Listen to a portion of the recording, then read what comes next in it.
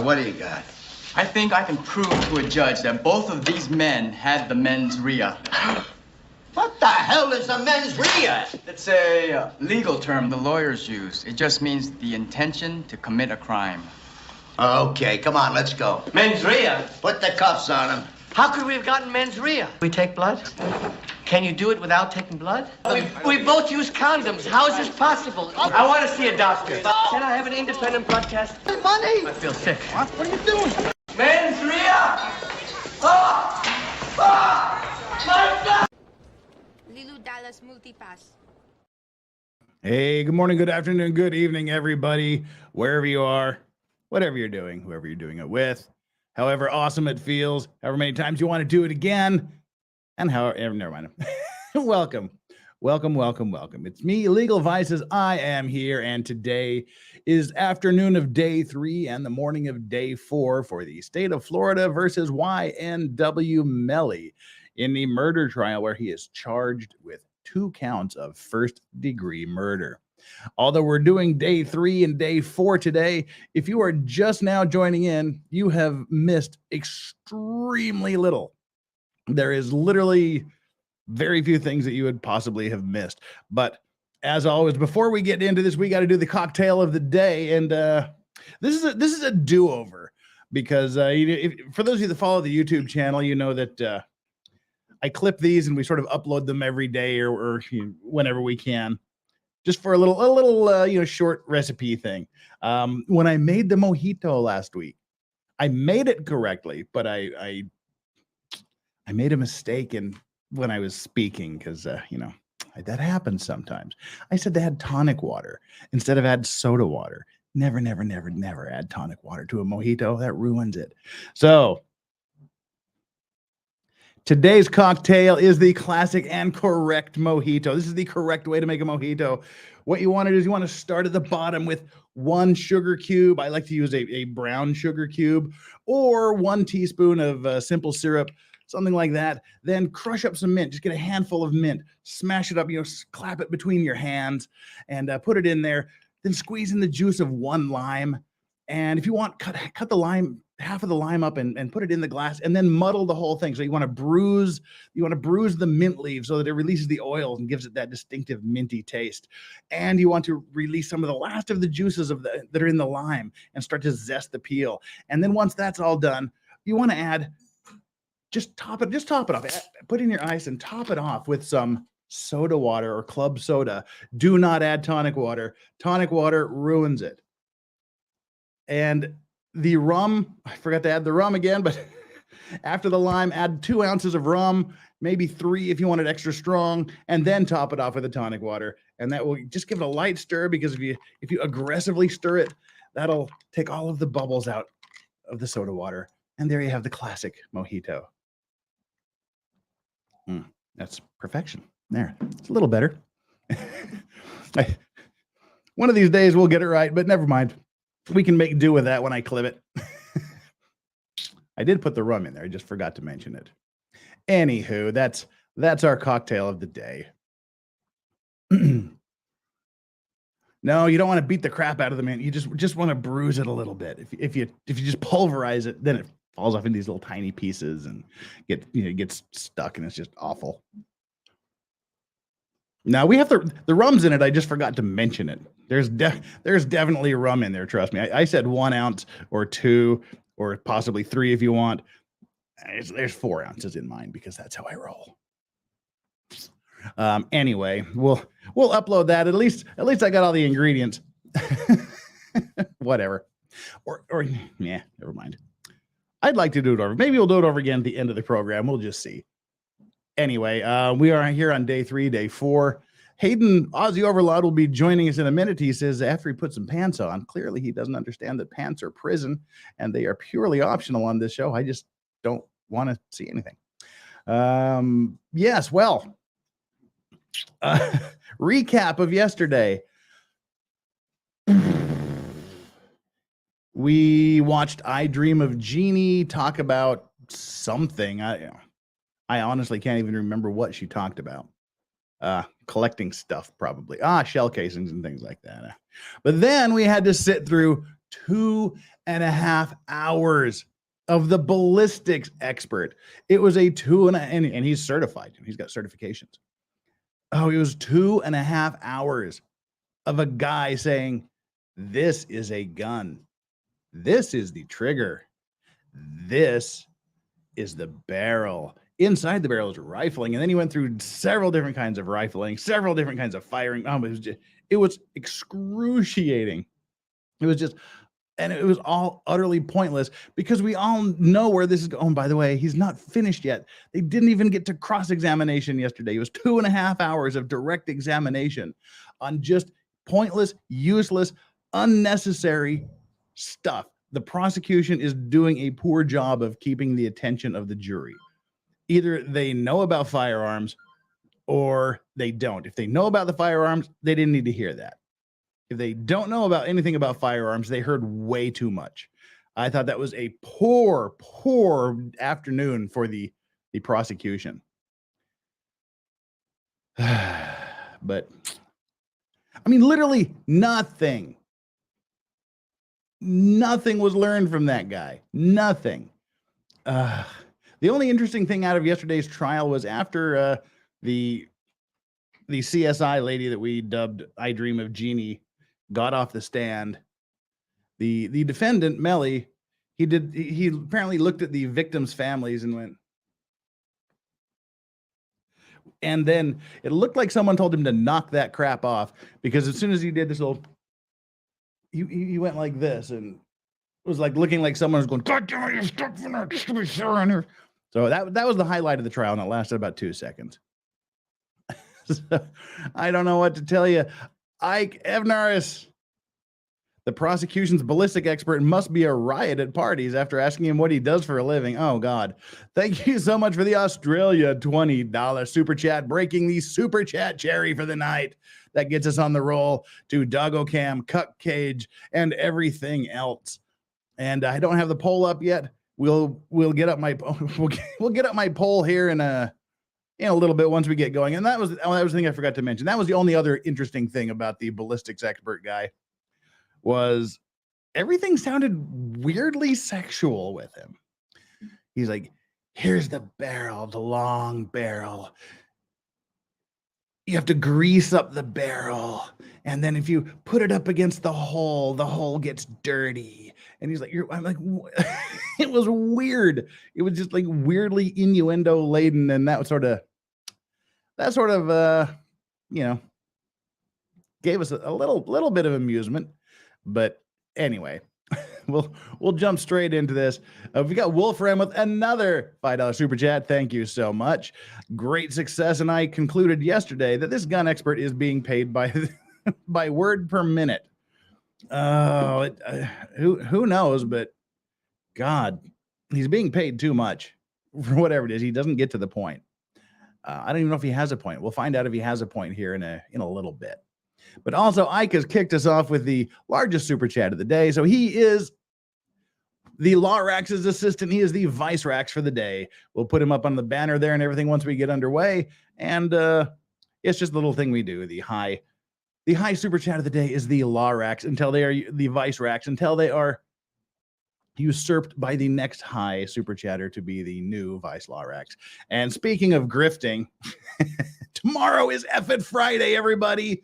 There is no trial tomorrow. The court is only running the trial Monday through Thursday, so that gives us Friday. We'll still have to catch up at some point over the weekend with the afternoon of day 4. But tomorrow is effing Friday. There will be no morning stream. We'll be doing it in the evening U.S. time, starting at 9 p.m. Eastern time. We'll go all night long if we have to. It's just where I grift. You throw huge piles of money at me once a month, and I do shots. You know, we hit our shot mark, and then I just do shots, and we get drunk. We have a huge panel of guests lined up. Let me quickly, we'll give Hayden another minute or two, and then we'll just dive straight into this again. The list so far, and it's a big list. Confirmed guests: Flux, Lauren De Laguna, Steph the Alter Nerd, Steve Gosney, Danny On, Megan Fox, the thumbs I mean, not the thumbs, the other one. Natalie Wisco has confirmed. Chandler Remington, Nicholas Starov, Meme Copium from Japan, Aussie Overlord. Ari Jacobs is a maybe. Ari Jacob is a maybe. Ian Runkle is a maybe. Legally Dirty Blonde, whom you guys may have seen. She has a podcast. I met her through Chandler. She's a maybe. Andrew Branca is a long shot maybe. And there's other invitations that have been sent out. And as we go through the night, as space opens up, we'll be sending out other invitations. It'll be a fun, festive night, just full of booze and you emptying your pockets and throwing them at me. The money in the pocket, not the pockets. Howdy, sir. You're talking about Friday week when I'm doing my 24-hour stream. Oh, cool. You're doing that, huh? You're doing a 24-hour stream a week from Friday, huh? Yep. Why? Just for the hell of it. Okay, that's a good reason. So, I'm waiting for my 50,000 subscriber mark to do that. Yeah, and that might be another 6 years or something. We're edging our way to 37,000. So if you haven't hit the like button, if you haven't hit the subscribe button, if you haven't hit the subscribe button, please do. It helps. It helps enormously. We're inching our way to 37,000. We're somewhere in the 36,740s. I would just love it if we could get this out of the way tonight. If we just see like 300 people smashing the subscribe button, then that would take care of it. But Lincoln Kane in the house. Lincoln Kane, a fellow Aussie for Aussie Overlord. All right. Do you know Lincoln Kane? oh yeah, he lives down the street from me. He's like 2 doors down. Cheers, buddy. Are you fucking serious? Mm-mm. Okay, God, don't fucking do that. God damn it, don't do that. People that joined us after some went to Kurt, some of us went over to Lincoln Kane. Lincoln Kane he's got to be my Australian spirit brother. Dude, he doesn't give a fuck. I mean, intercourse, we're still only 13 minutes in. He doesn't give an intercourse. He drinks, he smokes, he curses, he likes titties, and we just kind of hang around. He just kind of chills and does his stream. It's like fuck it Friday. I mean, it's like F it Friday every day, all day over on Lincoln Kane. It's right there. Just find his channel, Lincoln Kane.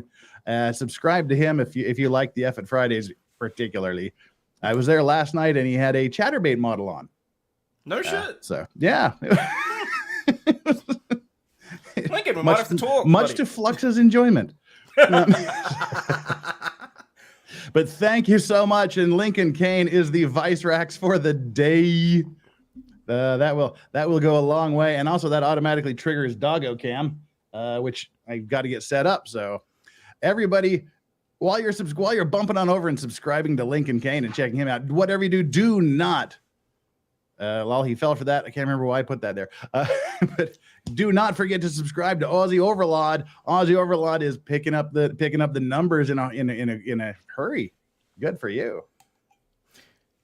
Well, it is what it is. I like to think that I put out some reasonably good quality content. Reasonably good. He puts out excellent quality, especially Kinky Corner, which unfortunately can't do here on this stupid platform because they don't like it. But Lincoln Kane has become a member of the Fallen Angels level, the highest and literally you get nothing for it level. It's just for the crazy, insane people, which we assume. JKD Buck was over and he was on Lincoln yesterday. Digger was there. Mrs. K Griff was there. We had an interesting little party. Sweet. Lincoln, bless you, sir. And Lincoln is a mensch. He's a fine, outstanding individual. Appreciate that, brother. Now it makes me wonder what he's doing. Are we being stream sniped? I'm just curious. And then we really do got to get this. We got to get this damn shit show on the way. That is this trial. No. Good. Okay. Right. Lincoln Kane. Thank you. I know you're not watching, but thank you, brother. Appreciate it. Wow, look at that. First name that pops up when I type in Lincoln as well. Congratulations, bro. Yeah. Flux Fedorovsky. Good to see you. Lol, I know what that means. I don't. All right, we've delayed this enough. That caught me off guard. So damn, we're ready to rock. Are you ready to put up with this trial? Oh yeah, I got plenty of things to keep me entertained for the next few hours. I don't. I got this trial. Gonna be just kept awake on the power of booze and nicotine. And me occasionally seeing whether or not I can get the channel yeeted. And Phoebe Purvis, Aussie, beautiful blue eyes. Oh, thank you. I appreciate that. The ring light does tend to bring out the blueness of my eyes. I do appreciate that, though. Thank you. My blue, 6'2", eyes of blue. Has anybody seen my Hayden? Trust Anyway. me, I'm not anywhere near 6'2". All right. Well, again, as we were talking about this, I hope you didn't sit through any of this yesterday. No. Yeah, it was 2.5 hours of a guy just rambling about guns. And good thing is we didn't even get through the direct examination of this character. Oh, no shit.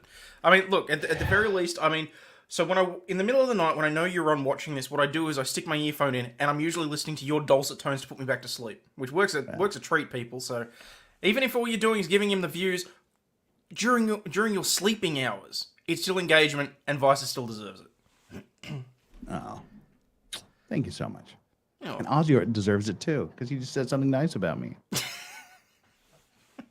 Let's see. Mods, if you can do me a favor, mods, and drop Lincoln Kane's link in the chat, that would be super appreciated. Got to show the man a solid. So you drop a link so that people can go and check him out when they want to. All right, this is okay. We've sort of kind of nicknamed him Sam Tarley. He's he was kicked out of the Night's Watch and went to be a ballistics expert somewhere. I can't remember what are some of the other nicknames we had for this guy. Can't think. That's how unimportant he was. But hey, spoiler alert, people. Spoiler alert. In the future, when he gets done with this, guess who the next witness is? A guy that talks about glass for an hour. I'm serious. I'm not lying. He talks I may about just crack out a glass. model by the time this ends, okay? I'm just saying. But we're going to skip through 99.9% of glass person.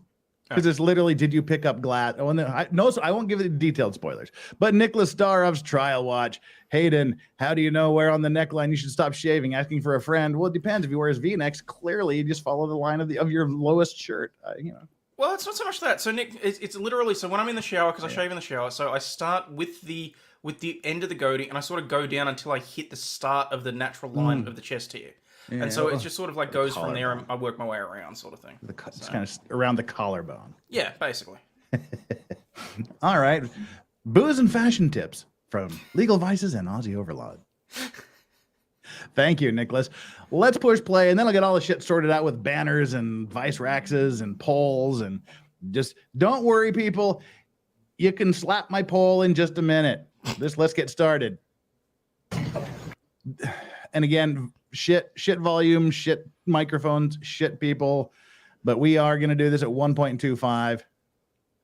That's the closed captions. There we go. Normal speed. No, definitely not normal speed. And closed captions are enabled. I have to push play. All right, they've just come back from the lunch break. For identification purposes only. And that's really fucking loud. Why? All right, hopefully that's better. How is the audio balance between me and the court? Someone let me know if it's okay. Initials and CCM numbers was the date that I began and finished the examination, and the initials on the slip. The large green sticker that's on there, is that placed on by our Sheriff's Office crime lab? Yes. Is that the same sticker that is identified as the work done in this case of 18-13127? Yes. Is it in the same or substantially same condition as once you finish analyzing the items in this package? Yes. Here at this time, the state requesting state YYNs, the next numbered exhibit. No objection. It'll be admitted. States YY. They have no. 49. The defense has no objection to anything this guy has to say. They're like, please God, just get him off the stand. Oh, interesting. He has the same habit I do of doing this. I must be a gun expert. Mr. Bella, with regards to this state's 49, did you analyze the items inside this package? Yes, I did. What are they? So they are projectiles or projectile fragments that were submitted to the crime lab from the medical examiner's office. And in terms of the location of where they were recovered from, were you present when they were recovered? No. The determination as to where they were recovered from or how you document them. Okay, he's talked Where's about that recovering So the it's either from the property shell scene, casing so that's how found, and now he's going to give his wise Yoda or wisdom from a label on whether or on not cell they phone medical examiner's belong office. to a So I'm non-existent gonna start murder with weapon. You have one item 30 and you have 8 sub items. Yes. Why do you do it that way? So from the time that I wrote the initial report to this secondary report, our protocol has just changed, and that we're describing as the primary exhibit, so in this case exhibit 30, as the container containing the evidence. And then we would go on to describe the individual items that were being analyzed underneath that as sub items. Okay, so 30.1, 30.2, et cetera, through 30.8. Correct. So I'm going to start with 30.1. What was the G number associated with that? So 30.1 was G44. Did you analyze that projectile? I did. Did you do Psych. it the same way that we talked about with the We're not to ones dog cam yet. 13.15 We're about and $15 away from Yes, dog okay, cam same because that was portion, same 100 category. Australian dollars. And in terms of on 30.1. Thank you for having a low exchange rate. Were you able to determine a caliber measurement? Yes, it was measured to be 0.410 inches. And what type Just throw the of, dogs upside down. It'll all work out. That worked, yeah. were you able to determine if there were lands and groups that you could evaluate? Yes. So the number of lands and groups would have been 6. I believe 1 was damaged, but I was able to see 5, and there was a space for an additional. Okay. And is that consistent with the other projectiles we talked about earlier this morning? It is. What was the direction of twist? It was a right-hand twist. What was the bullet weight on that?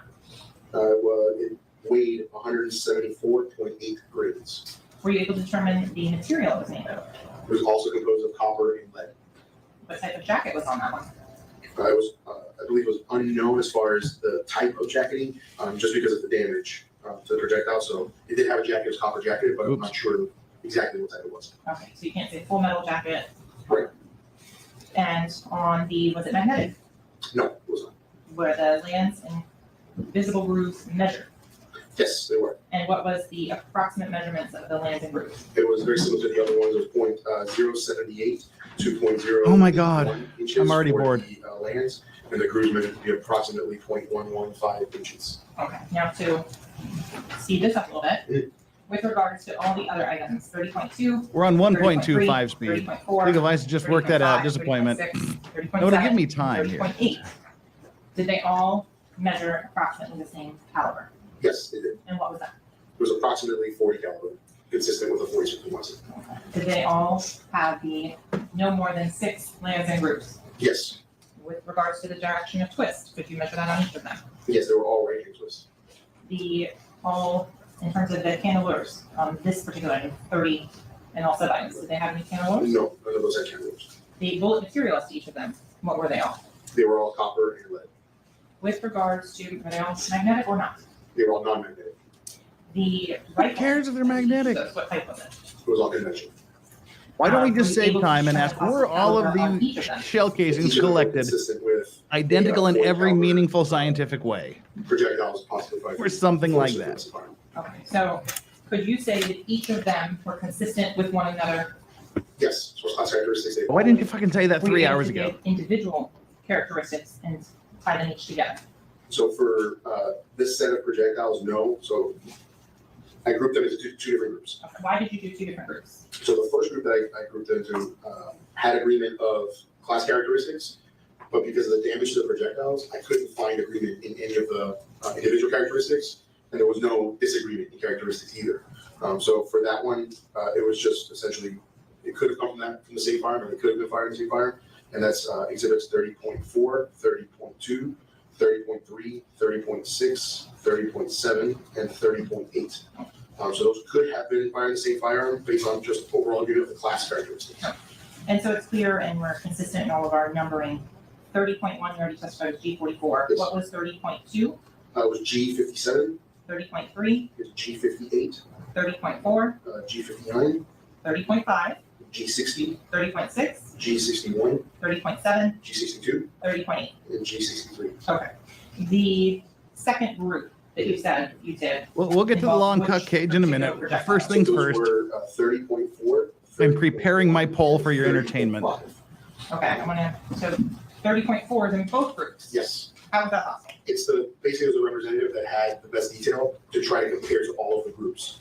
So that's why that one's included in both of them, as both groups were compared to 30.4. Okay, so with 30.4, 30.1, and 30.5, were you able to draw any conclusions?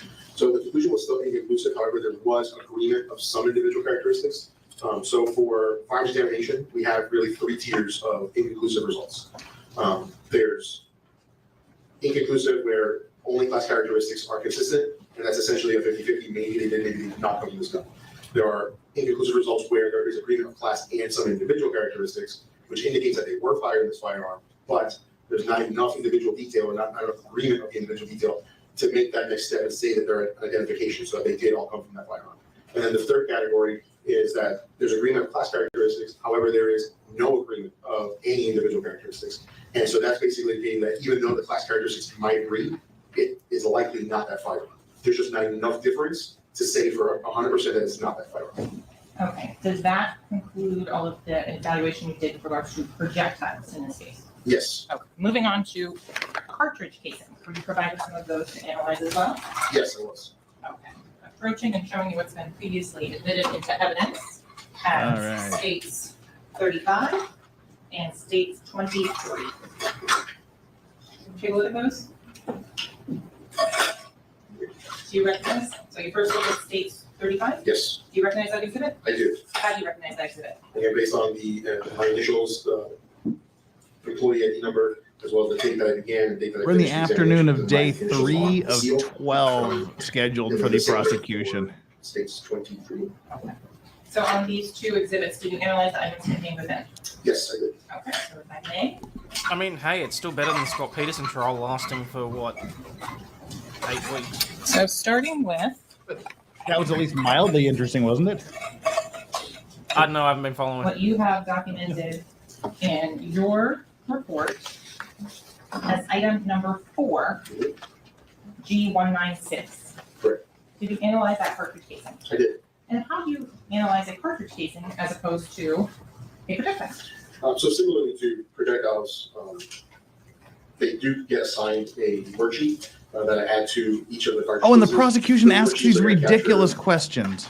Like he was talking, he's like an expert in interior, like while the the examiners determine round is whether or still not inside the there's any firearm consistency in class and characteristics at across the cartridge cases that are submitted in the case. at the So flight's terminal classes point, that we're looking at the for projectile's information terminal categories point. we're looking for Is that like are an the airport caliber, terminal? the composition, She literally whether asked that there's, question. the casings are brass and brass, or they're brass and nickel, or any combination of materials located on the cartridge cases. We notate the manufacturer, whether or not there's any presence of ejector marks, extractor marks. We also determine whether or not there's presence of a firing pin impression. Sometimes we are called to compare or examine live ammunition to determine whether or not it was sighted through a firearm. All right, So bear with sometimes me we while I examine things that futz don't have around firing with pin the impression at all because they weren't doggo fired. cam. We'll also document whether or not a particular exhibit was entered into NIBIN. So whenever we do entries into NIBIN, a representative will be entered. So not every cartridge case we receive is entered. It's a representative from the submitted case. See, this is how you know gets when someone entered. really likes what they do. I'll also document He's so any energetic and emphatic about what he's extra saying. information that might be of value. But to About anyone my else, minutia. If I receive a cartridge case which has pieces of asphalt that are attached to it and maybe it was flattened on one end, I would document any of that information because it might let us know that casing was in the road, it was run over. Or if it's charred, it might have been burnt. And so that information, that if it seems like it may be pertinent, then I would document any of that information as well. Okay, so if you could explain to ladies and gentlemen of the jury, what is photo 2 depicting? So the picture is a picture of exhibit number 6 on the left and exhibit number 5 on the right. And it's a comparison which was performed on January 18th. And then the microscope, as well as magnification, is documented there. And you can see the hairline is this line right here down the middle. So anything on this side is exhibit 6, anything on this side is exhibit 5. Then you can see the agreement starting up here with some of the grocery lines, and then all of this fine line agreement in that area as well. Sorry, you just said that the word we haven't defined yet. The what lines? Also, fine line striations is essentially what we would call them. So this particular firearm leaves parallel line striations on fire cases. Voodoo It's a Ooga Booga, case as was other people manufactured call some it. kind of approaching tool. It has parallel lines that are on that firearm itself. And so any casing that's fired through them should be expected to have similar characteristics. And then once you line them up, you can see the directionality and everything lines up on these cartridge cases from left to right or right to left. Oh yeah, that's and what that organization she asked does. one of the Each of witnesses ones about is- the police So tape going around the to crime scene and exhibit asked them 4, what that that was was for. G116 What was the purpose of putting crime scene on tape that. around a crime Did scene? you analyze the She's a caliber of weird that? prosecutor. Yes. And what was that? It was 47 Sometimes prosecutors really do just dumb it down for It people was that beyond brass, what they need to. material. Like, they really don't The treat the casing jury body with any was sort of brass, respect. and the primer itself was brass as well. What was the manufacturer? It was Blazer. And just to, in the interest of expediency, your exhibits 4 through 11, so G196 to G203, which are contained in states. Unless they have a little bit of strawberry jam on them or something. Well, no, we did get to see the blood-soaked clothes in the interior of the vehicle. Was the caliber the same on each of those? Yes, it was. Was the material the same on each of those? Yes, it was. Is that what the case in the front? Yes. Was the manufacturer the same? Yes, they were all Blazers. What is looking for sealant? So sealant is something that manufacturers can apply to this area between the head stamp and the primer. They apply it, it's essentially a lacquer that gets applied to try to prevent any moisture from getting into the cartridge cases. Sometimes that lacquer can persist through firing, and sometimes it doesn't. So what happens in the firing process is after the firing pin strikes the primer, this whole pocket will actually be expelled out of the cartridge case and into the firearm by the pressure inside the cartridge. And then the cartridge reseats itself through the cycling process.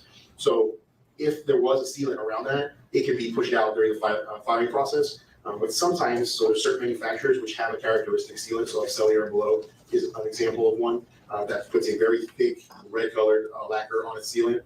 And so if we observed it, we would document it was observed. But the absence doesn't necessarily mean there wasn't one there, it's just it wasn't there when it was submitted to the lab. Did you document sealant on any of these 8 casings? That's interesting. There was sealant present on any of them. Sure. And can you just refresh your recollection? Was it though?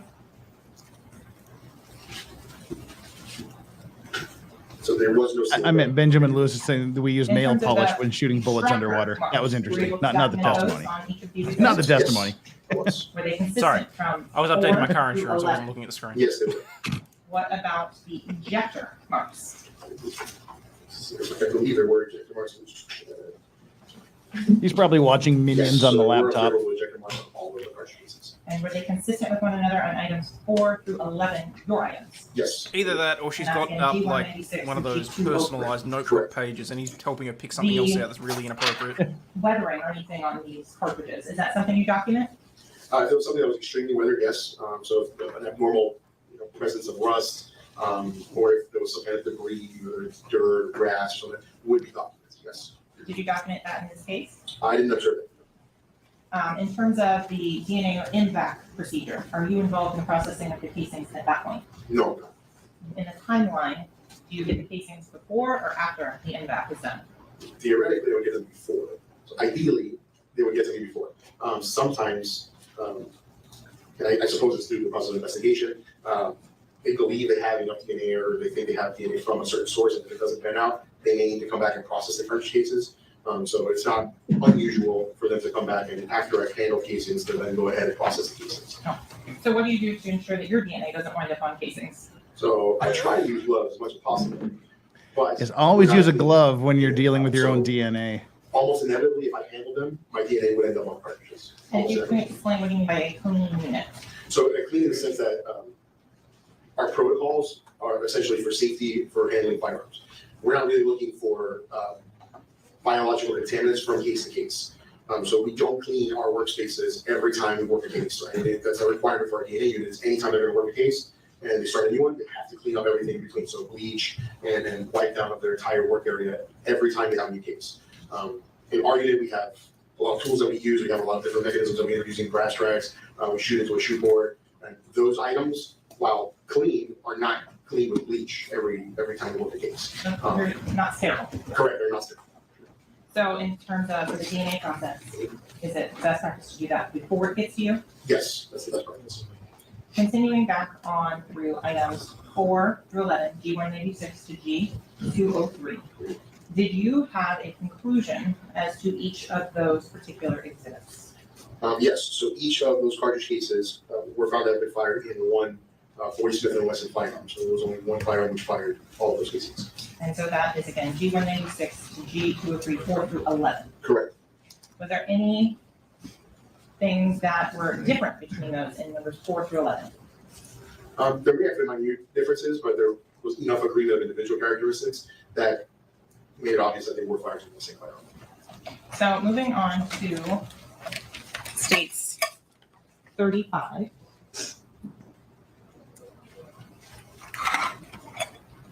You evaluated this particular item of evidence Yes. and got your initials and sticker up at the top? Yes, it is. Okay, what is in your exhibit 12? It's another 40 Smith & Wesson caliber Blazer cartridge case. Was this evaluated on the same date and time as stage 23? Stage 23. Yes, it was. What steps did you take to make sure that what is your exhibit 12 did not get switched with any of the other evidence, the other 8? So the cartridge case again will be labeled with. All right, we don't have, got about 10 more minutes of this guy. Described with the information from the case. Just hang tight, specifically everybody. adding that it is exhibit, in this particular case, exhibit 12 versus the other exhibits. And because they're She doesn't chew on the packaging. chair. Does that tell you anything about your processing? For us, it doesn't really change how we're going to process it. So whether we do have different agencies which submit things very differently. Some agencies will actually submit every cartridge case in a separate package. So whenever we receive the packaging, it doesn't really change how we're going to analyze the evidence, because the question ultimately is still the same question: is this 40 Smith & Wesson cartridge case, could it have come from the same firearm which produced the other 40 Smith & Wesson cartridge cases? Okay. So the G number here. I hope there really is a evidence YNW is page snitchy. 35. That would be How did you awesome. document that? It's a G138. And were you present at the Miramar Substation 2811 Southwest 186th Avenue when it was recovered on October 26th of 2018? No, it was not. Going on to exhibit number 12. I want to go through that. Were you able to determine what caliber exhibit number 12 was? It was 40 Smith & Wesson. What was the case material and firearm material? They were both brass, What was the manufacturer? Blazer. Was there sealant documented? No. Were there extractor marks? Yes. Were there ejector marks? Yes. Was there a firing pin shape? Yes. What was the firing pin shape on exhibit 12? It was hemispherical. And is that documented in what is photo 2 in the USB drive? Yes. So this is the firing pin impression on this side, and that circular shape is the hemispherical shape that I was referring to. When you're given these pieces of evidence, are you told which one is important? Are you told which one is a value or anything like that? Sometimes they give us some information. It's typically in the form of a CL-15 or a crime lab submission form. Luckily or unluckily, I guess however you'd like to look at it, for firearms, that information really doesn't matter to us, because the ultimate question for us is still the same. So it doesn't matter really for us where this exhibits were collected, where they came from, who they believe they're affiliated with. For us, what really matters is, can I objectively say that these items came from one source or did they come from different sources? So that's really the question that we're always trying to answer. Okay. So we've talked about the hemispherical firing pin shape. Was exhibit 12, G138, magnetic? But see, they don't have a murder weapon, so the very best this guy can say is that based on my training and observation, it appears that all 8 of these casings likely were fired by the same weapon. Same class characteristics as the remaining Full cartridge stop. pieces that were submitted in the case. And upon further examination and comparison on the microscope, it has sufficient agreement of individual characteristics to tie it to the same firearm, which produced. Which is exactly what he just said right there. Can you say that the projectiles that were recovered came from any specific casing? No, I can't say that. And in terms of the list of, and you mentioned going on to photo 3 here, what are we looking at in this photo? So this is the entry or the images of the entry into NIBIN. So these are the images that would eventually get searched by the NIBIN database. The first image is the overall image of the head stamp, so it includes the information, the manufacturer, caliber, and the primer detail that's there. The other pictures, so the first image doesn't typically get compared or correlated. It's the more detailed pictures that are underneath that do get compared and get correlation. Well, they've either got the wrong guy and the right guy took off with his weapon, or they've got the right guy and they chucked it. So the top left image Those are kind of our is, options. A 2D black and white. Third option, it disappeared in an unfortunate This image boating is what they accident. call the 6 o'clock grayscale image. There This is is that. a firing pin image, and then this is the all in focus image. And when I'm looking at these on the computer screen, typically I'm looking at one of these images, so not all of them. This is just how it prints out of the system. And then the bottom 2 images are just 2 different lightings of the ejector mark. So that's this little area there is the ejector mark, and that's the, I believe this is the. Yes, Harper, that's why Gosney's so strong on it When you say being 3 o'clock and 6 o'clock. junk science. It's the directionality of the light from within the actual system. So the system itself is pretty much automated. So once I insert the casing and put the relevant case information, I just click acquire, and then it begins to acquire all of these images on its own. So it automatically focuses, it'll automatically place these different rings. So like there's a red ring here, this has a blue ring on the edges. So it automatically places all of that information in there, and those are the different details that will ultimately be correlated by the system itself. And in terms of any associations or anything like that, we notified any associations? Yeah, we got casing dude for about another 5 minutes. And is that updated on a regular basis?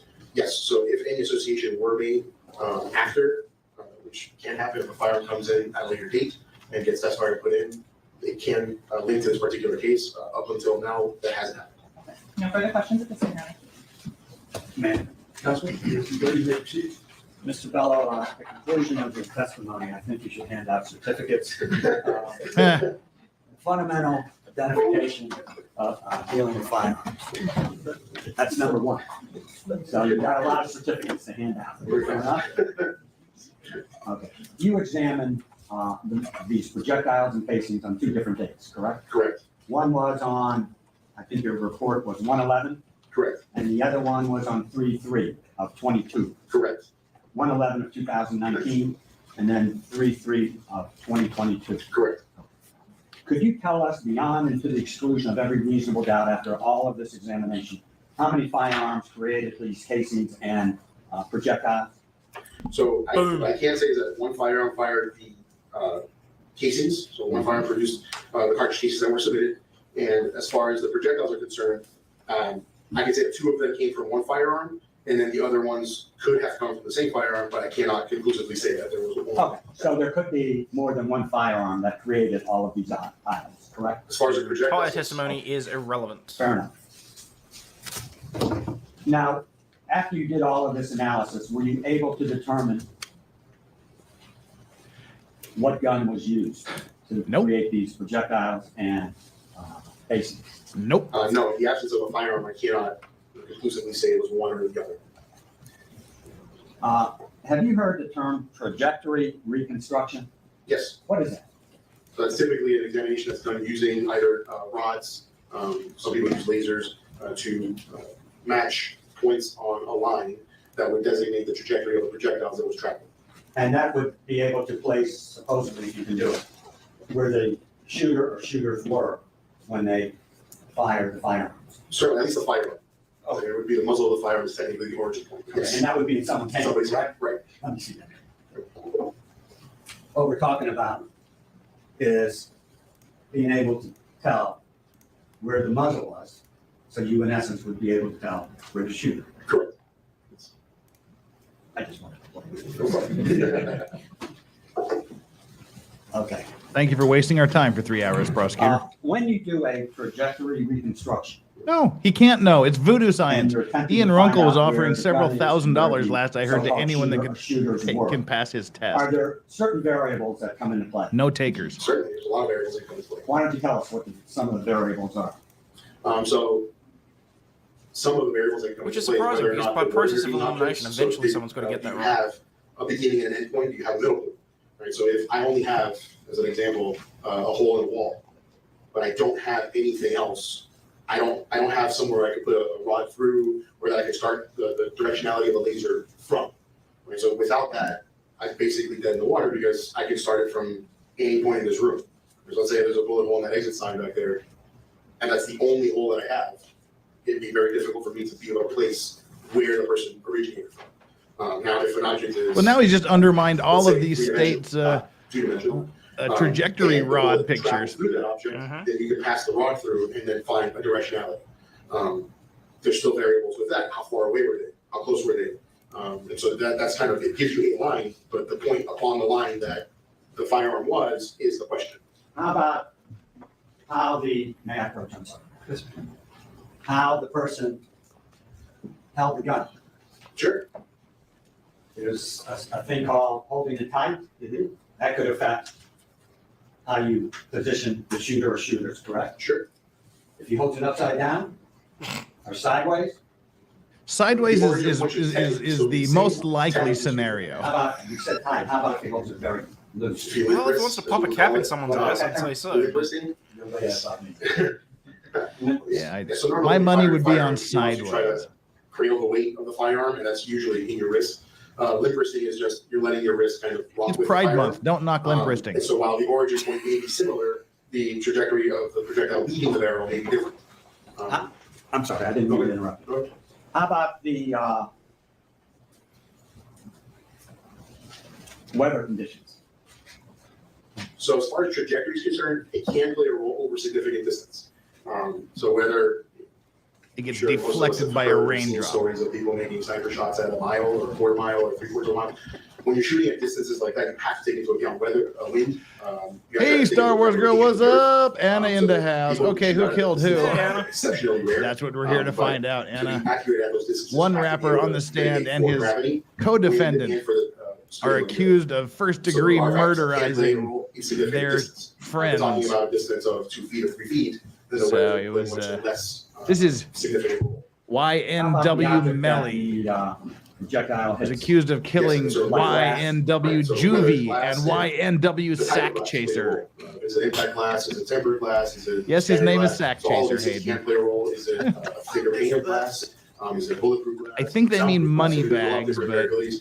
And say obviously that. the thickness of that glass plays a role. Not It's Sack Pride Chaser. Month. We have to give them benefit of the doubt. It's Pride Month. We can't knock Sack Chaser. Flight after it leaves that glass. Also, the angle of impact. Supposedly shot, but with a missing gun that they can can't change find. After it travels And through. You might have a projectile they can't link him traveling straight to. at glass, and then after it passes through. And the Anna, I'm projectile sending you a through link the for glass, Fuck It it can Friday, travel downward, starting travel Friday upward, night, and on. your time. The If you can angles join, of please the do. glass and the angle I'll send that to you right projectile now. was, approaching the glass at. How about the grain weight of the ammunition? So the projectile itself, so that can play a role because obviously the heavier an object is, with the force being applied to it, the more likely it is to stay in its directed path. That's kind of going back to that sniper scenario. That's why most snipers are using very large calibers. They are more likely to stay in flight longer and be less subjected to these changes than lighter, smaller projectiles. And if the shooting occurred inside a car, for instance, would the arm length matter of the so-called shooter or shooters, It could. and whether or not the person was leaning in one direction? Sure, you're working in a very small environment. Okay, so there's a lot of variables that one must take into consideration Yes. before you say where the gun was or where the shooter or shooters were when they fired this firearm. Right. And if you don't take those variables into consideration, you're just getting a Allegedly, of hit where two that guys a gun was, bunch of correct? times inside of That's an the situation, SUV. yes. Not an SUV, an old Jeep, You would- basically. Consider that to be not proof beyond Protecting your the. And then they allegedly took the bodies to the hospital after shooting up the side of the car to make it look like a As the manager of drive-by. the Broward Sheriff's Office, Tool and what's the title? Tool and. Fireman's overkill. Check your Twitter DMs, Anna. Sent you a link for tomorrow. you Oh, you're going to be out of the certainly state. Boo. All to right. take all those variables in before you You make me told sad. this jury or any jury. She made me happy. She followed me on I want to make Twitter. sure that I'm accounting for as many variables as possible whenever rendering an opinion. Otherwise, it would be just a guess, an estimate, right? Right, I want to give a scientifically valid opinion. Fair enough. Could I have one moment, please? Yes. All right, are we done? Thank you Yeah. very much. No further questions. I think that's okay. Thank you. Can you redirect this witness? Briefly, Don't you do it. Mr. Ballard, counsel asked you about arm length and if it matters. Does arm length have any effect on the ability to fully grip? No, Trigger be pulled with an arm fully extended? yes, Can be pulled with it next to a person's body? yes. Is there anything that would prevent a trigger from being pulled in any orientation? No, so the firearms are designed so that the firearm itself is an autonomous form. So the only thing that's required is for this trigger to be pulled, and whether it's upside down, sideways, any which way apart from something blocking it, it will function. So something has to be impeding the function of the firearm for it to function. Nothing further, Your Honor. Counsel, is this witness excused? Yes, Your Honor. Hold on. Yes. Thank fuck for that. You're excused. Be gone, useless man. Be What a gone. waste of time.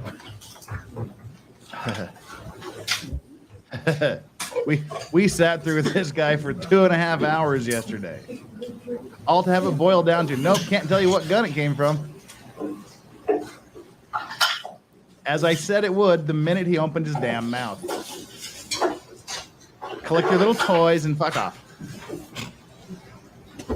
At least he came with props. Thank you. You got to give him props for that. Yeah, Absolutely. gotta give him props for his props, huh? State calls James Morano. Please let me know this guy's name is actually Morano. Hope I heard that right.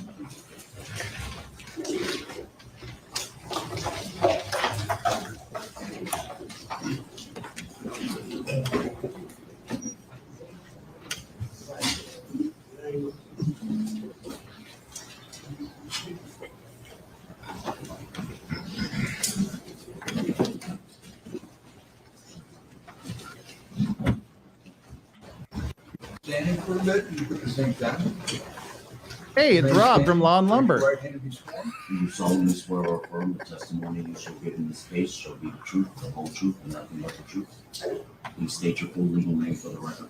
James Morano, Please spell your first and last name for the court. JAMESMARANO.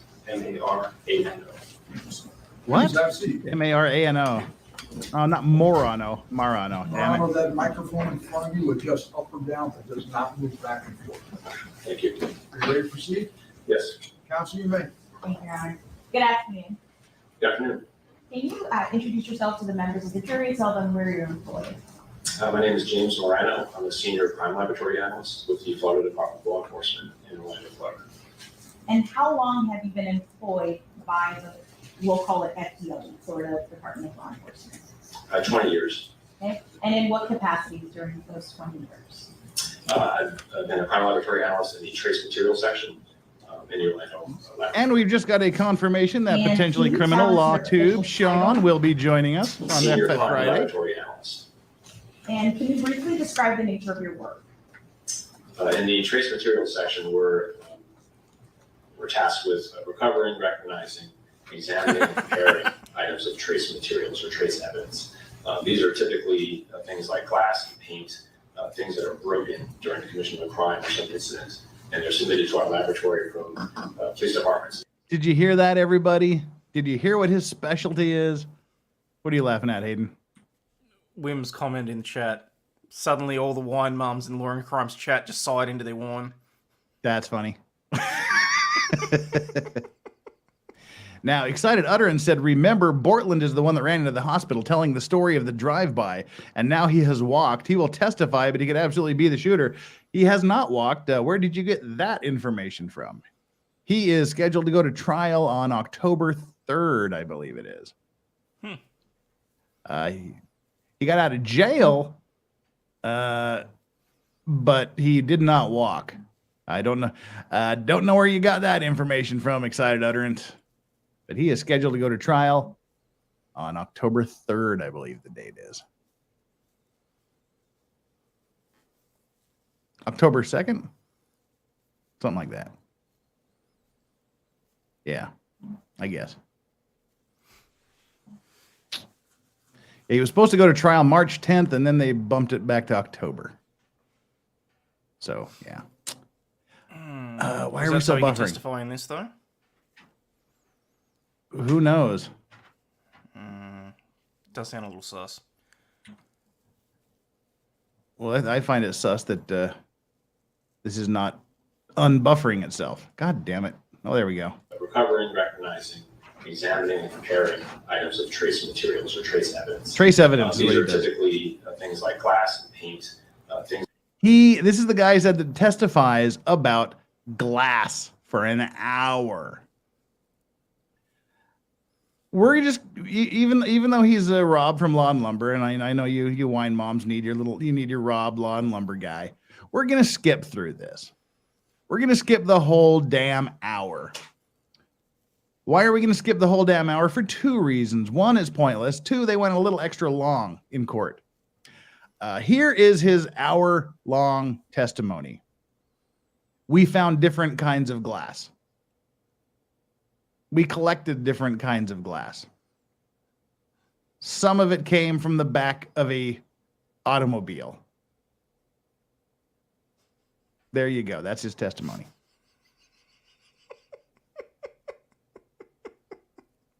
That's it.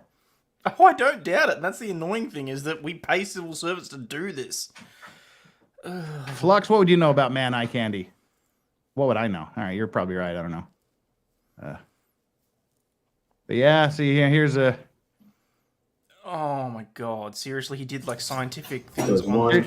Here's some glass fragments. So you can see there's some green glass and some gray glass and some tinted glass. It's different from the other one. So it's the not green like glass could the be light from a blue beer green bottle, glass. for all we know. It's bright green in color, and it also had characteristics consistent with container glass. So if you deposited at the scene. Egads, I've got it. Someone threw a beer bottle at the back of the Jeep, the glass exploded, and it exploded into the individuals as if they were gun pellets. Well, Law and Crimes chat is very heavily filled with the supporters of Melly, and they're bringing the ethnic heat. It's great. They're bringing the heat. It's like, what is Glass on trial? I know Glass shot him. That's convict the Glass. You know, they're being pretty brutal in the chat. Let's see if we can get some of their chats up here, because it was pretty funny. Oh. It's not going. Why isn't it replaying the chat? Oh well. Well, shit. But anyway, yeah, they were press play for it to start loading. Oh, is that what it is? It exists. There we It's go. limited. Not every vehicle is going to have glass like Damn it. the glass in this case. Not every Jeep may have glass like the glass in this case. Like I said, Glass is crazy. Like I could never die from glass. Change from Yeah, is this the last day of the trial? It's still going. YNW Glassbreaker. I mean, they're just bringing the heat. plant, and glass will vary from plant to plant. While it is possible that another source deposited glass at the scene, and it was exactly like. Why are we having buffering issues? I don't like buffering issues. I don't know. Make it stop. Manju, do you want to take excited utterances chat down? It's covering the dog. The glass in this case, all right. I find it somewhat unlikely just based on those factors. The fact that it would have to be another vehicle with broken glass. So wow. it What in the wouldn't be world? every Jeep on the road, right? Correct, it would have to be broken. Motus to freedom? Nothing further. Thank you, ladies and gentlemen, we'll take a short recess. We have no questions. No questions. No questions. All right, so is this witness excused? Yes, sir. That's how useless he was. The defense were like, we don't have anything to ask this guy. Nothing at all. Get There him was off no this thing. cross whatsoever. None whatsoever. None. Like, we don't have any questions for this glass guy. You can see in his face his soul is dying because he's just realized what's just happened. Yeah. He's like, I didn't get asked any questions. I came prepared. You like wonder how the prosecution prepared him for cross-examination. But He yeah, would have taken like 2 days off work beforehand to make sure he knew everything that he was going to say. They had him prepped. They had him ready to go. And not a single thing was said to him. And it was so bad they had to turn on slow mode. The chat was just For 1 minute, 30 lighting him seconds. up. Oh my god. Went from 30 seconds to 1 minute to a minute 30. That's hilarious.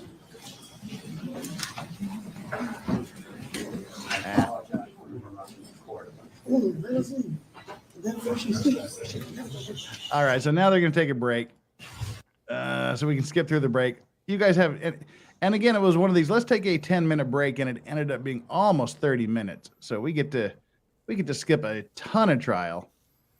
Now, for those of you that have seen the original Pet Cemetery with love of my life, Lieutenant Tasha Yar from the original Star Trek, The Next Generation, Denise Crosby, and Herman Munster, Fred Gwynn. This next guy, He sounds like freaking Herman Munster. He sounds like Fred Gwynn in Pet Sematary. Just like perfectly like Fred Gwynn in Pet Sematary. Like some sort of weird New England accent coming out of a dude from South Florida. Interesting. Yeah, it's weird to listen. I mean, again, people in the long crime chat were like, "What's wrong with this witness?"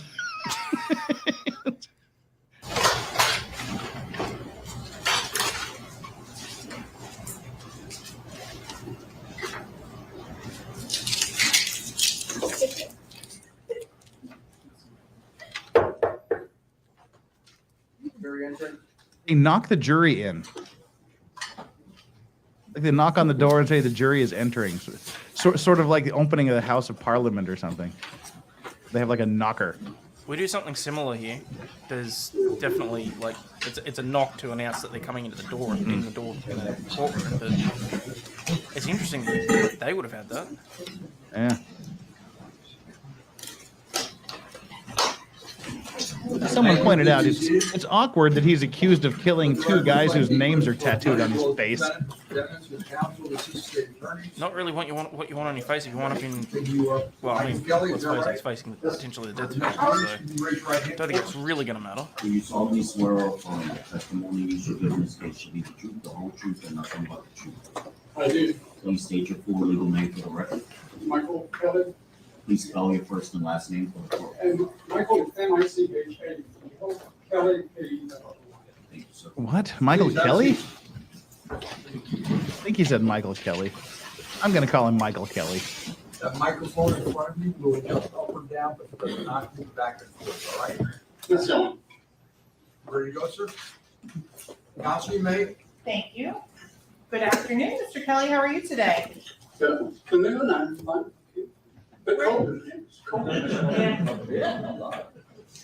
Mr. Kelly, where do you work? I work for the Miramar Police Department. How long have you worked for the Miramar Police Department? I worked for the Miramar Police 21 years. What is your current job description? My current job description is crime scene supervisor. Prior to becoming the crime scene supervisor, what other It's like this weird New England Southern accent mix. I'm the supervisor, obviously you're selected. You move up from being a crime scene investigator to be supervisor, and with the right qualification for the job. In terms of the time frame that you've I been keep seeing him as an older version How long of is the that? villain from I've Die been a Hard 3. supervisor for 16 years. Prior to that, how long were you a crime scene investigator? Say it again, sir. Prior to that, how many years were you a crime scene investigator? Before I was crime scene investigator for the first 6. Don't know Finn, but I choose to believe that. What types of Yes, Jeremy training Lyons, and thank you, brother. education do you have to work in crime scene? Training, that's a very, very good question. I remember answering in federal court a few months ago. What is the main requirement? Give it a crack, see what happens. Crime scene investigator. No, it's not just one master's, PhD in crime scene. Forensic science, yes. Biology, chemistry. But crime scene is. Oh, I forgot to read Just Don's chat. Please release the doggos and make them entertain us. Please, Daddy Vices. Anything for you, Soulless Ginger, like a long time ago I did because of you. I just forgot. Sorry. And for crime scene certification. Great. Somebody's playing, what was that? every 5 years. Ghosts and Gauntlets or whatever it was? Exam, physical. No, I remember having that. I remember someone having that as a ringtone at one stage. Like that was like from a Nokia 3310. Yeah. It doesn't just stay the same. The forensic field keeps changing. As you see, the term is over here. They take the bar exam once in their career. So investigate. But crime scene is So let me interrupt for just a moment. 5 years. Yeah, it's officer 5 comedian. is different material. Why does it change? You have to have continuous education. Are you certified by any accredited body? Yes, I am certified in crime scene investigation and forensic photography. How long have you held those certifications? How long? So, well, I just took my recent one for May of this year. Okay. How long prior to that have you had it? Since I'm on my fourth certification, so I've done it 20 years. In terms of casework, how much of your day-to-day work is in crime scene and forensics? I was, apart from supervising, I don't know, supervising, mentoring, coaching, training people. So I would say most of my 80% is actual crime scene work and 20% supervision. As part of your duties as a crime scene investigator, did you have the opportunity to respond on October 26th of 2018 to Memorial Miramar Hospital? Yes, I did. And unfortunately, my day starts when somebody else ends. In this case, two. So, Investigator Kelly, with regards to your primary role that day, what were you assigned to do? I responded to this hospital, this Miramar Hospital, emergency driver. I go there frequently. That's what emergency room's for. Everybody gets shot, stabbed, and up in the hospital. Can anybody So, understand this a call damn to thing this the guy is saying? scene I can't. The investigator, Morgan Curran, who responded for. I'm getting about 30% of what he's saying. And But I kind of feel like he's been brought in for the comic relief. The driver of the car. And when I got to the hospital, there's the Jeep, gray Jeep Trailhawk, multiple bullet holes. Okay, and we can actually, yeah, the mic is shit, definitely. But we can actually skip through now that we've got his qualifications, a good deal of his testimony. He was at the hospital when they called him to get to the hospital. He shows up and he just photographs everything. So this is just a photography guy. That was his big deal. He just took pictures of everything. So as a crime scene supervisor, he really didn't do his job then, because no one else needed to be supervised? I don't know. Don't ask me. Don't ask whether or not the cop did his job or not. Fair enough. It's not his accent that I can't understand. It's just he's literally talking perpendicular to the microphone. Yeah, he's talking directly to the jury. Yeah, because he's talking to the jury instead of the prosecutor. Given the placement we get of the to see the jury in that pictures. room, that is actually really bad mic placement. Yeah, it is.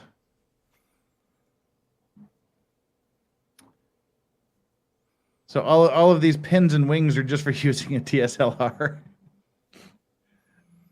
He didn't want his mom to deal with what he was going to do. The part is sad. No, what are we talking about? Talking about somebody involved in the trial? Whatevs. All right. Anyway, hey, Steve Martin vibes. He's just a wild and crazy guy. All right. Let's get back to Officer Incoherent. And I started with the Jeep photographs first, and then with the driver to process it.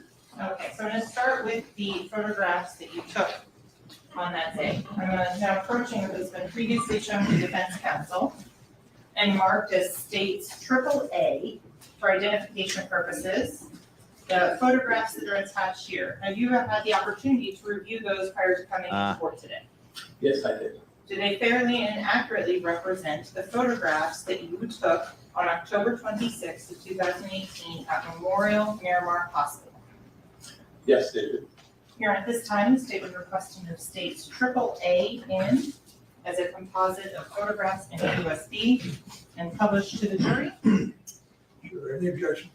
Subject to the standard representation with respect to the contents of the USB. Correct. No Okay. objection. Making that representation, counsel, yes? Yeah, yes again. How many photographs are there? So it's just one moment, Your Honor, and it's going to require me to do math, so please bear with me. Turn off your system sounds, Court, so you don't have to hear doo-doo-doo, 81, doo-doo-doo every time you and mess 11. with the USB drives. 92 photos in total. Thank you, so it's composite 92 photographs. States AAA would be marked states. Okay, starting with the initial Jeep photographs. Can you explain to the ladies and gentlemen of the jury why you take a photo of a clipboard? This is the first photograph I take. That's funny. Identification. It's the photo signing sheet, so it shows me the case number, like 2018, the month, and the actual case number, which is 06269, the type of case, sexual battery, burglary. In this case, it's a homicide, and then I write the address to show the location. And What the hell is that you noise? have There's like a the transformer in date court? and the time when I first started taking photos. Somebody doing the robot? So the 0645, is that military time? Yes, that's the time. It was 6:45 in the morning, but the time when I started taking the photos. The next photos, this is documenting what? I was trying to show In other words, why did you take this picture? the location. And if you have a street sign, wonderful. In this case, you have This is a pretty swanky looking hospital they When rolled you're up looking on. here at this photograph, what view are we looking Someone at? set the Roomba loose. looking at an exterior photograph. Probably showing cleaning up the extra emergency the other driver. bullet casings. And as you can see, it's being sealed off with a yellow barrier tape, the marked police vehicle. So that's the exterior with a photograph showing the actual emergency, room driver, and the next photograph will show the overhang, which is the patient floor. What is the copyright And cuck the screen in page? front of you Law is and a Crime, touch they screen, went so through you a can spree of always touch it giving to highlight copyright everything. strikes, not copyright claims, copyright if you could strikes move against the YouTube, red cursor to LawTube the people. Subject vehicle So, there to initially document. We just, I think it was Recollection actually started the copyright cuck cage to put them all. He took them on single-handedly in one, and then Moving they on left to the next LawTube alone. photograph. But this is just to memorialize the fact that Law and Crime were copyright cucks. Compass, which is And to called make it worth Trello. $100 when the doggo vacates the frame. Yeah. And in terms of this. Where the hell did that go? Little Went item to up drink or here something. in the top corner. Do you know what that is? Yes, that's the hospital's Sorry. surveillance security camera. Moving on to the next That would photo. make sense. What are you showing here? I was gonna say, Well, it doesn't sound like a speech And impediment. the driver's door was open and the See, that looks like a rehab clinic to me. That doesn't. That looks like a private hospital. That's very center smooth. photographs of the Jeep in situ, how we find it. Do you manipulate it in any way at this time? Nobody in there. So the next photograph shows the rear of the Jeep. To show the windshield was completely shattered. Triangle, and that was the tag numbers, identify the vehicle. And what tag number is this vehicle identified by from the state of Florida? Was that- What state of Florida tag number is this Remember Lord vehicle Alfred? identified by? This is the Florida tag, the tag number, IEK T22. Thank you so much. And finally, moving on to this exterior photo. The constellation Cygnus, the swan. Show passenger door window smashed. Custom paint job. The rear passenger door window was smashed. And then you can see bullet holes. New from passenger drive-by painting. door, the rear passenger door.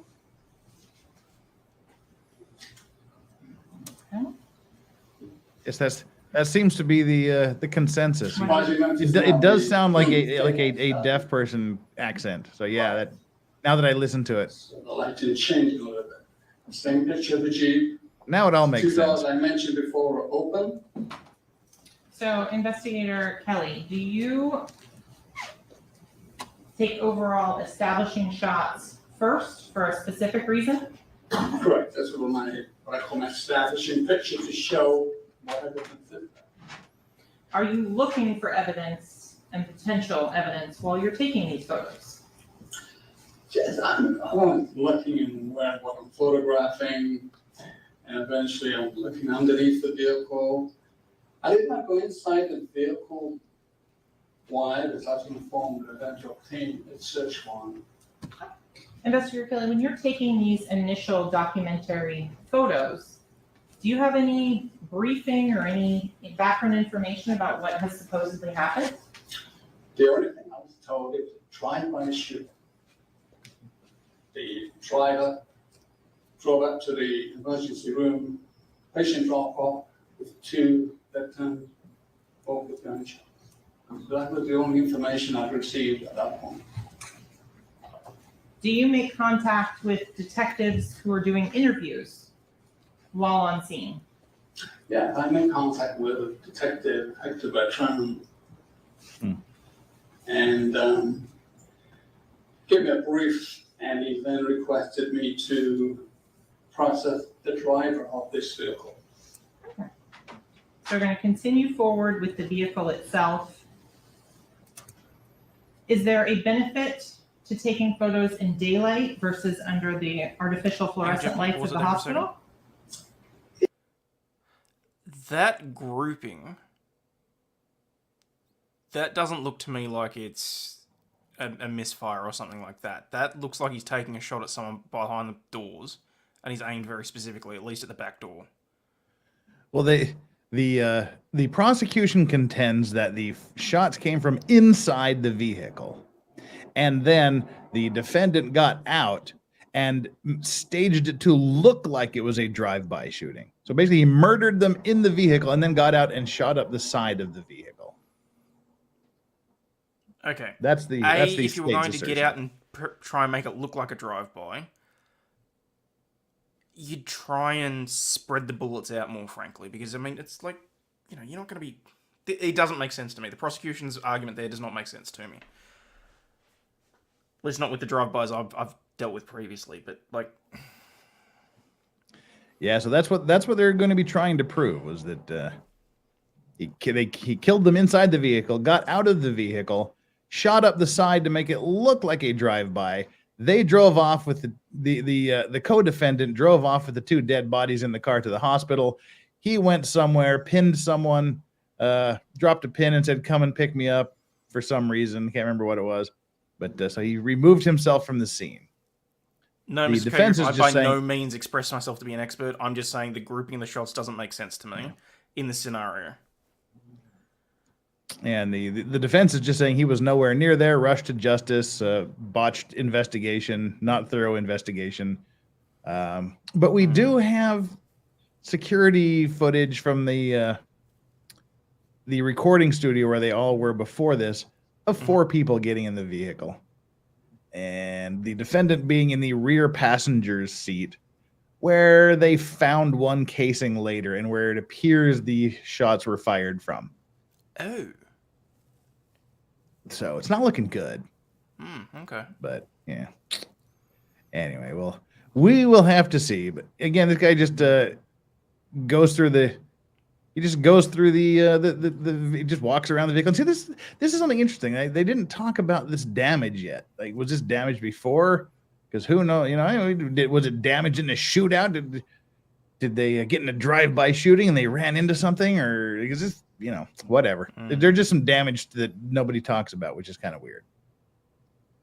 They don't know what weapon was used because it was never found. They're hinting that it may have been a Glock or a Taurus.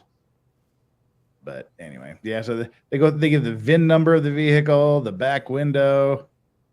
They just go through a bunch of this stuff.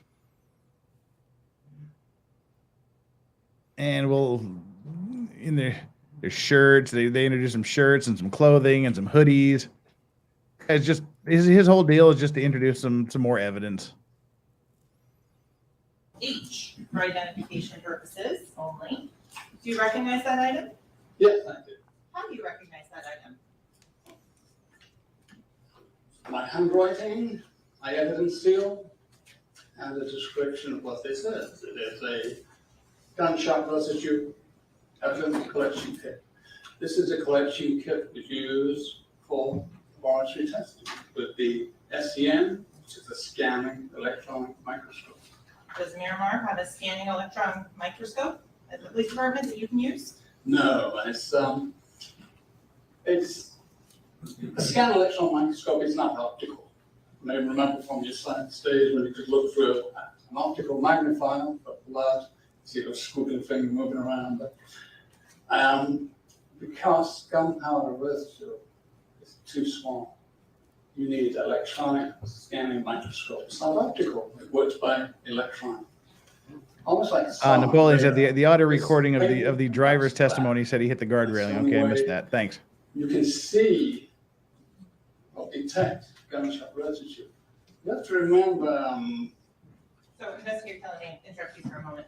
Is that item in the same or substantially same condition as when you collected it on October 26th? He's proud of that piece of evidence. I was going to say he's enjoying this way too much. State Triple H in Any objection? No, sir. It'll be admitted. States 56, 57. 57. Thank you, Travis.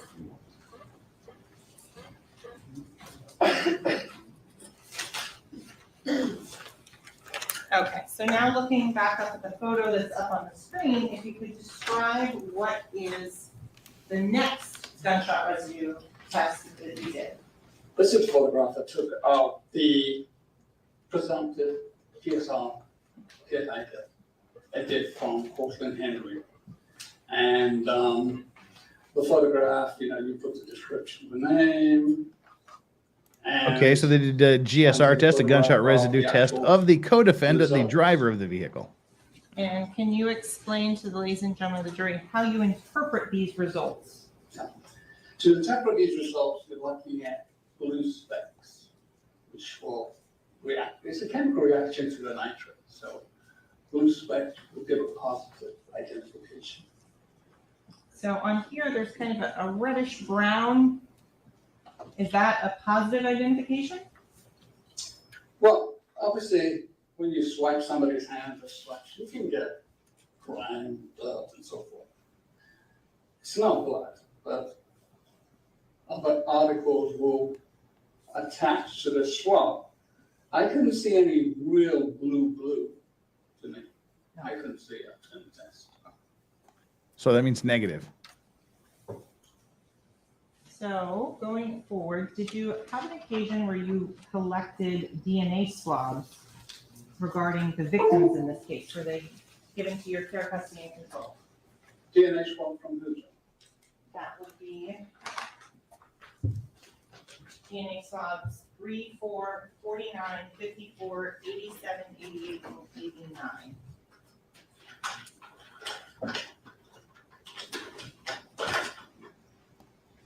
Yes, I did collect these. Are they in the same or substantially same condition as when you collected them in 2018? Yes. And then for the record, this has been labeled as states III for identification. And this time the state would offer states III into evidence as states 58. Any objection? No, sir. They'll be admitted. States III marked states 58. I don't know why I didn't take the pictures. I'm approaching with what's been previously shown to defense counsel and marked for identification purposes only as states B. Do you recognize those photos? Yes, I did. Did you have an opportunity to review them before coming into court today? I did. Do they fairly and accurately depict the processing of the items that we just put into evidence? Well, now, see, ordinarily I would agree with you, Brad. But in this case, gunshot residue, stippling on the victims, things like that mean an incredible amount here. That means a lot in this case. Because if it was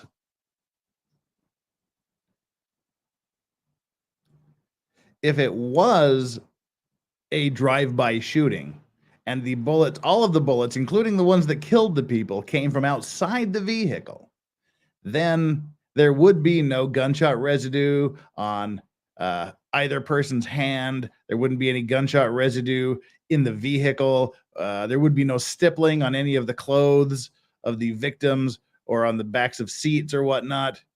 But if there is gunshot residue found anywhere inside the vehicle or on the two defendants, or on the seats or on the victims, then that is very, very strong circumstantial evidence that the murders occurred inside the vehicle.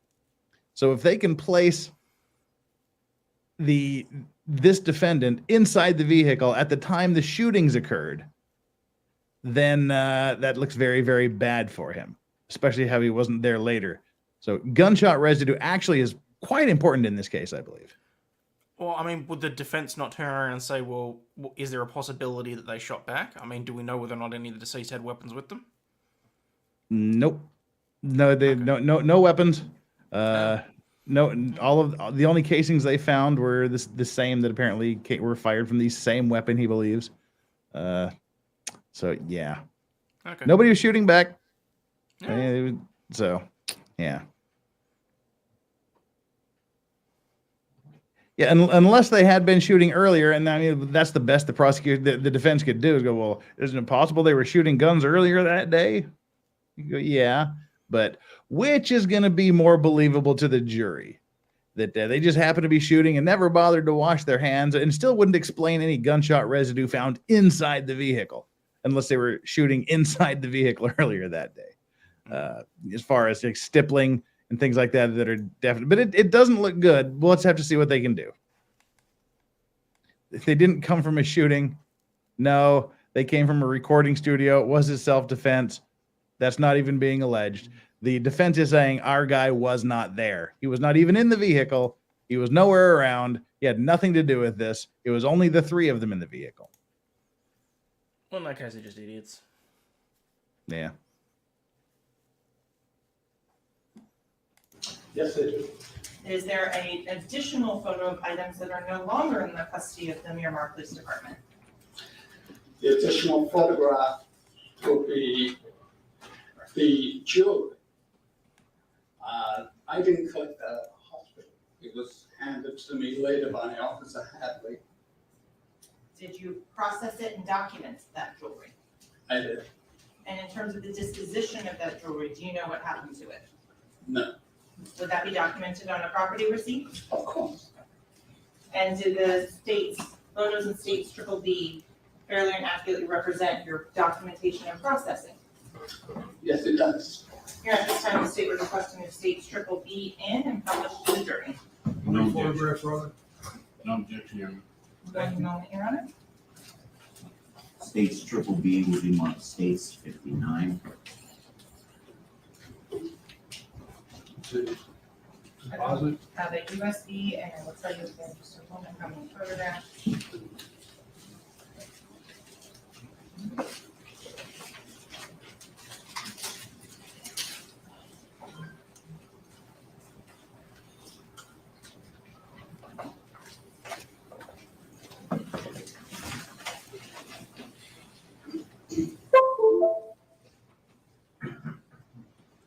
$18 photographs, Your Honor. Thank you, Counsel.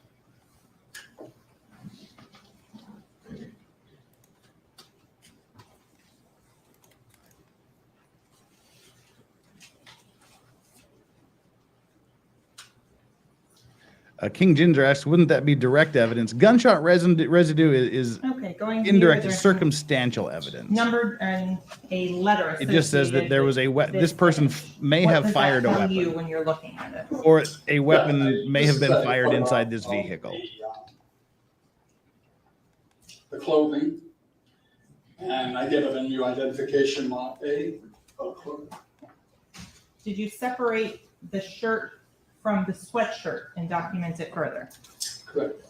Sweatshirt and t-shirt together, and blue container.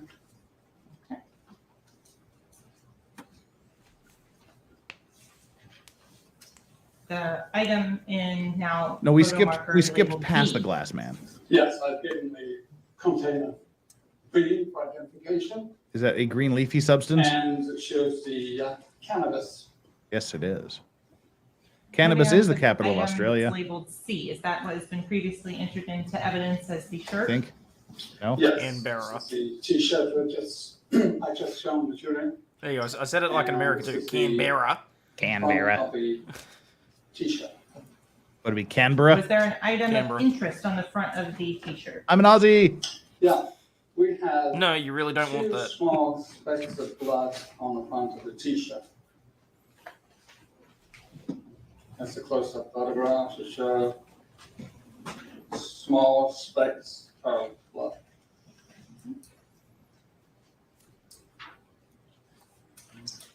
Same close-up photograph of that. Yes, that's close-up. Moving on to the rear of that And t-shirt. this is the rear, and there's another small speck of blood on the rear. And that's very small. And in terms of, how do you know this is the rear versus the front? So I've given the C for front, C for right, C front. Oh, the jokes almost write themselves. How can you be sure if this is the rear or the front? And so did you then process and document Wait, the we've lost a sweatshirt? dog. This is a sweatshirt, and these are the sneakers. And one of the items that you put in was a swab of a blood stain from the sneakers. Is that indicated in the photo we're looking at here? Yes, on the, right at the bottom there of the sneaker, there's a very small blood stain.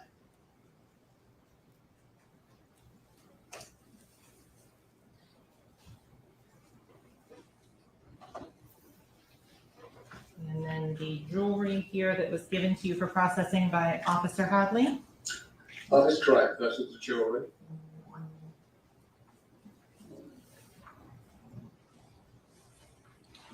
So that, you've gone through most of what you did on October 26th, 2018 so far. Can you tell the ladies and gentlemen of the jury what you do to prevent cross-contamination while you're analyzing items in the lab? To prevent cross-contamination, we change our gloves frequently for every item you handle. Of course, wearing a mask. And wearing tie-back protection where required if it's blood stained. Everything you can do to prevent cross-contamination.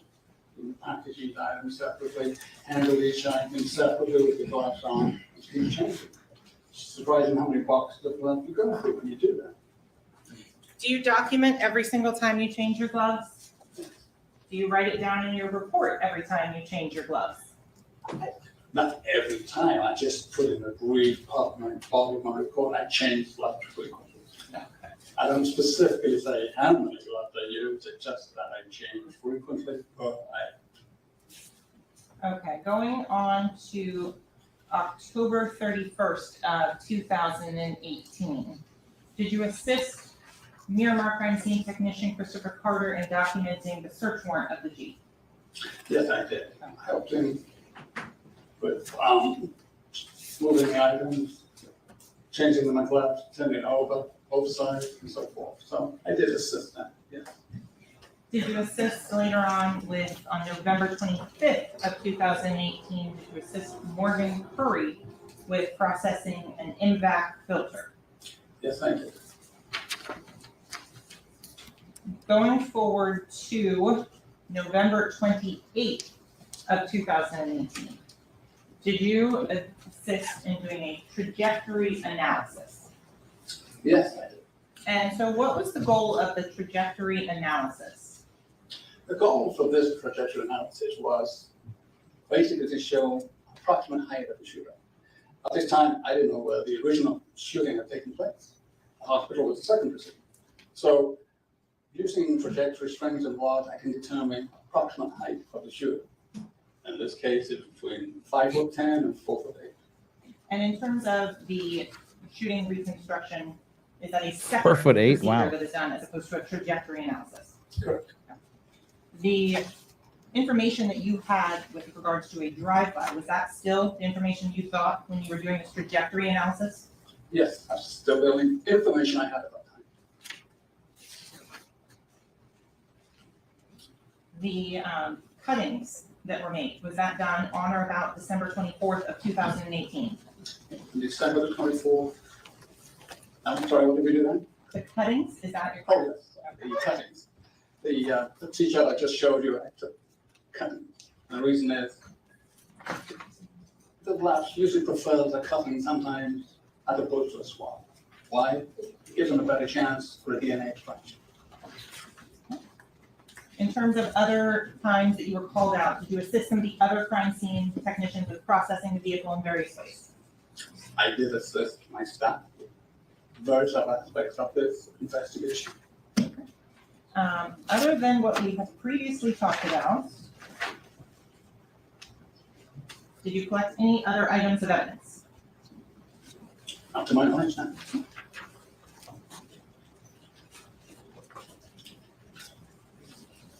In terms of the keys to the Jeep, were those present when you were doing these various search warrants? Sorry, who was present? The keys, the car keys. Oh, the car keys.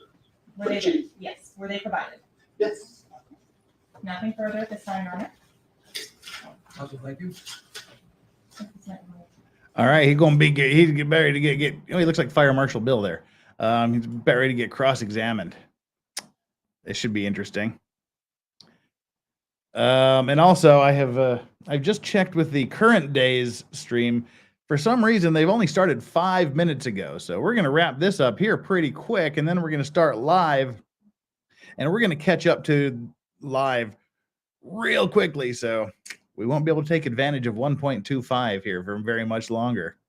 While we're paused here, let's read some super chat. Sarah Price, thank you so much for the $10 super chat.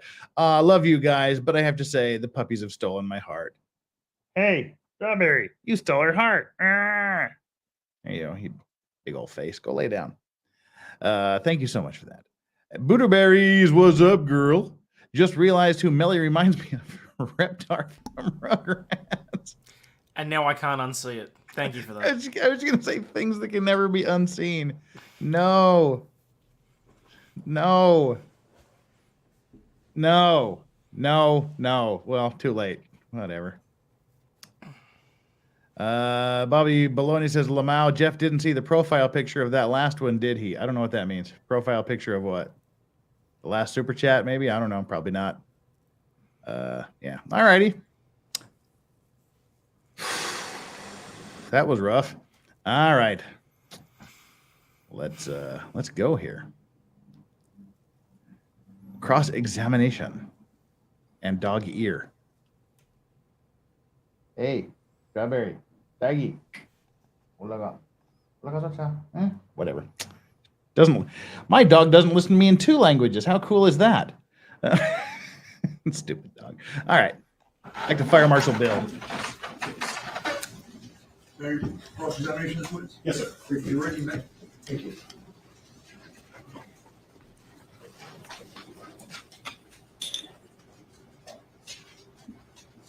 Sir, all right, I'm good. Thank you for being with us. Just have a few questions to clarify. You began, let me start where you finished, about this trajectory analysis.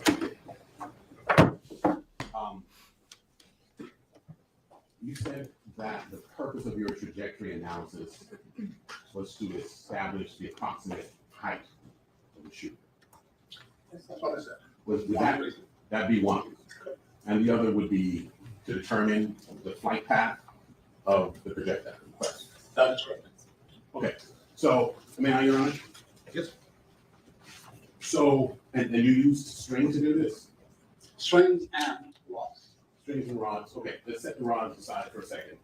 The strings that you use, the way. We just giving up on the microphone in court, guys. Fix them to the bullet holes that you saw. Correct. To try and fix a string, we use a piece of gum, essentially. Okay. Okay. Right. So you took a piece of gum, and if I may approach, let us assume, would you step around here and help me out? Let us assume, for example, that this witness stand is the vehicle. Okay. And you perceive there to be a bullet hole at this location. Okay. So demonstrate for me, I know we got the bullet hole string affixed to the bullet hole with a piece of gum here. Tell me how you perceive it. There is a bullet hole in the gum. The next very important item you need is another hole. A good bullet trajectory, you need 2 or 3 holes. Give you some idea of like one hole is where you can't tell which way the bullet trajectory is coming in. Okay, so let's just be clear. Any of the analyses that you performed Yeah, you can't tell their trajectory if there's only on one at least hole, two but holes if there's that two you holes, you can at least get your assumed or trajectory right. concluded, That's what he's saying. Always, represented depends which the hole flight you're path of aiming a single for. projectile. You can, Correct. Correct. But remember, they've got the rear windshield completely shut. So there's no holes in the glass. Right. But it's going into the rear seat.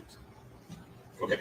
So one of the holes would be the hole in the rear the seat. first hole in the That's back how we get our door seat. trajectory for the other hole. And the second hole. Got it. If it goes through, then you have to move. Okay. So the holes that you analyzed with your string and gun were holes that perforated the back of the seat, and you could tell where they exited another part of the seat. The ones in the seat finish that. Like, some goes into the. You didn't continue to the It front does. seat. It does indeed. No wonder, but you're talking about the swing there. Unhung hero being filthy.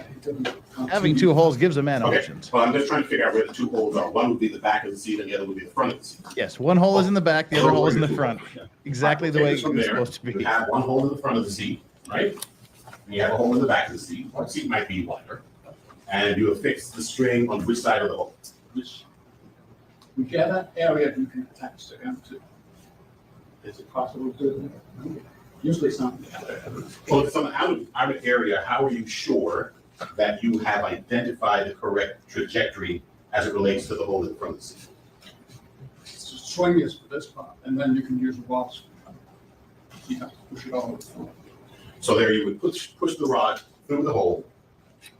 It will come out on the other side, the front side of the seat, which would Wow, if you indicate to push your the rod so trajectory. far into the rear And then hole you that it comes affix out the the string front hole, back that's of you're that doing it rod. wrong. And then you extend Damn. backwards. Okay, and that's how you proceed. Yeah, let's put it- So there was no string. Officer can't do was- that. He's was white. affixed to the back of the seat that was not done so Yeah. in relation to a rod that This had almost been makes up for the put through boring ass testimony. The string is too back down, go through. That's the reason why I use rod to string. The string is, that's you know, other area to attach to, so then the gun will go for this way. Okay, but the angle that you extend the string backward is dictated by the rod that has been put through the hole and meets the other hole in front. That's a yes? That's. You don't sound sure. Say it again, so use that. Say it again. The angle that you extend that string backward from the back of the seat is dictated by the angle of the rod that has gone through that hole to the hole in front. You're saying that the angle from the rod is dictated by The angle of the string is dictated by the angle of the rod that you had already placed through that hole. Okay. Right? That is, I'm not the expert. You tell me. Is that what happened? Well, is that what you did? I don't remember now, but. I Wouldn't you remember have? Swing part. I remember. I'm sorry. One at a time. I'm sorry. That's my fault. No, don't go. I need you here. He's getting a little frustrated, a little flustered. I understand if you are having failing recollection. This was a while back. But as a scientific matter, would it not have to be the angle of that string coming out, which you extended, would it not have to be dictated by the angle of the rod that you have placed in there? But it has can we? Seriously, this is like Penthouse Forum transcript. Bullets. No. Mm-hmm. Completely. Dear Penthouse, I was in trial. You'll never believe what happened. Down, up and down. So the theory is it's possible, but anything can happen. The bullet shit out. Flight path didn't always go And RDM, I woke up from this weird dream. I We were understand talking that, okay. about strings and holes and holes. To try and determine from that two holes with no exterior. Okay. So you're up against a difficult task. Let's concede that, right? And in performing that task, Damn, how, Flux, that's funny. if you didn't dictate the angle that you extended that string backward by the rod that was placed inside, how would you know what angle to extend backward? I don't know exactly. How do you know that? It's Yes, the approximate angle, the height is what I look. But I mean, the height's dictated by two things. The angle that string extends backward and the location of the person who fired. Correct. Okay, so if I'm Shaquille O'Neal, Yes. I could fire from here, and I would be up here. And if I were Gary Coleman, Objection, counsel testifying. Yeah, And he if I wasn't were Gary really. Coleman, remember different strokes? Gary Coleman. Nice different strokes blast. Oh, wait a And minute. I was I've been firing prepared from for this here. my whole life. It would create the same angle Oh, no. as it would. My what you talking about, Willis? O'Neill Soundboard thing back isn't here. working. No. Very interesting. I waited my. But you have to remember. All right. I am so disappointed. I've had this what you talking about, Willis thing loaded since I got this damn thing a year ago. I've been waiting my whole life for someone to break out a different strokes blast, and now my soundboard isn't functioning. Fuck. Just do it manually through the software on the computer.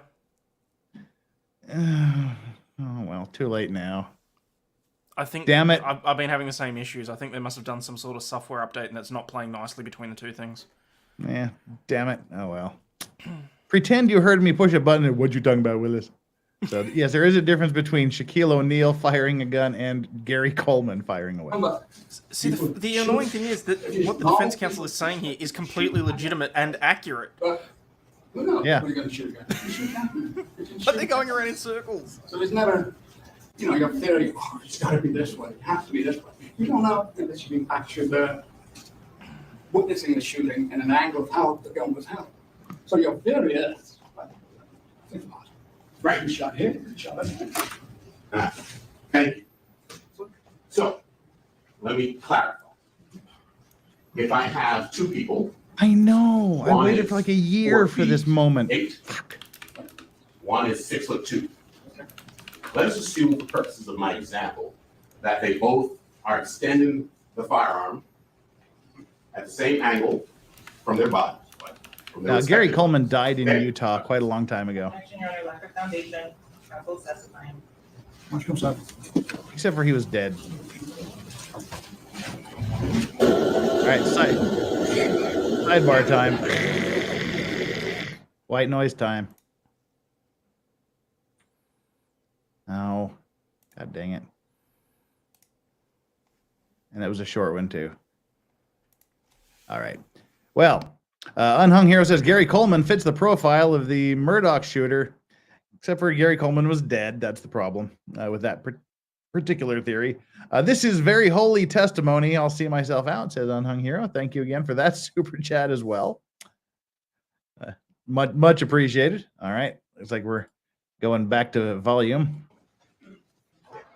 So, we're assuming two different people at two different times. A short person and a tall person. Okay? Assuming they're both extending the firearm from their bodies at the same angle, the person who is this short would expel a projectile that would enter whatever the target is at the same angle as somebody who is this tall. Can we agree on that fundamental principle? I agree. Okay. And as you correctly stated, there are even more variables. That is, and I wasn't trying to outsmart you. Yes, you were. Yes, you were. They could be firing at one angle, could be firing at another angle, at any variety of angles. So in order to determine the approximate height, which was what you were attempting to do. Excuse me, turn off the phone, please. Which is what you're attempting to do. The fuck is someone taking a FaceTime call in court? But it's approximate. Okay, like I said, I don't know if it was trying by that. Okay, so it's Now, So YNW now we have Brainwater was several probably in the all over the Jeep. what Yeah. angle the person is holding the gun, how far back they are, correct, and how tall they are. Three factors. So with all those three variables, which one did you know? I did not know. You didn't know any. I know. So would you agree with me that when you have three variables, at a minimum, there are probably more than we had to consider, three variables that affect your analysis, none of which you know, you would agree with me that your exercise was essentially a futile. Bringing the heat. And other parts of the exam as well. You might as well have just said, That would even you would agree that create all of your more testimony here has been irrelevant. possible inaccuracies, right? You don't know. So would you try to account what happened? Where was she? Who was she? Approximately. Understood. You said you don't know everything. In this scenario, you don't know anything. Oh, jeez. Correct? Far out. I agree with that. I didn't know anything about it. Okay, I never saw the video. I wasn't on scene. Okay. So knowing the You answer don't is know anything yes. for certain. and Whoa. He didn't know embarking on anything. essentially a futile exercise. Far out. Knowing nothing going in means that coming out of that exercise, you know nothing. Correct? Well, the way you say it makes it appear, maybe. Oh my Make it God. appear different. He literally just admitted that the defense lawyer was right. Mm-hmm. That he went into it knowing nothing and he came out knowing nothing. Mm-hmm. Huge points in the W column for the defense lawyer with that. You don't know anything. It was a futile exercise. You knew nothing going in and you know nothing coming out. So Well, let's the way you recap. say it. Gun guy couldn't give us anything definitive. Yep. Glass guy was so boring we skipped over him. But This he guy- collected some glass. This guy's literally just said, I went into it knowing nothing. I was not able to determine anything. My testimony is useless. 3 of the prosecution's witnesses have just said, we're next to irrelevant in this case. We're just here to pad things out. Yep. Oh, and Q They Howard better have something Cosell. else. If this is it, there's no way in hell he gets a guilty verdict. Q Howard Cosell. Down goes Frazier. Down goes Frazier. Down goes Frazier. It was a great. I actually remember listening to that boxing match, parked in the front, in our driveway in the front of our house with my dad, listening to it on the radio. We didn't want to go in the house until it was over. Anyway, yeah, this was bad. This was their trajectory guy. This was, oh God. Wow. Well, what I'm saying is, if there are several variables that affect your experiment, none of which you... Sure, I'm sorry. Please, resume your seat. I don't mean to be... Excuse me, guys. I haven't seen Ms. Kelly and Allison just Oh, she's got her hair up this afternoon. Oh, she does too. If you're engaged in an exercise that requires you to know certain factors, and you know none of them. So your question is. I'm sorry. Come sorry for a second.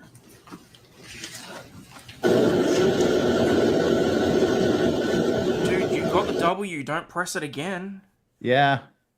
Just, you made him look dumb. That's all you need to do. Walk away. Now he wants him to really admit that he doesn't know anything. It's like, I double dog dare you to say you don't know anything. We have a court reporter who's trying to keep track. I don't want to talk over you, and I don't want you to talk over me, so we have a complete and accurate record, okay? Let me finish my question. So does the court reporter have like a little red button to let the judge know that she can't hear everything? That requires you to know Probably. certain I don't know. Okay. And you know none of them. Or she probably just goes, I mean, they've probably worked together for how many years? The exercise in He'd be which you used were to it. engaged requires you to know certain variables, correct? It does require you to. If you know the variable, it certainly will help you. Yes.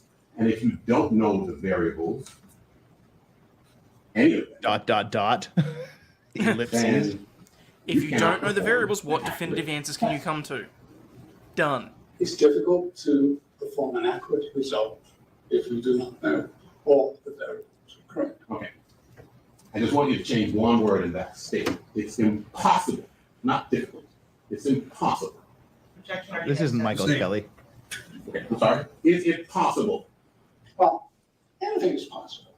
Oh, for you may have cheated on your mom.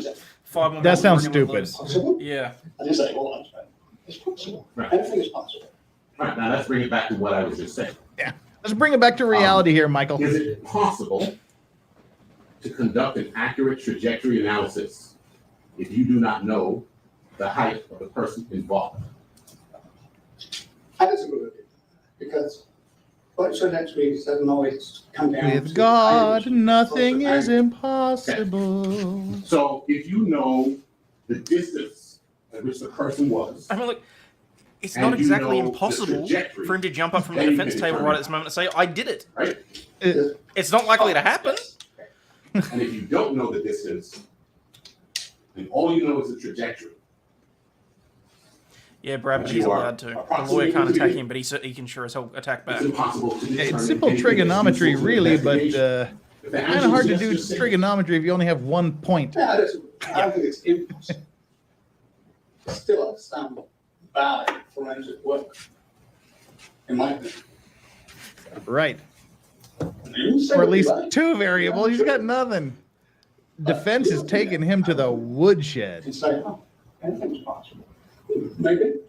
We still don't know exactly. Oh, damn. He's gonna cry. He's seriously gonna cry. He's you have anything you want to looking add? emotional. Am I weird? Detective Tankrat. Tankrat just gifted 20 Legal Vices memberships. Thank you so much, Tankrat. If you're one of the lucky people that gets a Legal Vices membership, make sure you thank Tankrat. Thank you, brother. You also conducted, I believe, a swab of Mr. Cortland Henry's hands. Did you not? Swab? From his hand, you said? Don't you tell me they didn't do a Did you GSR conduct a on swab him. that of Cortland Henry from any part of his They did it on the driver. From Cortland Henry, I collected oral swabs for DNA. You didn't do any Swabbed him swab with orally. hands? We did the GSR Okay. collection. Okay, so that you don't refer to that as a swab. Correct. I'm sorry. So you did a GSR. You attempted to do something to his hand to determine whether or not he had GSR. The purpose of GSR will give you an indication you either fired a weapon or you've been in close contact when a weapon was discharged. And you conducted a test on site, Correct. Called presumptive test. presumptive test. And you also sent, what is the thing that you sent back to the lab for the other test? That is the Trifect evidentiary residue collection kit for the scanning electronic microscope. Cody the Bum, welcome to Clean and Sober level of membership. And your Congratulations, presumptive sir. test Thank you showed so negative. much for your support. And you know that a lab test showed positive. That is correct. Too late, he answered. Right. Let me ask you this. Was This your is presumptive test accurate? Objection, Your Honor. That's scope. on camera. This is Strawberry over here, sitting in the chair. Yoda is in the living room. All right, let's come up for some more white noise. They may be getting the "Can we wrap this up?" thing. You're beating a dead horse at this point. So far, the defense's closing statements are pretty much writing themselves. Yep. All right, let's hear some more about this. So he said the lab test came back positive for GSR, but he said you did a analysis. You tell us. Yeah. Yes. Actually, strike that. No.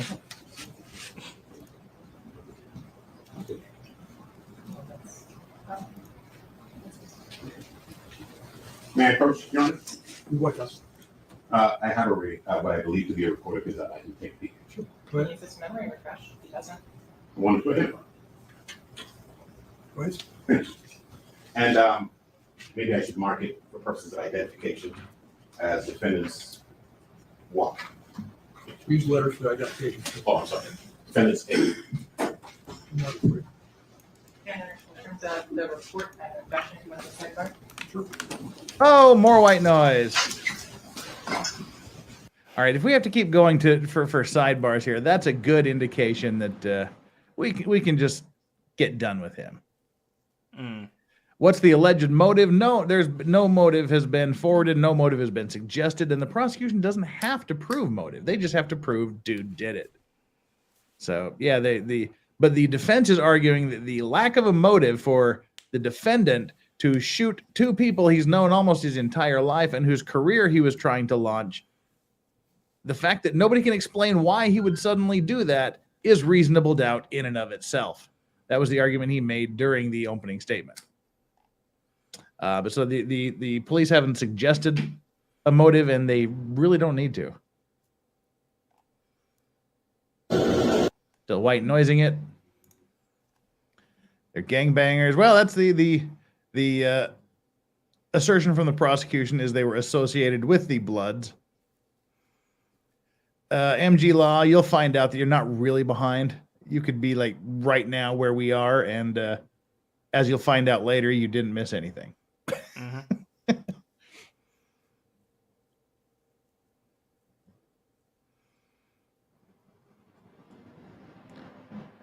No, she's giving weird.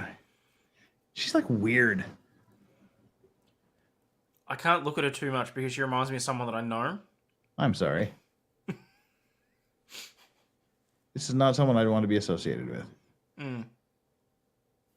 Hurry up. Hurry up. Stop talking. And I don't know what... I want to know what her job is. She must just be his handler, his handling lawyer, his babysitting lawyer or something. She never gets up. That's exactly what she is, to keep him under control. That's the only thing that I can think of. Because has she actually done any questioning or crossing? No, she's never moved. So she's there for either to... She might be there to keep notes. She might be whatever, but I would say she, at this point, yeah, Puddingway's right. She's definitely a babysitter at this point.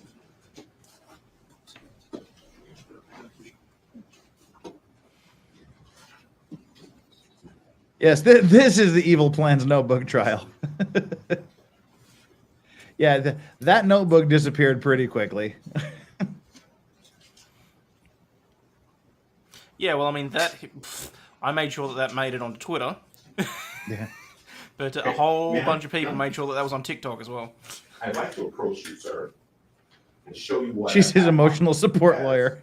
Defendants exhibits for identification purposes only. A and B. I want you to tell me if those are both parts of reports that you bought. Correct me if I'm wrong, but she can't be the closer unless she actually does some of the work, can she? I guess she could, but that would make no sense. Because she's not going up and listening to any of the sidebars or anything. I also want you to That's a good point. Tell me, without revealing what the context is, if the items identified as Roman numeral 1 through 8 on Exhibit A is intended to convey information of the same nature as those that are labeled 1 through 8 on Exhibit B. Not if they're the same thing, but if they're intended to convey information of the same nature. So your question is? I want you to look at both. Oh, yes, another sidebar.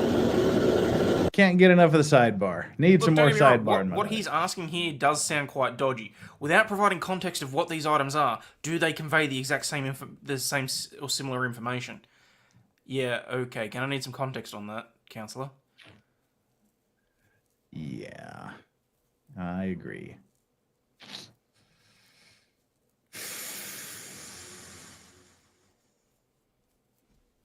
She's got the lawyer badonkadonk there.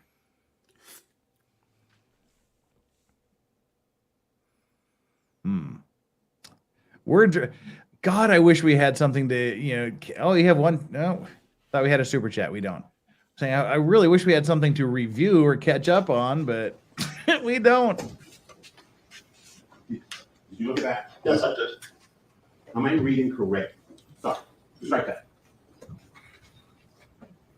When you were determining approximate heights of shooters, did you determine the approximate height of a shooter at 2 feet 8 inches tall? No, what you're referring to on the report is not the height of the shooter. That is the Lollipop Guild did it. On the passenger side of the door was the ground up to each bullet hole. It's just to show the height. Okay. Nothing to do with bullet flight. Okay, that's what I And, want. and I can explain, as I plan to explain to the jury, you need 2 to 3 bullet holes through 1, 2, 3 to give you some indication. If there's just one bullet hole, it's not, how can I say, it's just no real forensic tests to determine proper bullet flight path if you only have one hole. So the indications 5'10", 5'3", He reminds me of 5'1", the 4'10" are approximate prosecutor heights. in My Cousin Vinny. Oh yes, thank you.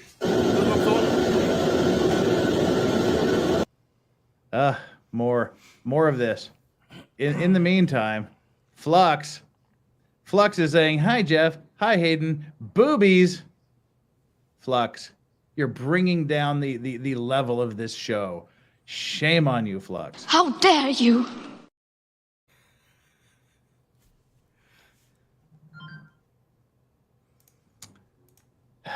All right. Anybody else want to talk about boobies before they get done? Talking about Willis. Oh, hey, you got it. You're now I'm Al echoing. Whatever you turned on, turn it off. We're echoing like a madman. There we go. I told you it's messed up. Wolfram, here is something for you to read at the next break, Jeff. Unfortunately, the next break is right now. As soon as we get through this, we'll be able to go live with today. We're almost done. We're like in the waning moments of this thing here. I tell you what, I do not miss this courtroom though. This is the same courtroom that they had the Triple X Yes. Tentacion trial in. That is correct. All right. You, sir, came up with height trajectory. The highest one you came up with, not trajectory, the height of shooter, the highest one you approximated was 5'10", correct? Well, I previously said approximately 5'10" from the rear shooter. The lowest, the shortest shooter height that you approximated was 4'8", right? That's what I said is that the approximate angle from that was like 4'8", yes. Approximate angle or approximate height? I think what he meant was the weapon would be about And 4'8". you also approximated a height of 5'3". Yes, I did. And you approximated a height of 4'10". I did. And you approximated a height of 4'9". I did. And you approximated a height of 5'1". Correct. Okay.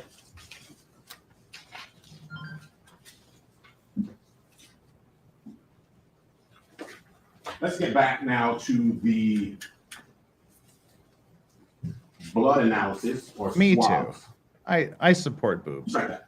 The blood observations you made on the clothing that belonged to Right, Brad, exactly. Okay. That's why he sounds you stupid. analyzed a sweatshirt and a t-shirt, right? Well, I would call it a hoodie. A hoodie. Okay. A hoodie. Me too. T-shirt. And a t-shirt. Correct. And you found any blood on the hoodie? No. Not on the hoodie. But you found blood on the t-shirt. Yes. Underneath the hoodie.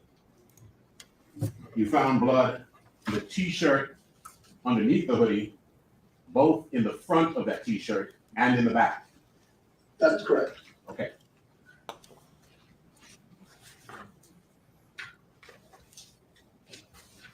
In fairness, a lot of things in that Jeep had blood all over it. Yes, but are we sure that that's from this particular shooting?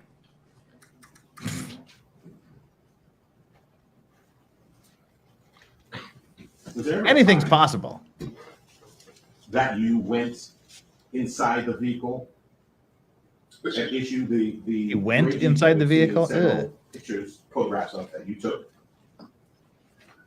If you're referring to one that's at the hospital, I didn't go inside of the Jeep at that time. Okay, so you never retrieved any of the items from inside?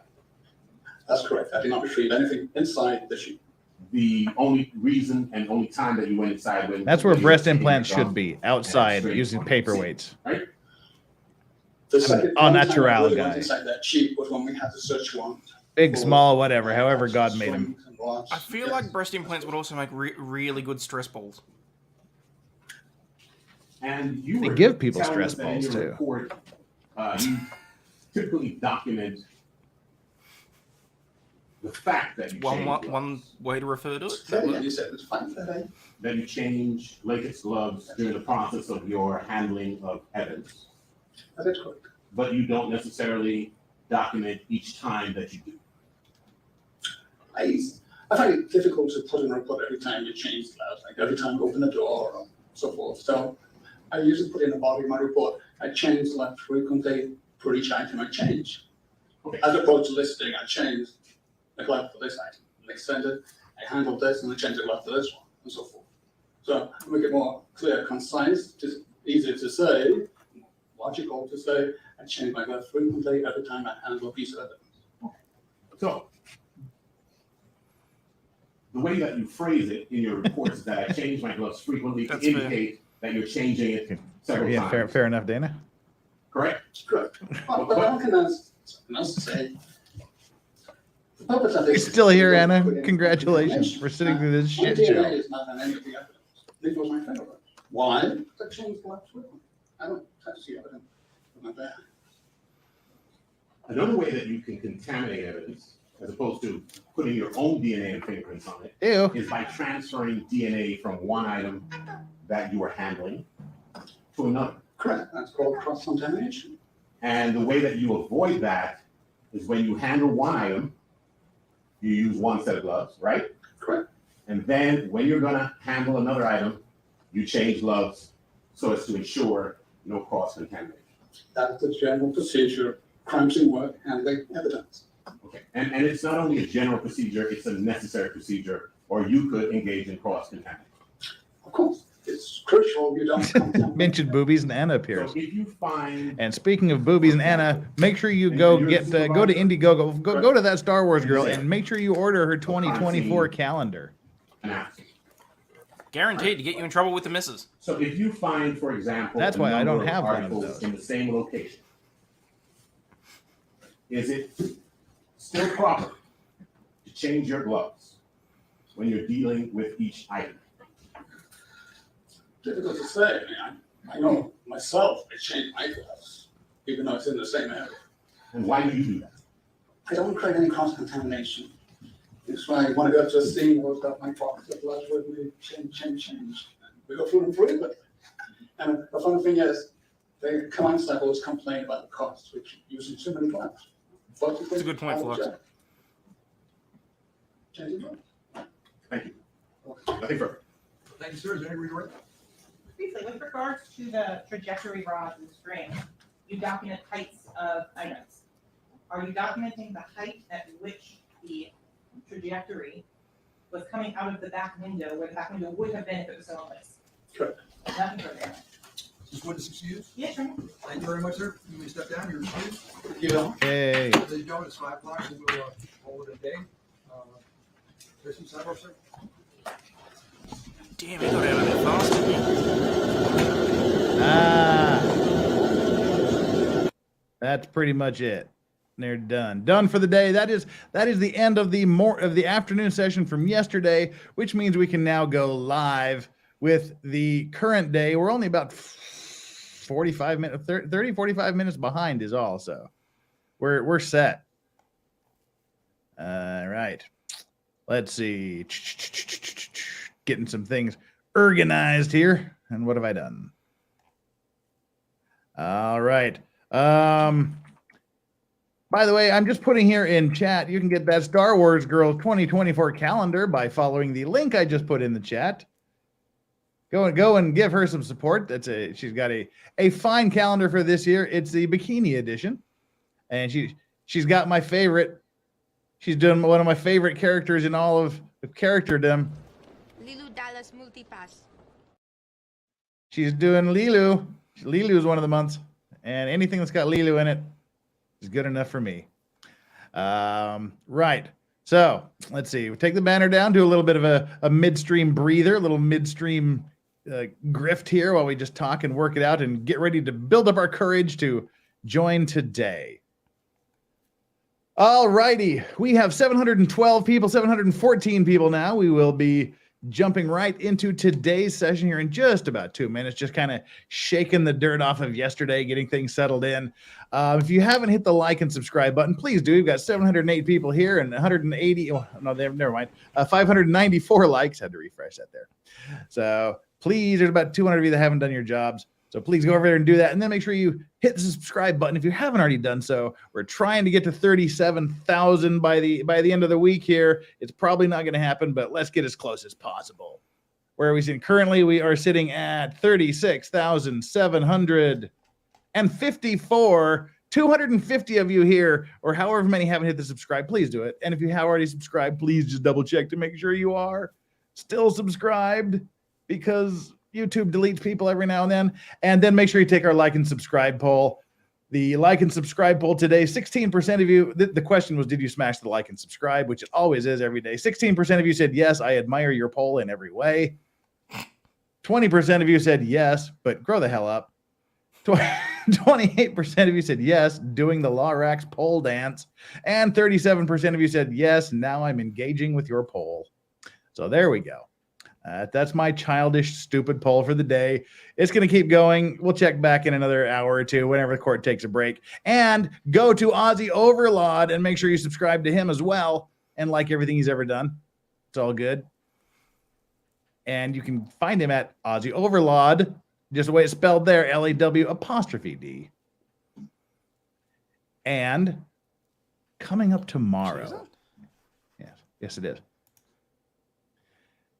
And coming up tomorrow is the legendary once a month Fuck It Friday, where we just say fuck it and we have a gigantic panel of guests on. We talk about stuff.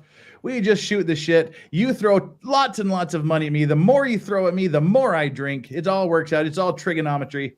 All the variables are known. Money, booze, time, guests equals drunk racks. That's what we're going for. Booze over time equals this much drunk. Pretty much. AKA, fuck around, find out. Last month's was so awesome that we had to pull the stream. The only stream that's ever been pulled in the history of my channel was last month's F Friday. Confirmed guests so far are Flux, Lauren De Laguna, Steph the Alter Nerd, Steve Gosney, Danny On, Megan Fox, Natalie Wisco, Chandler Remington, Nicholas Starov, Meme Copium, and Ozzy Overlord. And now also potentially Criminal Sean. Current maybes are Ari Jacob, Ian Runkle, Legally Dirty Blonde, and Andrew Branca is a distant maybe. And there's other and also in the maybe is Nina Infinity has given us a maybe, possibly. She'll have to see. And there's other people that still haven't responded. So the list continues to grow. People continue to drop in. It's a thing. Don't miss it. That starts 9 p.m. Friday evening Eastern time, which is 2 a.m. UK time and 11 a.m. Canberra time. Right. Which is good, because it's the wife's end of financial year party on the Friday, so she's going to get plastered that night. I'm going to get plastered the next day. Awesome. It's a plastered family. So, all right, we are at the go point for today's session. Please, thank you so much for all the support you've given so far today. Let's get into this before we get too far behind. But we're going to catch up real quick. The first time they take a break, we're caught up.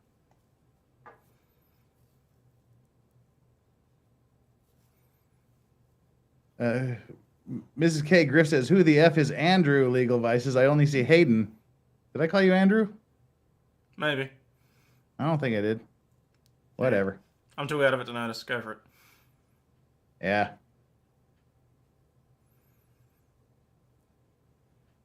PFAS, no, but that is on my radar. Tankrat doesn't know if he can get the Star Wars Girls calendar shipped over to the UAE.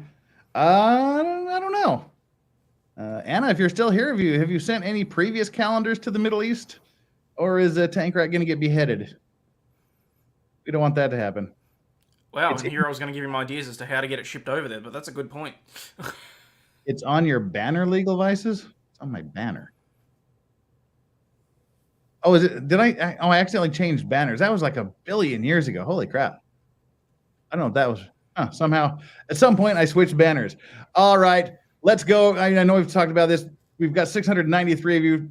A couple of you have walked away. We are going live with the trial right now. Yeah, the scrolling banner of the stream somehow got switched to a long ass time ago. I don't even know what trial that was.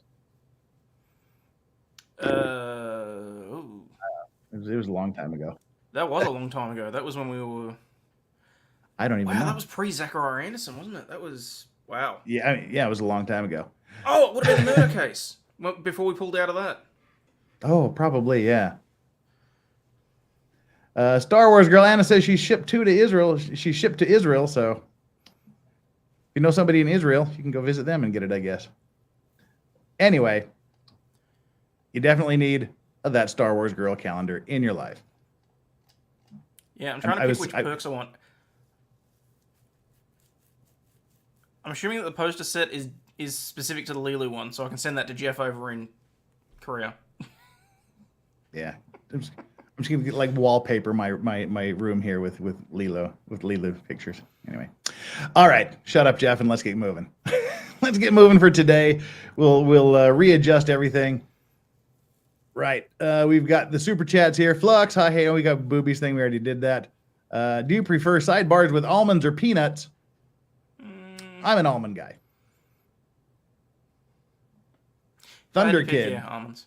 Yeah. What are the chances Melly takes the stand? Better question, if they wait until nighttime, will Melvin take the stand?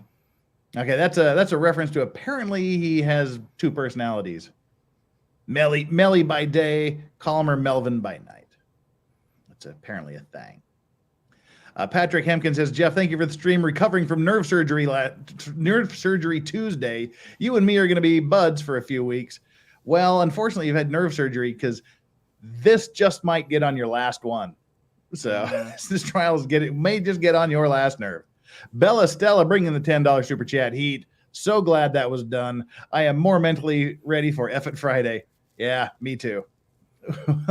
We'll get there about 36 hours from now, as a matter of fact. Loving the doggy cam. Oh, thank you so much. Brown-eyed girl. I know I'm going to do that every time you super chat. I just can't. I can't not do that. And Unhung Hero, your scroll says Andrew. Yes, we've rectified that. Thank you, everybody. So glad to have you here.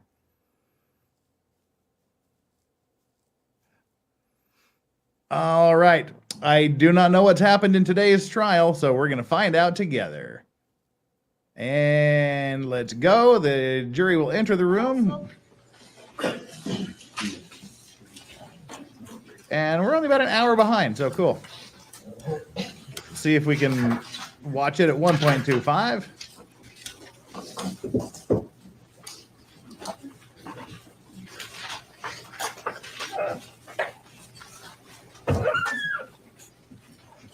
Good morning. Good morning. How are you? Good, how are you? Raise your right hand this morning. Please always will affirm the testimony you give in this case shall be the truth, the whole truth, and nothing but the truth. I do. Please state your full legal name for the record. Tara Helson. Please spell your first and last name for the reporter. Tarah, last name Helsel. Thank you. Helsel? Weird. L in the cell. Microphone in front of you, who's up or down, doesn't go back. Okay. Great. Yep. Counsel, you're ready to proceed. Thank you. Good morning. Good morning. Can you introduce yourself to the jury and tell them where you're currently employed? Yes, my name is Tara Helsel, and I work at RJ Lead Group. And in what capacity do you work at? I am a forensic scientist and the manager of the forensics department. How long have you been employed by RJ? Since November 2016. Can you give the jury a background into your education? Yes, I have a Bachelor of Science degree in forensic science from Waynesburg University.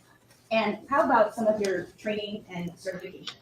Sure, so I had to complete RJ Lead Group's training program for gunshot residue analysis. And this was a several More gunshot that residue. involved reading and learning the standard operating procedures, reading relevant publications about gunshot residue. I had to complete the analysis of 250 case samples, of which my results were compared to that of a trained analyst. I had to receive training on the scanning electron microscope, which is the instrument that we use for our analysis. I also had to take a test about that instrument, a test about gunshot residue overall, And then following all of that, I also had to take a competency exam. And can you tell us, you mentioned that you also supervise? Yes, I'm the manager of the department as well. How many individuals do you supervise? Right now, just one. And so you're responsible for their overseeing their work as well? Yes, absolutely.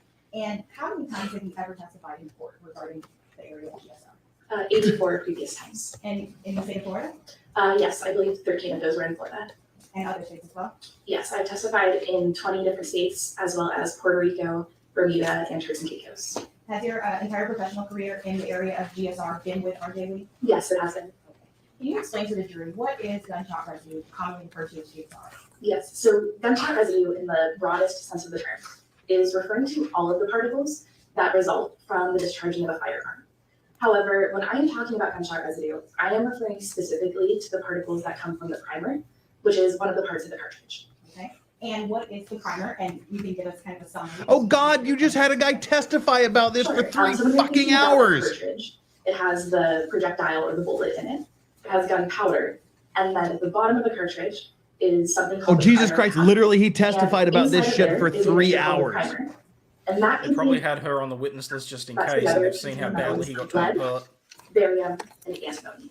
So lead, barium, and antimony. Yes. Okay, we'll remember those three. So how Phoebe, I is it think that's that the gunshot point. They're residue trying to is produced bamboozle the in jury. the manner in which you then analyze? So whenever a firearm is discharged and the trigger is pulled, Good job, this cameraman. causes something inside of the firearm called the firing pin. I to bet she strike has a the primer lip cap. piercing she So took it'll out hit the before bottom she of took that the cartridge, stand. And this will start a reaction.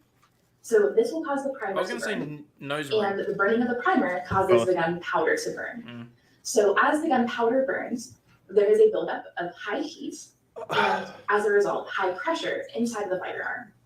And that buildup of pressure is what ultimately will expel the bullet from the firearm. Please tell me she's not still But on the because stand. of that buildup of heat, those different elements I mentioned, such as the lead, barium, and antimony, are also going to heat up and become Oh, we only gas. have her for 30 minutes. And this So that's gas good. will exit the firearm through any available openings in the form of a vaporous cloud called a plume.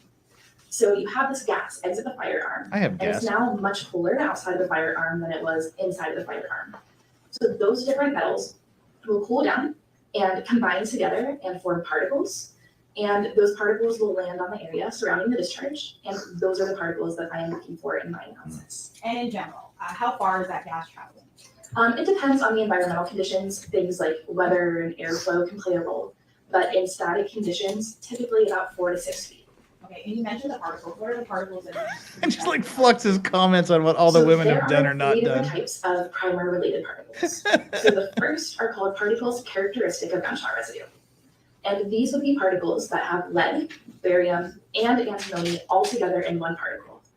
So these are considered characteristic because there are very few other sources of these particles aside from the discharge of a firearm. And it is the presence of those that we need to have to be able to call a sample positive for gunshot residue. There are also what are called two Hey, component Tanel particles, Suzanne. which would be Welcome any from particle that Lincoln contains Kane. 2 of those 3 metals. We love So it Lincoln. could be lead and barium, or lead and antimony, or barium and antimony.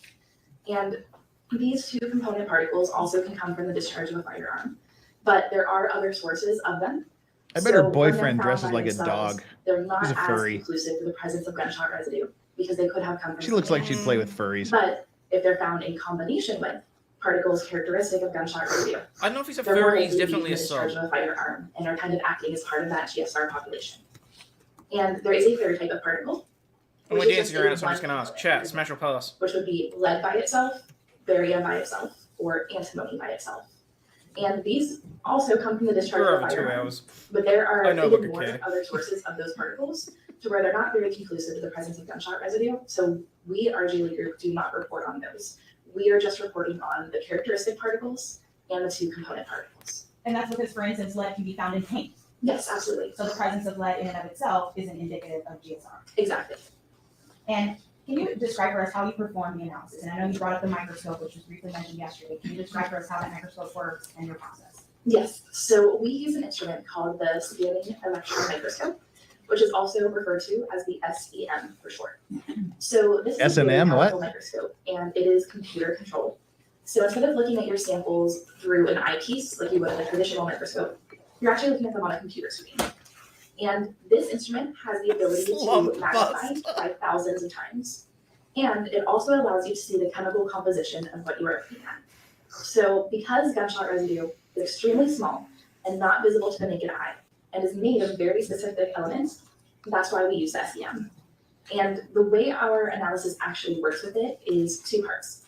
So the first part is an automated analysis. So I will take the samples and put them. No, she doesn't work for the government. She works for a private company. Computer, She's a hired gun, so to speak. Here's where they are located on a sample folder. From there, the computer will scan the surface of those samples, looking for potential gunshot residue related particles. If it comes across something that it thinks could be gunshot residue, it will stop and take a picture of that particle and also save No, it's coordinates to where SEM. located on It's that a sample. scanning So electron we'll finish microscope. going through and scanning all of the samples, and after that, I will do the second part of our analysis, which is the manual analysis. So I will go back to those particles that the instrument flagged, and I will examine them. So I will look at their shape, and I'll see if that's consistent with gunshot residue, which would be something that is smooth or round in shape as the result of a high heat reaction. In addition to that, I will look at the chemical composition of those particles and make the determination for what type of particle it is that I am looking at. And the automated process is performed by the SEM, right, the SEM for short? Yes. And what is it looking for? Those particles that we discussed earlier, or the compounds, the barium?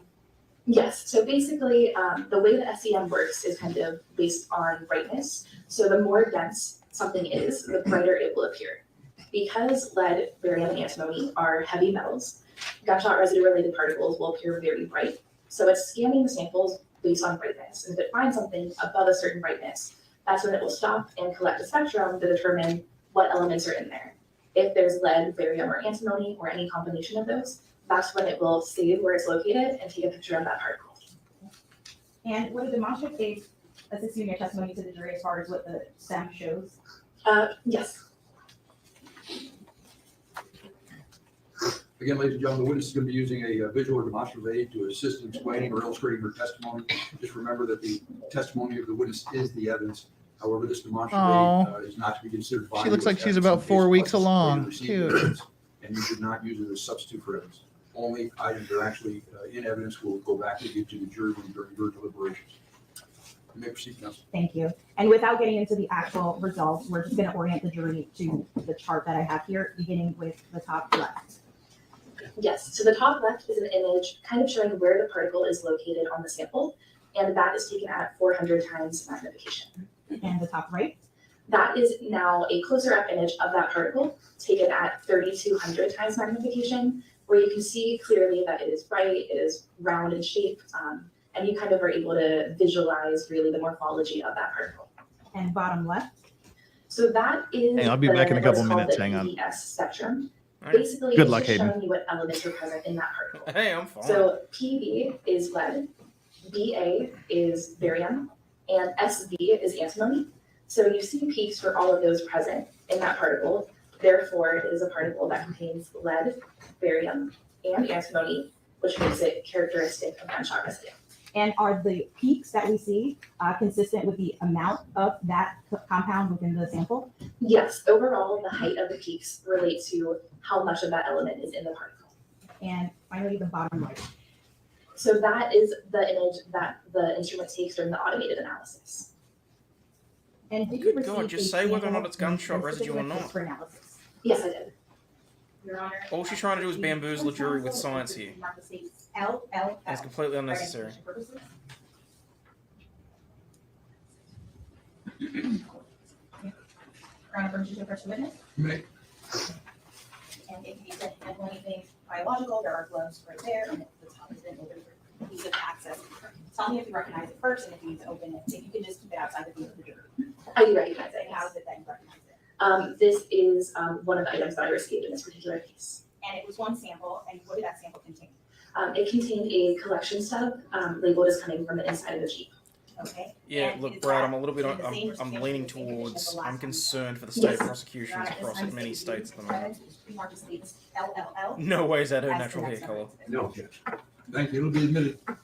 What's the next number? 60. 60 in evidence. Thank you.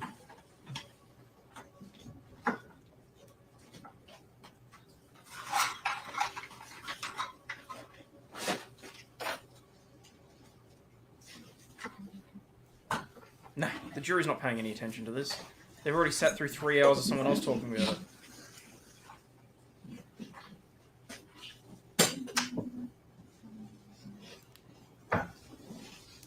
Looking for 57.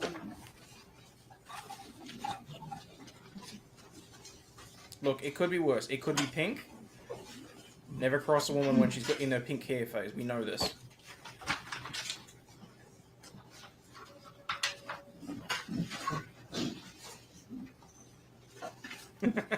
I'm showing you what's been entered into evidence that states 57. Do you recognize that? I do. Well, thanks for asking, And by what the way. is This is a gunshot residue kit that we received Still in this case. getting over the And do you have, cough that we all had, do but you analyze can't states complain. 57? Yes, I did. And did you ultimately analyze state 60? Yes, I did.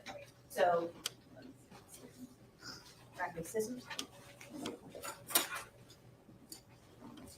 Go ahead and Blue's the worst. I've actually found that it's really generally been the aqua. When they go teal, there it is. Pink or teal. Thank you, Sparta.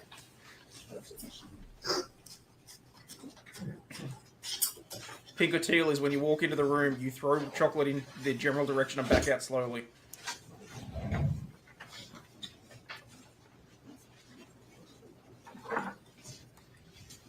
just so you can publish states 57.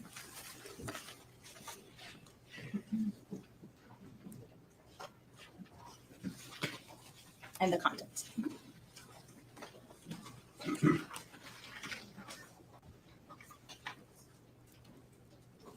So you received one sample, but there are 2 tubes. Yes. What are they representative of? These were Yeah, so samples Lauren that Crimes' we had channel seen is that live are and labeled we're as basically coming from the sharing right their hand feed. and the left hand. Although to And be who's fair, the we should individual? actually have the copyright Portland cover Henry. thing up. And you can put those back in. And if you can publish states But we know that 60. bright colours in nature mean danger. Stay the hell away. We know this. I mean, the poison dart frog is bright yellow for a reason.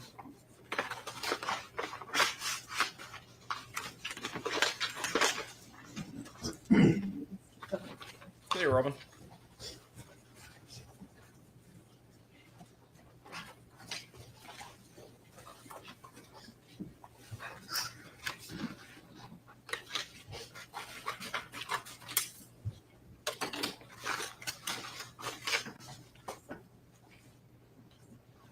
And we have 1 tube, and what is that representative of? It is labeled as coming from inside of a Jeep. I believe it will adjust. Thank you. You can put it back in and keep your seat.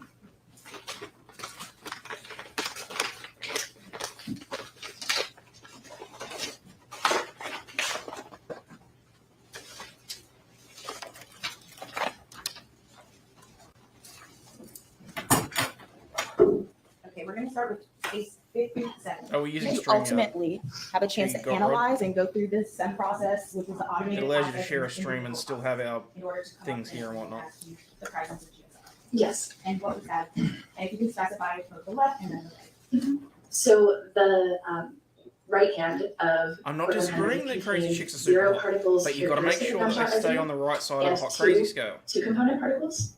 And the left hand contained 1 particle characteristic of gunshot residue and 1 2 component particle. And can you explain to us what that means? Basically, overall, there was gunshot residue present on the hands. Okay. And is it what affects the presence or You couldn't have just said that in the first 30 seconds. hand or any object? Sure. So if there is gunshot residue on someone, Hello. that means that the individual. Did he just was not confess so that all this either would stop? Discharging a I firearm, wish. being No, in look, she was a little bit more proximity of concise on the firearm when gunshot it was residue, and discharged, she basically just said, or yes, by there was coming into gunshot contact residue on with his hands. surface or object with gunshot residue on. Cool.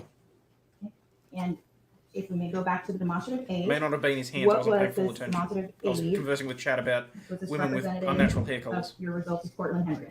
Yes, that was the particle characteristic of gunshot residue that was on the left hand. And the components, which you explained before, there are three kinds or 3 compounds. Okay, about 8 more minutes. In which compounds were present in Portland Henry's left hand? Lead, barium, and antimony were present in that particle. So all 3 components. Yes. I was just making another cocktail. Oh, is that what you were doing? And let's move on to state Yes. 60, which was the sample from the G. What were your results? And again, did you also go through the SEM automated process and then your individual characteristic process? I did, yes. So there were 0 particles characteristic of gunshot residue, but at least 9 2 component particles. And what does that mean? So, like I Yes, mentioned, gunshot two residue on the component driver's particles hand. can come from Pretty much gunshot exactly residue, what the but they last also have witness other said. sources. So because of that, these results are basically inconclusive. They could be gunshot residue, but they also could be from something else, and I can't say which it is. Okay. In your analysis and What? reviewing the sample, did you find anything inconsistent with gunshot residue? I'm phrasing that Wait, what? Correct, and I did not. So overall, All right, I'm confused. Tell me what I've missed here. Dude, the last guy said, we did the test, it was a different color, so we didn't call it gunshot residue because the blue wasn't blue enough. Then he said the lab came back with a positive test. She's the lab chick. She just said there was gunshot residue, and now she's saying that it might have been something else, and she can't say if it was gunshot residue or not, and if it wasn't, she doesn't know where it came from. Did I misunderstand something, or is that what we've heard the last hour and a half? I literally zoned out for like the last 45 seconds. I missed that she said that. I thought she previously said that the chemical analysis of what she did matched gunshot residue on the left hand. What did she say in the last 45 seconds? Maybe it wasn't the left hand. Okay, yeah, maybe it was a different part of the body, because that didn't make much sense to me. Because then we just got the question, well, was there anything inconsistent with gunshot residue? Which is not what the state has to prove. The state has to prove it was gunshot residue and then explain why the hell it's relevant in the first place. Let's go back here a little bit, because that confused me. All three components. Yes. Well, none of your business, if he can point the finger at the driver reliably, it creates reasonable doubt. So. What were your results? And again, did you also go through the SEM automated process and then your individual characteristic process? I did, yes. So there were 0 particles characteristic of gunshot residue, but at least 9 two-component particles. Okay. And what does that mean? So, like I mentioned, two-component particles can come from gunshot residue, but they also have other sources. So because of that, these results are basically inconclusive. They could be gunshot residue, but they also could be from something else. And Okay, on what? Must be on something different. In your analysis and reviewing the sample, did you find anything inconsistent with gunshot residue? If I'm phrasing that correctly. Correct. You're I not did phrasing it correctly. So overall, with two-component particles, or any of the particles we look at, if the particles are from another source, there are other elements or amounts of elements that would be unusual to find in gunshot residue. So, for example, one common source of two-component particles is brake pads. Brake pads typically contain high amounts of the element iron. So if I'm doing my analysis and I come across particles with high amounts of iron, I eliminate them and I do not report them because there's something about them that would suggest they're from something else. So while I still cannot call these particles gunshot residue, there was nothing about those particles that were unusual. And I want to ask you about presumptive tests.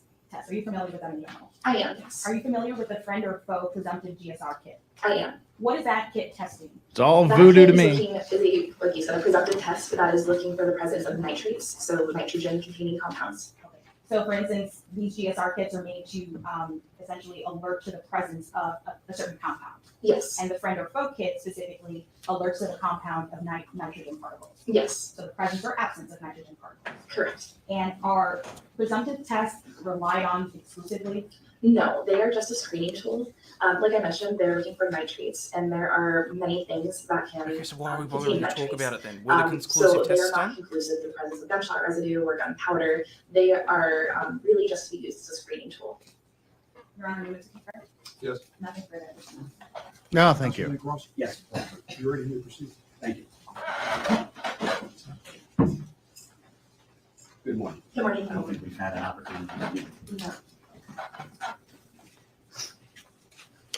You got the sample from Miramar Police Department? Yes. Specifically, Detective Moretti directed it to you? Yes. And when we talk about GSR, or gunshot residue, you're aware that GSR can be found on clothes, right? Yes, that's possible. Did Detective Moretti send you any clothes of Cortland Henry? He did not. He didn't send you any of the clothes? No. Did you know that the clothes of Cortland Henry were collected by the Miramar Police Department? Objection, calls for speculation outside the scope of the How's that called for She can answer speculation? that if Answer- she knows. She knows she can answer the question. Overruled. Yeah, how Were did you how aware did he that give you any clothes, the and were you Maryland aware of Police this? How is that Department speculation? Portland Henry's clothes? No, I was not aware of that. But you, if in your examination, had you received clothes, you could test those clothes for GSR, correct? Yes, we can And you- certainly test clothing. And you've done that many times, correct? Yes, absolutely. Also, if someone is in a hospital, in a bed in a hospital, do you know if that person has washed their hands? I don't. And by washing your hands, you can get rid of GSR, correct? Yes, hand washing can remove most, if not all, of the particles on someone's hands. Do you know if Cortland Henry washed his hands or changed his clothes? I don't know that.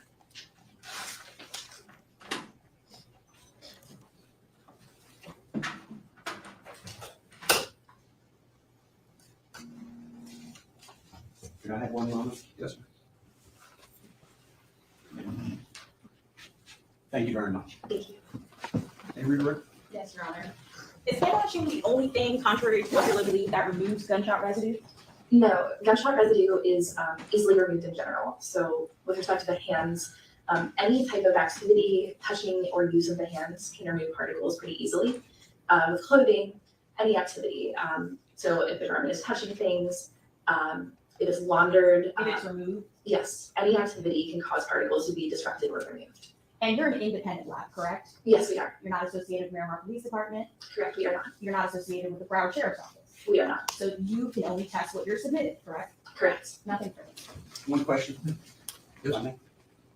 You were hired by the Miramar Police Department to perform this test, correct? Yes, they're the ones that submitted the samples. Thank you. No, Your Honor, nothing further. Is this witness excused? Yes, Your Honor. Thank you very much, ma'am. You step down your excuse. Well, okay, that was useless. That was a whole lot of inconclusive. Thank you. Proceed, several, please. Sidebar, my favorite. Hey, look, we finally got double doggo. Yeah, we gotta zoom out the camera a little bit to take in all their doggoness. There we go. That was a quick one. And certainly no research. Thank you. Just leave your own bed on the chair. All right, looks like they're gonna take a little bit of a break, which means we get to do more catch up. Oh, that was a short break. Woof. Woof. I'm sorry. Is this trial boring you? Is this trial boring you? Huh. All right, whatever. What are you guys doing? You're making the trial suck. No, just kidding. You're making it actually better. All right. Well, now that the doggos have abandoned me, we've gone ahead here. Let's take care of a few of the super chats, then we'll jump right back into it. A couple of the things we got going. What do we got going here? Let's do this. Oh, empty doggo chair. We'll focus on Yoda during this. What's up, Yoda? Brr. There you go. There you go, buddy. Let's see. Unhung hero. She is really pale for being in Florida. Oh, we got a twofer. There we go. She's really pale for being in Florida. And Brian in shining armor says, seriously, what's the point here? Who cares? The prosecution does because they're losing. But everything she said, the last two witnesses have said. We had gun guy that talked about all the GSR, and then the 3-hour gun guy told us all about how guns work, and then the last guy, he told us all about the gunshot residue and the results. They just kind of wanted to get a couple of more pieces of gunshot residue analysis out of her. Of course I kiss the doggos. You're so sweet. I love my little dogs.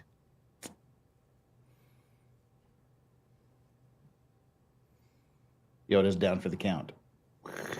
All right. Well, that takes care of all of the chats we've got lined up here, which means we can jump right back in. But again, if you missed it going into the beginning, because this is what I was doing, I was freshening up my drink, so to speak, which is today the cocktail of the day is the mojito, the classic mojito. You can't go wrong with a classic mojito. Just put a little one cube of sugar. I usually use brown sugar or some simple syrup, and then add some mint leaves. Take some mint leaves, just crush them up, smash them between your hands, just a good handful, and then put them down in the syrup and then add some lime juice. One juice from one lime, and then muddle it up, muddle it all together. Then pour in 2-3 ounces of rum, whatever you want. Drop in some of the lime pieces, then just top it off with a delicious sparkling water. And then give it just a little stir. If you stir it too hard, then it takes away all the fizz from the soda water. Just give it a nice little thing to bring it, make it a little more visual. And there you have the classic mojito. Delish. Just like the first one, but this one tasted actually better. All right, just in case you missed it, and because I screwed up my explanation during the opening, I just thought I would do it again. Thank you for indulging me. So now I can clip that and make my little cocktail of the day thing. All right, that's out of the way. Sorry for that. That was just a little self-indulgent. And while we're here again, 700 of you, hit the like and subscribe. Some of you 700, the subscribe, but I'm pushing for subs these days. Need to get pushing for the subs. I want to get to that 37,000 mark. That's my goal. We're about 250 away from that. So if any of you can do me that solid, I would appreciate it. Make sure you give Ozzy his just desserts as well. He needs more desserts. And so subscribe to him, smash it, smash it, just like everything he's done. Subscribe to him and like everything he's done. And Doggo Cam. Anything else you got coming up real quick that we can kind of pimp? Next week, 24-hour stream. I'm looking at doing a video coming up in the next few days about a high court case in relation to an appeal that related to a murder between 4 gents back in 84. The appeal was on the basis that basically the main witness had schizophrenia, and the Court of Appeal declined to review evidence as to their mental health at the time. So We're going to be looking at that because the sentencing that was involved in that case actually was based on another case that got overturned. So they went back to have a look and see whether or not the ruling that was made in that case with the schizophrenic witness was justified and whether or not there was reasonable reasoning for it, even though the case that the sentencing was based off of got overturned. So that one's a little bit of whether or not there was mental legal gymnastics, and I want to deep dive into that. That sounds cool. Me, I'm just gonna be drinking tomorrow. He's got the effing Friday stream, the fucking Friday stream. Big panel. Throw your money at me. We do it. It's fun. Guests, whatever the trigonometry equation that Ozzy threw out earlier. Booze plus me plus money equals drunk or something. Whatever it was. Alcohol it's not really trigonometry, over time equals drunkenness. Yep. Yeah, that sounds more trigonometry than like A plus B plus C. All right, brain in shining armor again. Imagine coming home to that face every day. Well, I'm pretty sure that's what my ex said about me. But hey, her loss. All right, we are back. Let's jump back into the trial here. I've got the booze topped off. That's all I need. Doggo's down for the count. Hayden's still alive. Hayden needs a cocktail. I have an emergency White Claw if I need it, but I'm leaving that. I think that might be it. Oh, Ronnie James Dio. We're trying to decide if the court reporter is Ronnie James Dio, Shaves Ron Jeremy, or Tiny Tim. There's something showing up on the screen. You think you want to review it? You're always welcome. And this is the business records certification that's included on the file from. My bulldogs don't Snapchat. smell. That's what it was. I'm not talking about that, huh?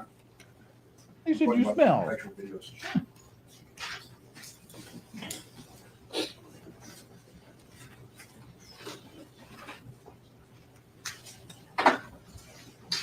So do you want to see the images larger as well, Your Honor? No, the absinthe costs. I'd like to know what you're going to show to the jury. They're objecting to it, saying it's not relevant. I don't believe there's a. Especially because I drink it without the flaming sugar cube, so usually I start hallucinating before the alcohol hits. Snapchat. This is a reminder, people. Your Snapchat does not disappear, even if you think it does. Indicated would potentially have the items that defense didn't want in, such as the names of the songs of the defendant. Oh, this is outside the presence of the jury, I guess. We don't have to concern ourselves about that. The state agreed to get that out. So. Image of the defendant, an image of the defendant and Mariah Hamilton. Image of the defendant. You're saying that this is the defendant and Mariah Hamilton, and I haven't heard anybody identify her yet. Is that, I mean? Correct, that's one of the next witness to do that. Oh, okay, so the witness is gonna do that. Yes, Your Honor. Do they have rain in There she is Korea? again, that is Ms. Unlike Hamilton. Australia, we have rain. We This have is too the much Snapchat rain. logo I of wish the we could defendant. give some of it to Australia. Oh, we've got plenty of rain at the moment. Coming into winter, it's going to get wet and wild.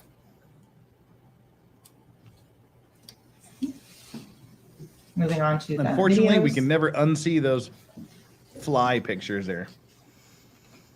Brundle fly. This What video is with here the is braces? Like, what's before with the the grill? I homicide. don't It understand includes that. the defendant and one of the victims, Christopher Thomas. To prove they have more money than you.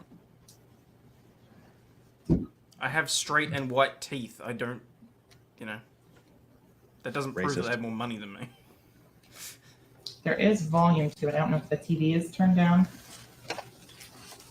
Gary, can you check on that? Yes, sir.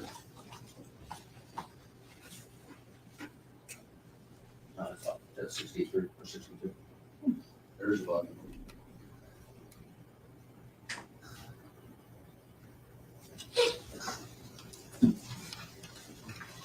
Yes, Sparta, my teeth are incredibly racist.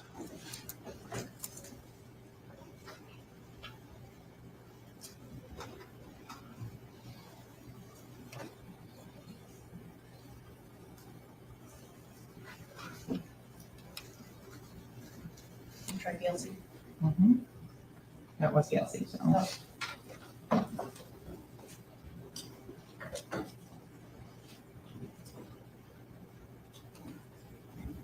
Boomers! What the hell was that supposed to be?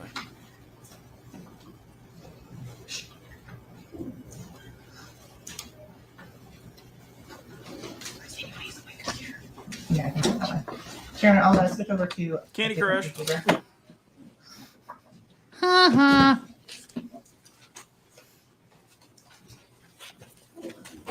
And lawyers, make sure the AV equipment works before you start doing stuff.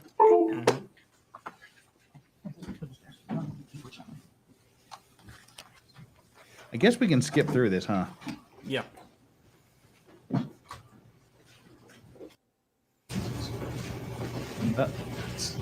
mean, for the They most still haven't part, got if their this is shit all together. outside of the jury, we don't really need to know it.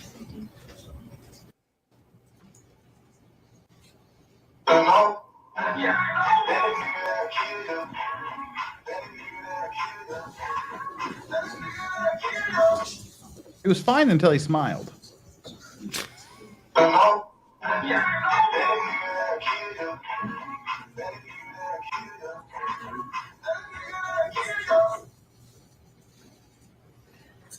That's not creepy at all. What the hell was that? I don't know. This bitch look like he got 5 kids. At the school pickup right now, waiter. Your Honor, for the interest of time, should the estate be? I feel like the only way that any of that would be have any relevance Oh, thank God, is you'd like to if, see it and, like, see what. a split second before it cuts, there's a gunshot or something. Right now.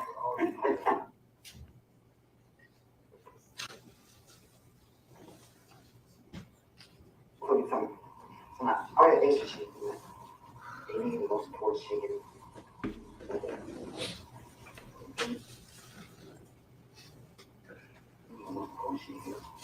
Right there, right now. You know you come back.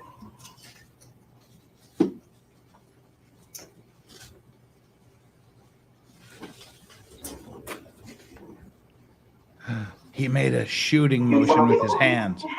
The fuck was that?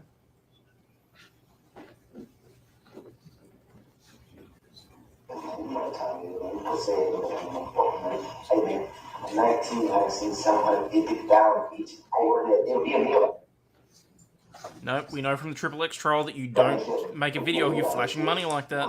Yeah. People will think you robbed it. Especially if you actually shoot and rob the guy. Well, this cocktail isn't lasting very long.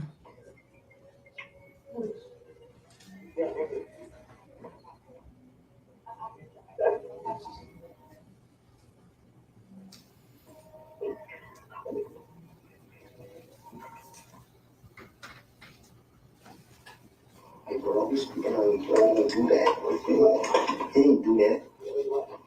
pena ahí para poder ser un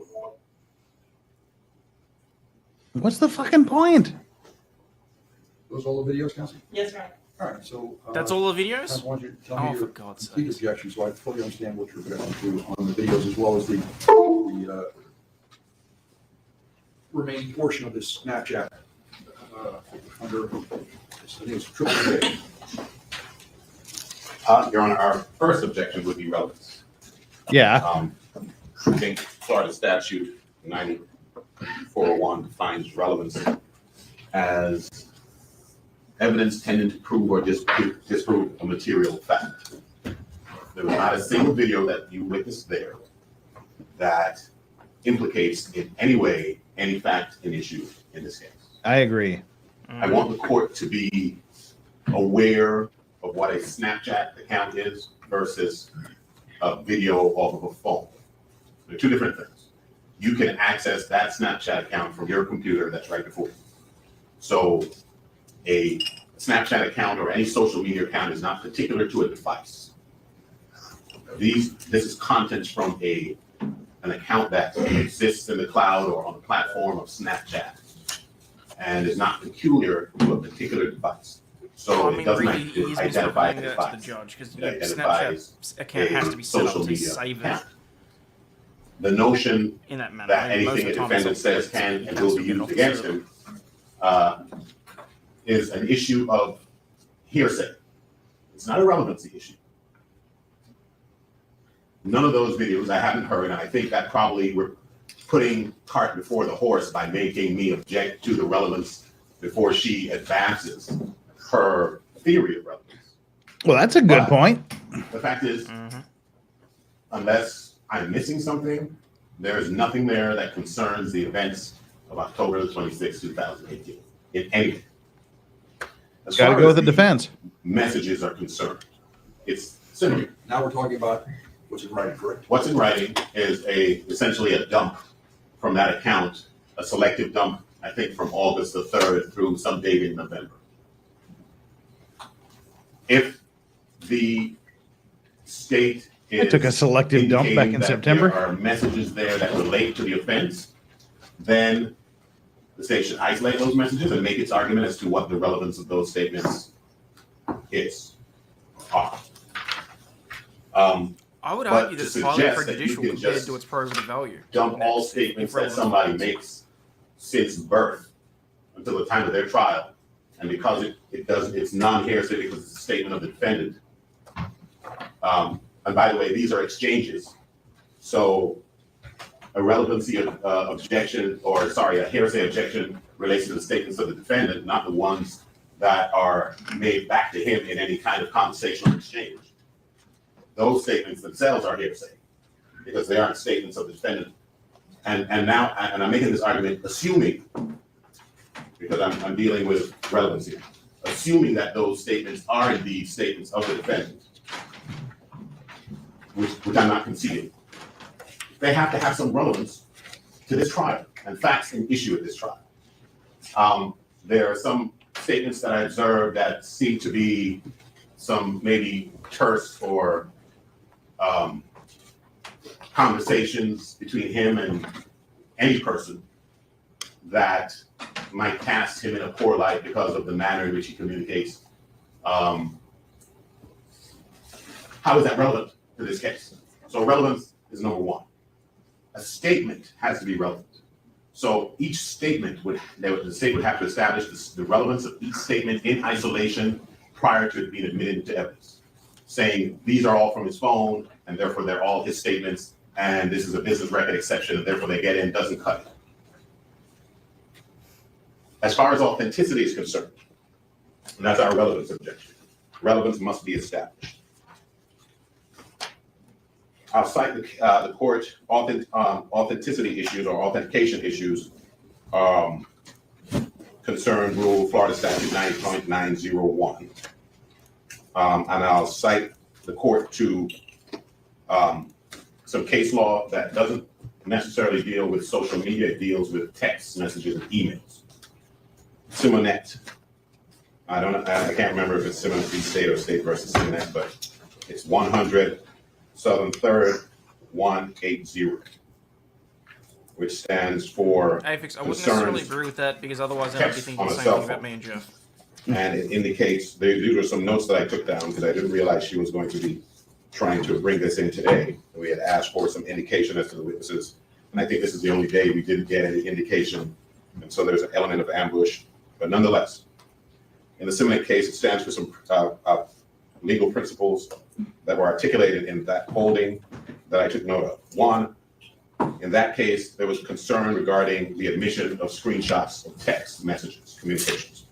And the court said it was okay because there was a witness that testified that she was sitting next to the defendant in a car when the texts were made.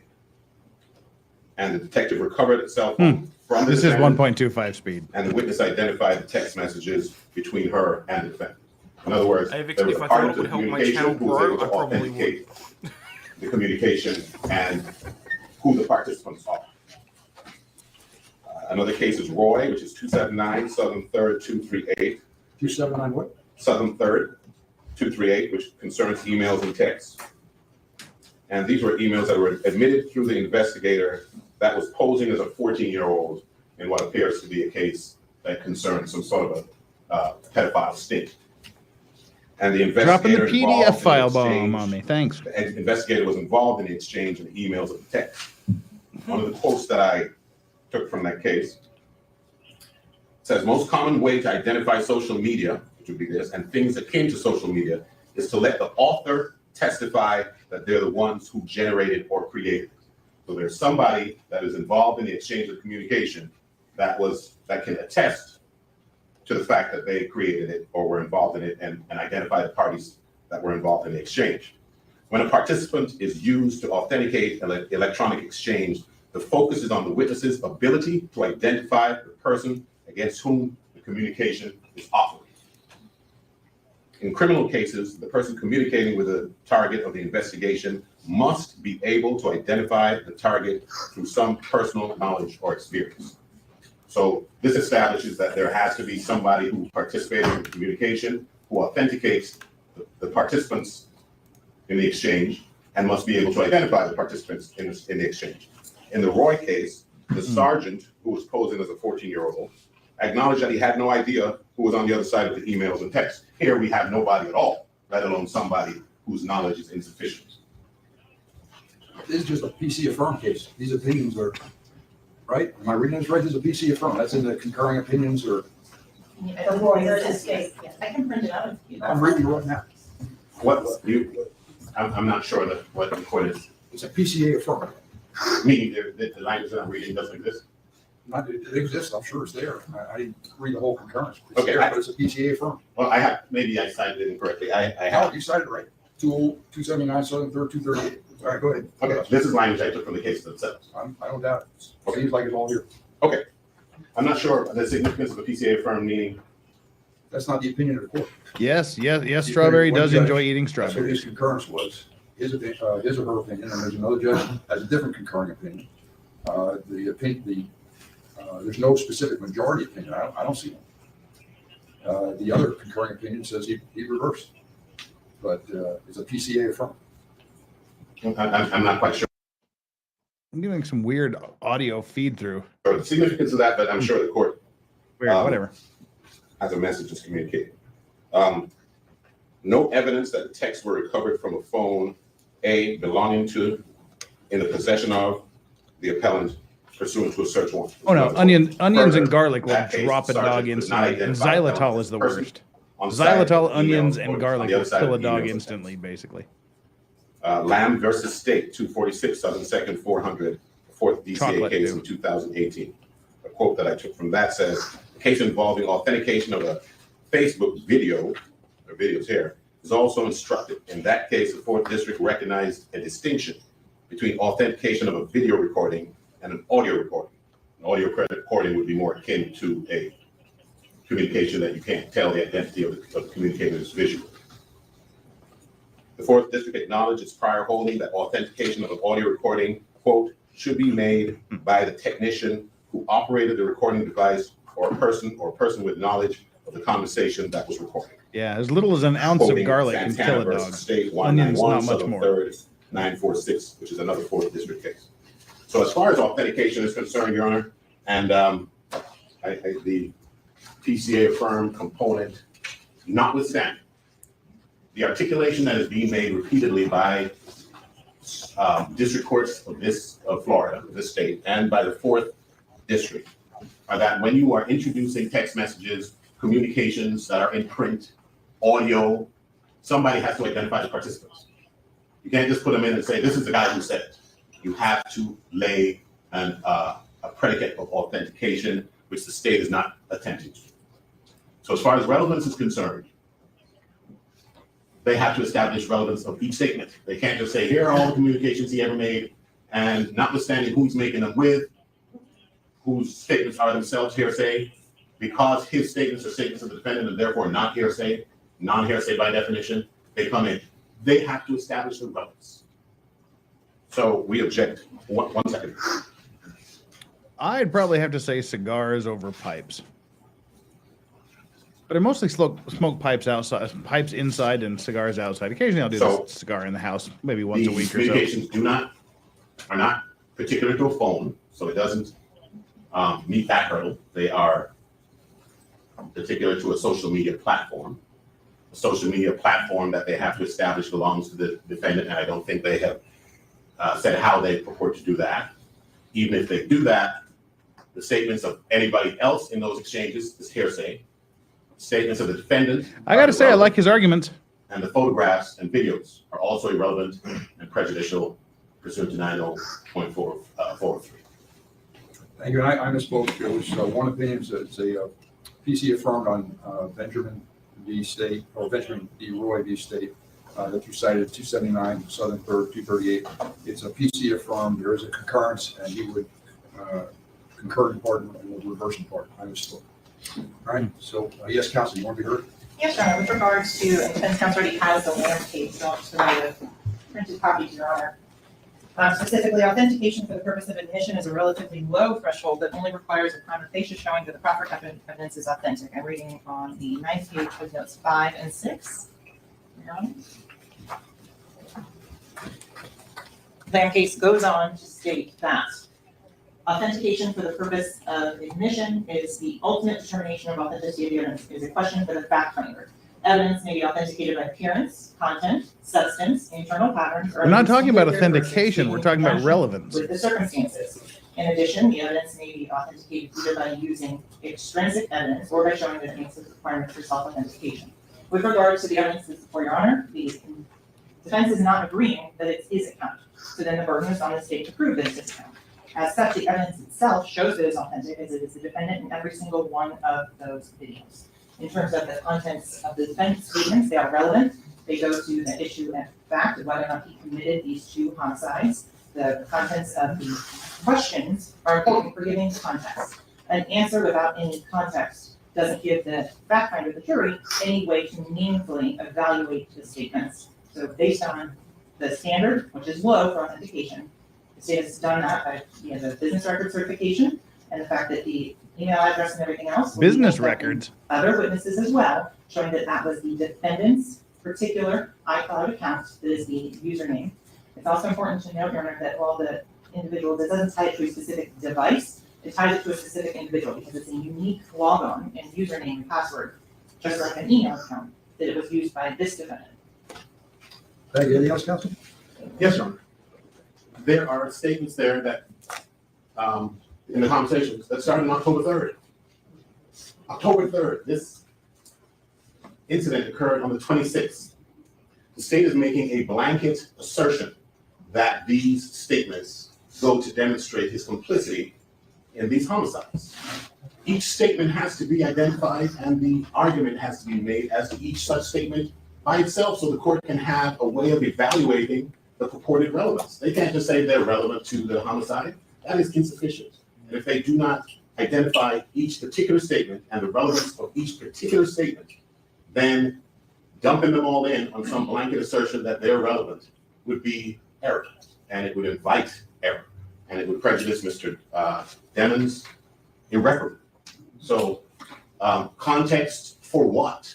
He's having an argument, a discussion with somebody on October 3rd. If they're saying that that constitutes some plan that establishes premeditation, then let them advance that argument.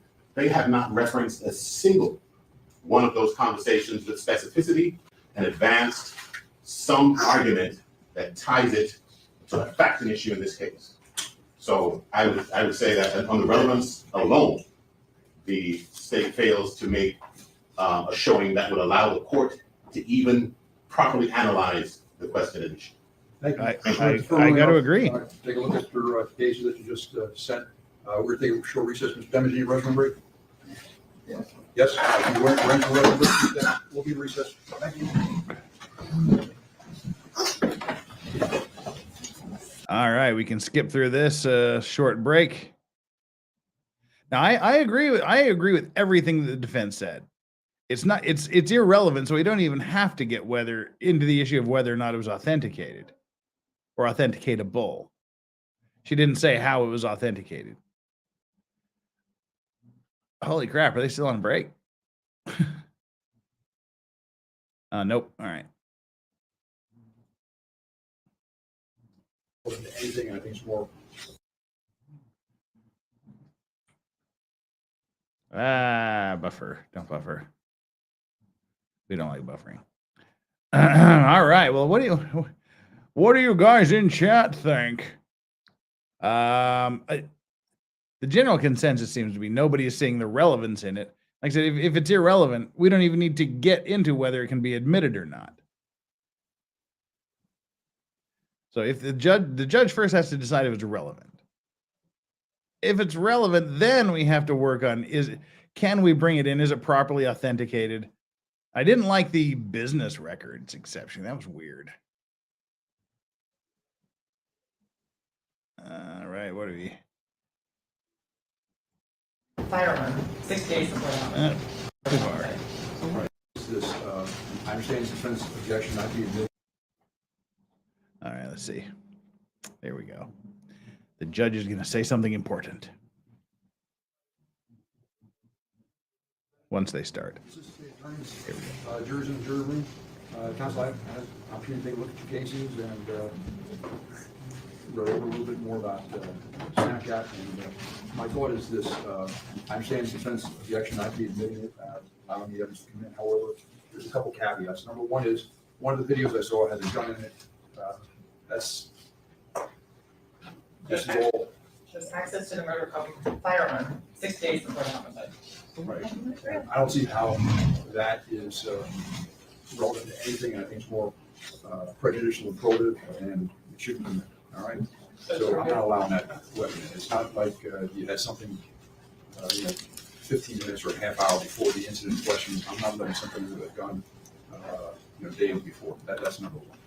Good, Judge. I know there's been no argument.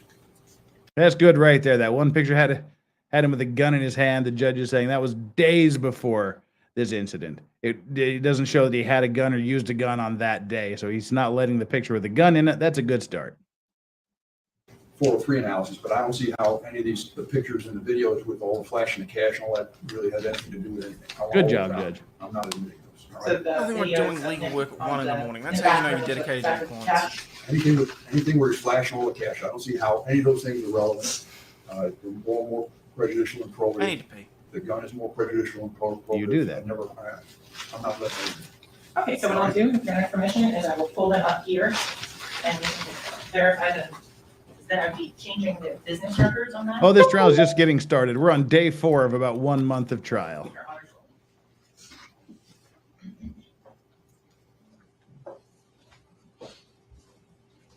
Well, this was like 20 days, almost 3 weeks before the trial. So if he was shooting a gun 20 days before and he still has gunshot residue, he's dirty.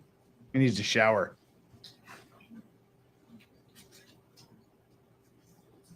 Just with regards to this particular video, the second video doesn't have the defendant's picture in it, so just so it's clear.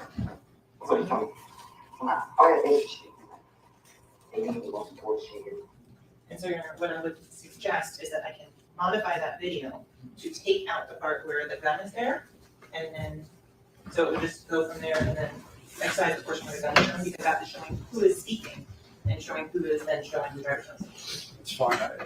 the gun should be out. It's not, Your Honor, it's saved before. could she at least articulate the relevance of anything? I mean, I understand. I heard your argument, I understand it, and I've overruled it. It is overruled. Overruled. The only thing I'm doing is on 403 analysis saying that you can't, I don't see the relevance. So anything with the gun or flashing cash around is excluded. Everything else he's going to let in. Defense counsel's also asking to take out the photo of the song and their titles from whichever else. Right, I agree, take it out. Murder on my mind. Yeah, you get rid of murder on my mind, too.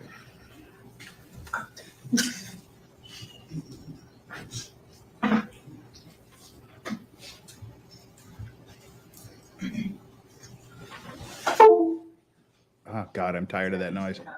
5 minutes to fix that video. All right, we'll be in recess, you work on it. Yes, sir, you want to say something? Yes, Your Honor. So has the court articulated its ruling concerning the visual images, the videos, the pictures, or has the court already also decided that all the communications come in without the state asserting a relevancy objection as each state, or a relevancy as each state? Counsel, the videos, my understanding, the videos as well as the written conversations are. I would have no idea, Jim. Saying they're not relevant and they can't be authenticated. None that I'm But familiar the with. objection is they can't be authenticated. We don't, because how Snapchat works, anybody could have done that. And counsel's suggesting to me that she needs to put it in to show that it's his, because he's the one that's picture on those accounts. It's authentic. I know I'm the determination of what's authentic, whether it's authentic or not, I'm making that decision. But it appears to me it's going to be argued that it's not his account, or he's not the one that's putting this information on there. That's the tenor of what you're suggesting. So it just seems to me that goes to show who's on the account and whose account it is. No, I understand that, Your Honor. And please do not understand me to be arguing a decision that the court has made. I'm trying to understand that saying that we're going to put all this in to prove, we're going to put in all these conversations to prove that it's his Snapchat account. Why are they trying to prove that it's his Snapchat account if not to get the very statements in?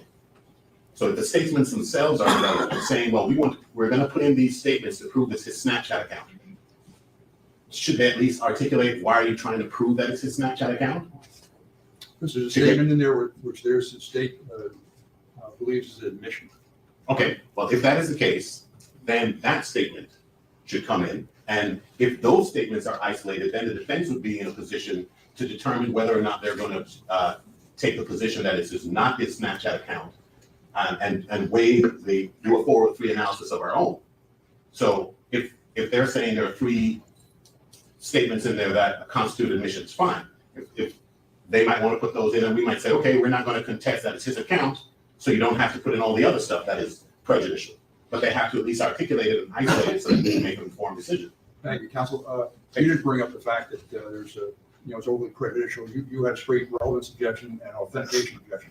I've overruled those objections. When I looked at the video, I said, nobody else, I said, I think that's too prejudicial, not probative of anything, the picture of him with a gun, and I want it out of there. I said the same thing regarding the cash. You did tell me, and I didn't articulate it, that you were concerned about the video with murder on my mind, and I agree with that. That should be out as well. All right? Okay. So that's the ruling. It's the relevance objection overruled. The authentication objection, I admit it, but I don't want the items that I've previously discussed being shown to the jury.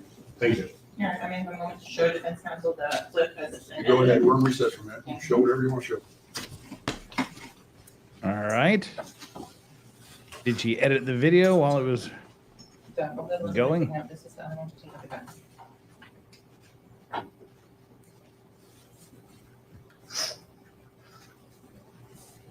That was some mental gymnastics to make sure that those videos got in, using it as a way of proving that it's his Snapchat account. Yes, they are on. Yeah, well, again, that's as a judge that they're probably going to argue that's not his account or other people have access to it.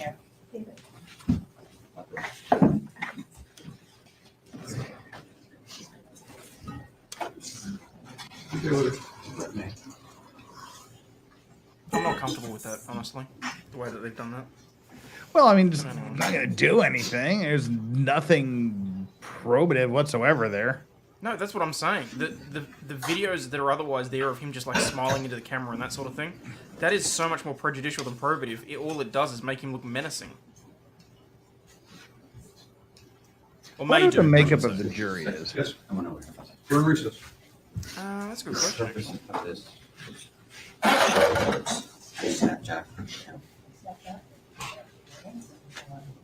Can you at least identify what you think is a confession in there?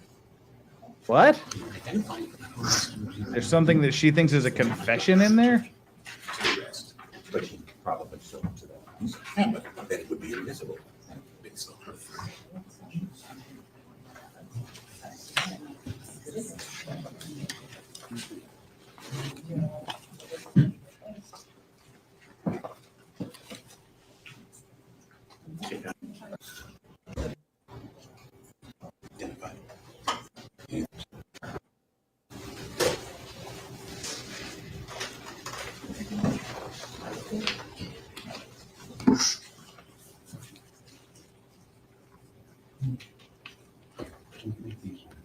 I know you did. Yes. I'm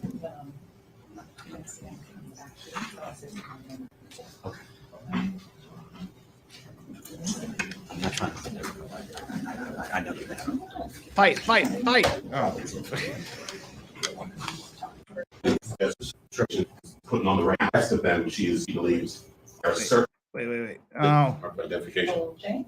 Triple J, that there are certain conversations or certain exchanges which she believes relate to facts and issues, and that the rest of them she is using to authenticate or to establish that it is the account of Mr. Demmons.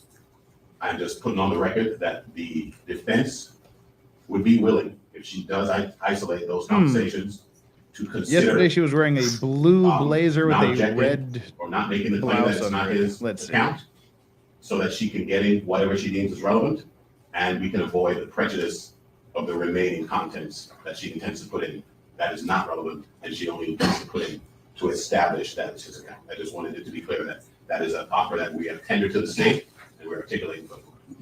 Thank you. What's the state? The state is going forward that the state has to convince the jury beyond a reasonable doubt as to the authenticity and who those messages went to. And that was the way defense counsel indicated from the beginning that that is how the state needed to proceed. So at this point, the state would enter the evidence as it is currently put. Thank you. Can you please, because I mean, this whole conversation with Ms. Mariah Hamilton, really, I mean, that goes to authenticate the whose account it is, but I don't know that it does anything other than that. And can I see the exchange again, please? JJJ. Oh, I left it right there. I'm sorry. So she's not a race swapping Morticia. She's white. I'm sorry. No, it's my fault. I accept the responsibility. But of course, I get two. Iron Bear says the jury is 9 women, 3 men, 6 black. Huh. Okay. I'm curious where people get this information from. I never have seen anywhere where there's a makeup of the jury. I miss this information all the time. I'll take your word for it.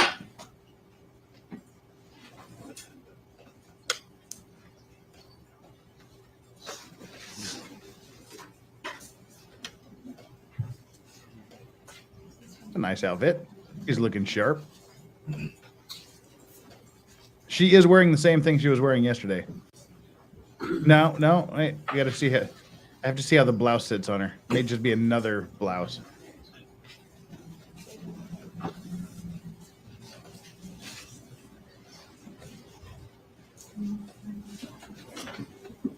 Oh, come on, peeps.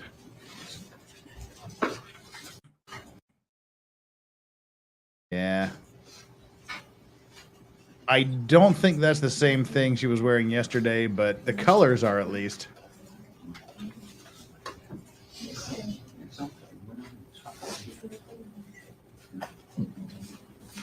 I didn't say it was my style. I said he's just looking sharp, you know.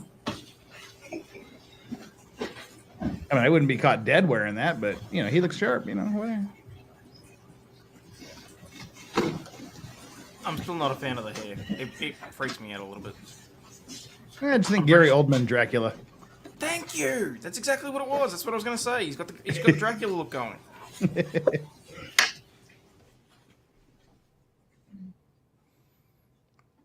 Damn, from that angle, she looks a lot older than she did previously. Uh-oh, she heard me. She's giving you the side eye. Give him the side eye. Oh, there you go. Hayden, you're looking awfully sexy there.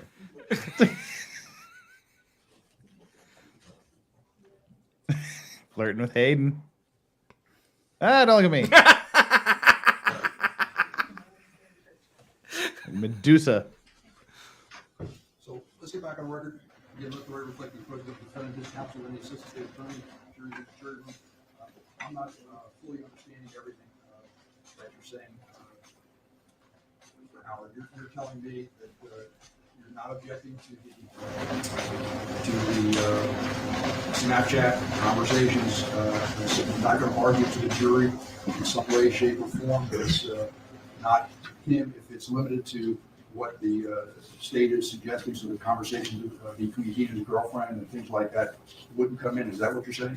I am saying, Your Honor, that if we need to be able to make an informed decision. So I'm saying that we need to know what she deems to be relevant. And then when we know that, then we can make the decision that, okay, well, we think that makes more sense to not make the argument that it might not be his account. Okay. So that she can get that evidence in, but to get the rest in. Your Honor, no problem. We'll just leave it the way it is. Okay. There may be another issue, not as though I have enough on your plate here. Thank you, Phil. We have reason to believe that the state intends to call Miss Felicia Holmes in this next session. And there is the law in this jurisdiction and in this state is that a witness shall not be called merely to be impeached. I don't know that that is the case or not, but I'm concerned with trying to unring a bell. The theory is essentially a statement that the state knows that they will not be able to elicit, and they seek to only impeach their own witness by a prior inconsistent statement, amounts to hearsay because it's being offered for the truth of the matter asserted. So when the state calls a witness that they know is about to, and these are instances when a witness says A and then recants and says B, and the state wants to get A in and knows that the witness's current position is B. To put the witness up there to say B and then impeach them with A is improper. I have here some cases, a few, for the court, stand for that position. Dudley v. State, 545 Southern 2nd, 857, Florida Supreme Court, 1989. Belton v. State, 120 Southern 3rd, 126, Florida 4th DCA, 2013. Curtis v. State, 876 Southern 2nd, 13, Southern 2nd, 13, and that's First DCA, 2004, and there are many others. And may I hand up? I have highlighted copies of the cases. You on First State as well? I do indeed. Take a look wherever you are. Thank you, sir. Now, I understand that this might be a little bit premature to the extent that I don't know for what purpose they seek to call Ms. Hamilton, but I don't want to be in a situation where we're trying to unring a bell when we are in a position to avoid that prejudice from occurring. So I'm alerting to the court to that possibility, and if that is in any way the state's intention, I would ask that it be voiced now so that the court is in a position to make that. Bring in the assertion. They don't need preemptive to heat. Voice it to us. They can voice it to the court outside our presence. Who's your next witness? Felicia Holmes. All right, so it is Ms. Holmes. She just sat there quietly through the whole thing. What do you anticipate Ms. Holmes saying? Judge, I believe she'll testify consistently with her previous statement that she gave in 2018. And I'm very familiar with the case law, and I would agree with counsel that the state can't call a witness just for the purpose of impeachment. However, I'd also direct your Honor's attention to 9803 subsection 5, past recollection reported, in which a witness who no longer has a memory of an event, but has previously given a memorandum or record as to what happened. So she just admitted that they'll bring her in to impeach her. Predicate as to that, and then that memorandum or record could be read into the record in support thereof. So Nicholas Speedy Apple, I did not hear about that. It's not going to remember what she said. I believe there are instances in which her memory is If that's no true, longer that's funny. available, and that she would testify that she was truthful to law enforcement at the time of the statement in December of 2018, that she now no longer remembers because it has been so long, and that was a time when her memory was better, it was closer in time to the time of the offense, it was within 2 months of the offense occurring, and the offense of which she witnessed, so that would be admissible under 98 of 375. So you're telling me you spoke with her, did a pre-trial discussion with her, and she said she has no memory of what she said at the time? There are parts of which the statement she does not recall, that is correct. May I retort? Sure. Okay. A couple of things. One, as with every other witness, Oh, that's the way funny. that you prepare your witness is you refresh their recollection before you call them to the stand. So the notion that this witness He was is at going, the court on that all the state has been unrelated able gun to charges that glean just got is dismissed that, as he was walking out of the court and the Ms. feds arrested Holmes him. no longer recalls something which she said several years ago, and the state has not sought to refresh her recollection, in which case she would have been prepared to testify. Then the pretext that she comes in here and says something different, and then she impeaches her with a prior consistent statement, claiming that it's an effort to refresh her recollection, is disingenuous and in bad faith. And if that were able I to be like done, this defense lawyer a then lot. this body of law would not exist. He's doing his job well. We also took Very her well. deposition, Ms. Holmes, on December 14th of 2022. No, that's not it. That's what we said. No. 2010. December 2022. Yeah, he's a little better than In B. which B. Ivory. Ms. Holmes receded from B. the Ivory in the statements Edgecombe trial. to which the state refers firmly and unequivocally. And the state is therefore, I think the language used in a lot of the cases that I have cited and in a lot of cases on the subject is the state needs to be surprised during the course of its examination at the contents It wasn't this of the courthouse. statement in order San to Diego. thereafter impeach their own witness. This It's notion still that, funny. oh, well, she forgot, and while we talked to her, we learned that she forgot. And instead of refreshing her recollection, as we did with every other witness that we put forth prior to in preparation for her testimony, we're going to wait and do it on the stand by MG law impeaching her with prior agreeing. consistent statement. It's a pretext, it's in bad faith, and it's improper. It's prejudicial, and it should not be permitted. Essentially, it amounts to hearsay because it's a prior inconsistent statement or a prior out-of-court statement that is going to be used to prove the truth of the matter asserted, which is different from impeachment, where it's not used to prove the matter asserted. It's just introduced to prove that you said something different at a different time. I think these cases are clear. And real quick, what's happening here, real quick so we don't get even further behind, is they have this witness who supposedly saw something, who supposedly can give really good testimony. They apparently didn't prepare them, and now she's saying she can't remember anything. So they want to put her on the quest, they want to put her on the stand. And what do you do if your witness can't remember anything? You're fucked, basically. Because she can't remember anything. And so what they want to do is put her on the stand, have her say something like, I don't remember, I don't recall. And the prosecution wants to get around this memory block by going, well, let me show you a statement you gave 3 years ago or 4 years ago. In that statement, you said this, and this. So, yeah, so they want to use this statement that she gave years ago. Mm-hmm. That she can't remember now, so that they can sort of backdoor this this testimony in through through quoting from a prior statement. Yep, I agree with the defense that this is pretty shady crap, and it sucks. What do you think, Hayes? What do you think, Hayes? I wholeheartedly agree with that. And basically what will happen is they'll put her on the stand, they'll hand her a statement and say, read these paragraphs or refresh your recollection. And because she won't be able to remember anything off the top of her head, she will have to say, yes, I agree with my previous statement. And that's a very dirty way of getting in what the prosecution wants her to say. Yep, I agree. And of course, MG Law says the judge is going to let her testify, though. There's a pretty high likelihood of that. But I agree with his arguments. They had plenty of time to prepare her. The prosecution had plenty of time to sit down with her and go over her statements before they got into trial. She could read that thing. She could memorize it. She could learn it backwards and forwards. They apparently didn't do that. I don't think she should be let in, but MG Love's probably right. That's what they intend to come and do. Again, they're inviting error, and I'm alerting the courts and the state to it before this miscarriage of justice ensues. Thank you. Anything else, ma'am? Just the record's clear in her deposition, she says, I don't remember, or I can't remember approximately 26 times.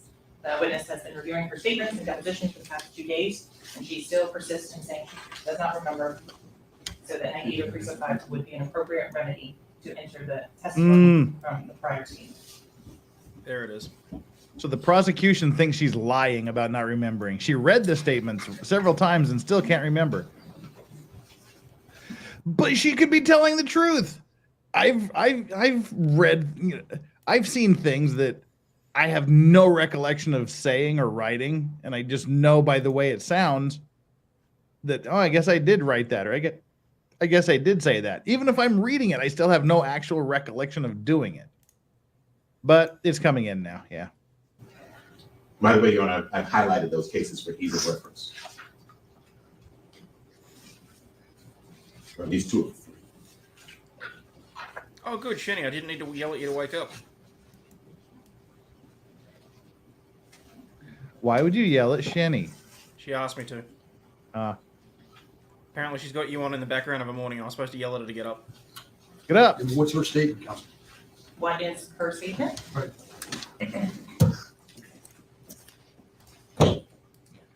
This was previously provided to defense counsel. Oh, just give me a synopsis. Yes, What is it that you want, or what you believe you're going to testify to, or if she doesn't remember what you are going to try to refresh her recollection?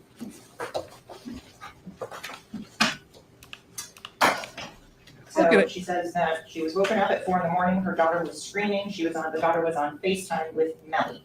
Mr. Demmons then says he was saying that meaning Mr. Demmons was saying that someone just shot the car up and was trying to shoot them.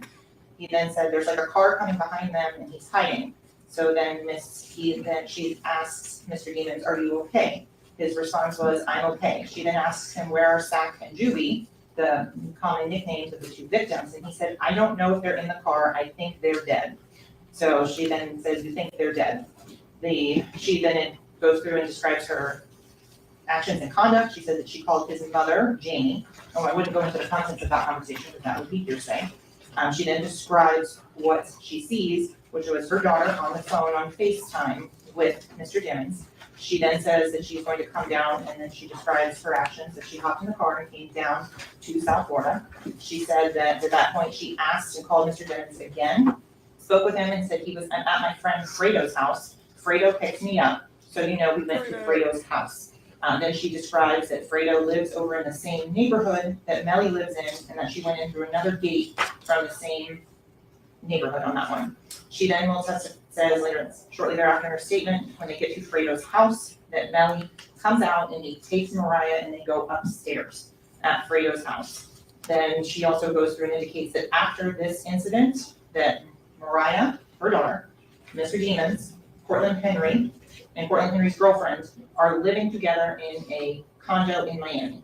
She's going to testify that she didn't, and the statement also says that she didn't see any blood or anything on his clothes or anything like that. The questions asked then about her being FaceTimed, meaning Mariah Hamilton, the daughter of Coach Holmes, FaceTimed, and her answer to that one was, he FaceTimed my daughter from the 772 number. So then she continues on, unless he got rid of that phone. He FaceTimed my daughter that morning at 4 in the morning, yeah. Then she's asked what's her daughter's number, and she gives her daughter's phone number at that time, 321-506-1313. Then it continues on, and so the law enforcement officer asks and says, I have his phone records, meaning that of Mr. Demmons, and he never called, then she identifies the phone number as, you have the 772-713-9807 number. She then continues on, he called and FaceTimed with, I talked to him on FaceTime. Then there's another incident, I don't know if potentially this could be possibly admissible, depending on the testimony. She says that they told me there were other guys. Go to Fredo and say, Fredo, you're my older brother and I love you, but don't ever take sides against the family again, ever. If you spoke with the witness prior to, and the witness is not saying she didn't say X, Y, and Z. She's saying she doesn't remember. Correct. Different. In the Good presence point, of the Judge. Witness and her attorney. Thank you. Good point, Judge. Before I address the specifics there, I just want to put into the record some of the language that I think is most pertinent in the Curtis case, 876 2nd 113, which is a first district case in 2004. This is a language. It says Florida allows litigants to impeach their own witnesses, but that does not necessarily resolve the constitutional problem identified in Chambers, which is another case that's referenced. Although a witness may be impeached in Florida by any party, including the party calling the witness pursuant to section 90.608 Florida statute, We're not comparing, we're improper contrasting. Let's under go, Florida Brandon. law Thank you for the party super calling chat. witness merely as a device to place the impeaching testimony before the jury. That is Curtis. In the Florida Supreme Court of Dudley, the language that we're relying on, the case says one major issue requiring our consideration concerns the calling of Robert Bennett as a court witness and the presentation by the state of his prior inconsistent statement as substantive evidence. There's language further down. It says in a similar situation, the first district. He sounds like Morgan Freeman. In Austin v. State 461 Southern 2nd 1380 Florida, First District 1984, found that although a witness's hostility towards the parties may justify the trial court's exercise of discretion in calling the witness as a court witness, call a witness only to elicit prior unsworn statements for the purpose of proving the truth of the prior statement is error.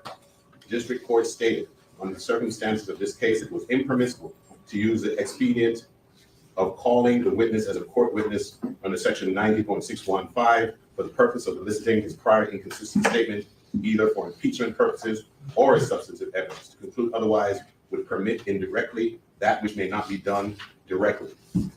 Further language from that case says the fact that a witness may be hostile or unwilling does not mean that he is adverse. In order to be regarded as adverse under this section, the witness must give testimony prejudicial to the cause of the party calling it.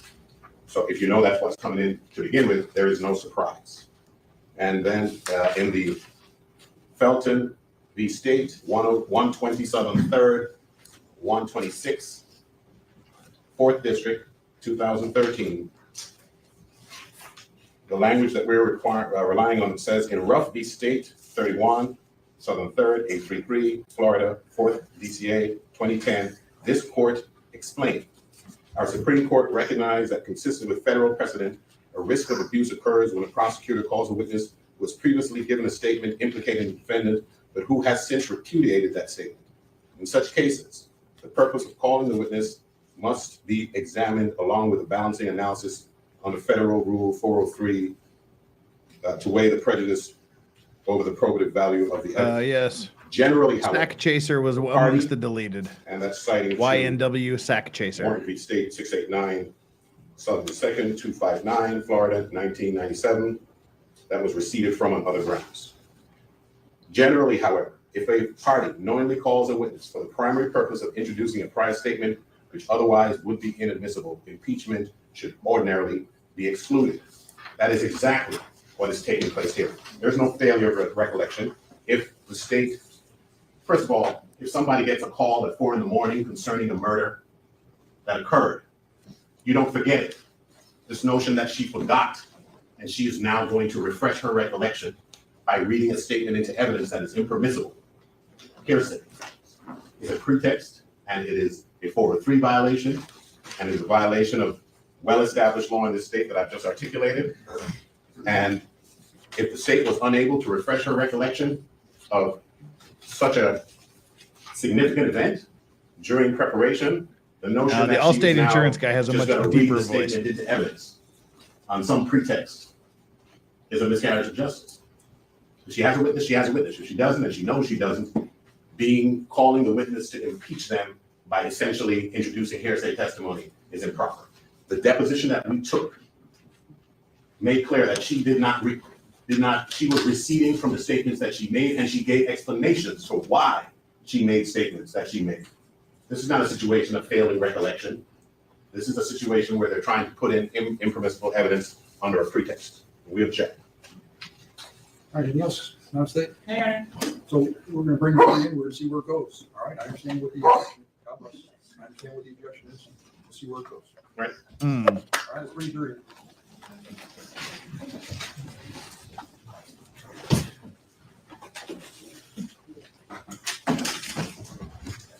Well, that's what we call a Schrader ruling now. It's not a problem yet. I'll wait to rule on it. We'll see what happens. Let's call that the Schrader ruling. Yeah, we'll just kick that particular can down the track. See how it goes. At least this judge didn't tell us about his time with Hammurabi and Cicero and developing the law. At least he didn't bring out a really thick book and say, you know, back in my day we had to deal with all the hearsay stuff and all those things. Sure. Your Honor, I'm not sure we're ready for the jury. We're being handed totally different information that they plan to. Yeah, hold on. Put in through this witness. Oh, for crying out loud, what do they drop on him now? I'm sorry, what were you handed, counsel? Counsel has been handed and was previously provided in first portion of the defendant's phone extraction. This particular summary, and there was a notice of intent to rely on summaries filed prior in this case by the state. This particular summary details the conversations between the defendant under the 772-713-9807 phone number, conversations with Mariah Hamilton, the witness's daughter, and her cell phone on that, as well as conversations with Miss Holmes herself, who is a party to some of these conversations. There was a group chat going on in which she is able to authenticate that the phone number, the 772-713-9807, is reflected in those records, was being used by the defendant at times before, after, and during the homicide in question. I take it these are just being introduced to identify the 9807 phone number As well as being a phone that Mr. demonstrated. Correct. So, and there's two first pages because if you look at that there's a section in green where he's telling Miss Hamilton this will be his third birthday he's been locked up on. I agree that would be prejudicial to the defendant, so I created a version in which that specific item is taken out. So if you look at the green birthday and then just take the first page and the second page, or if you look at the one that with the exception of that alteration. Right. I'm not sure I understand. It sounds like you're saying these are conversations that took place. Oh, come on, where are we going to let the jury get in? Come on, bring the jury in. Let's get this on the road here. They're going to break for lunch here. Where he was going to be serving a sentence in Lee County, because that was a negotiated. Lincoln Kane in the chat. Lincoln Kane has just dropped 30 Legal Vices memberships. If you are one of the sweet special few that got one of those memberships, give Lincoln a super shout out. And mods, make sure you drop some Lincoln Kane links in the chat. Thank you very much. The conversations she can't authenticate. Now I understand and let's go, Brandon, the man who turned me on to Lincoln. Conversations which were a group conversation. We're contrasting to be Ivory, not comparing. Demons, Ms. Holmes, and Ms. Hamilton. Correct. Are all of those? Do all of the conversations in that exhibit fit that description? No, she's also identifying her daughter's phone number in this other one.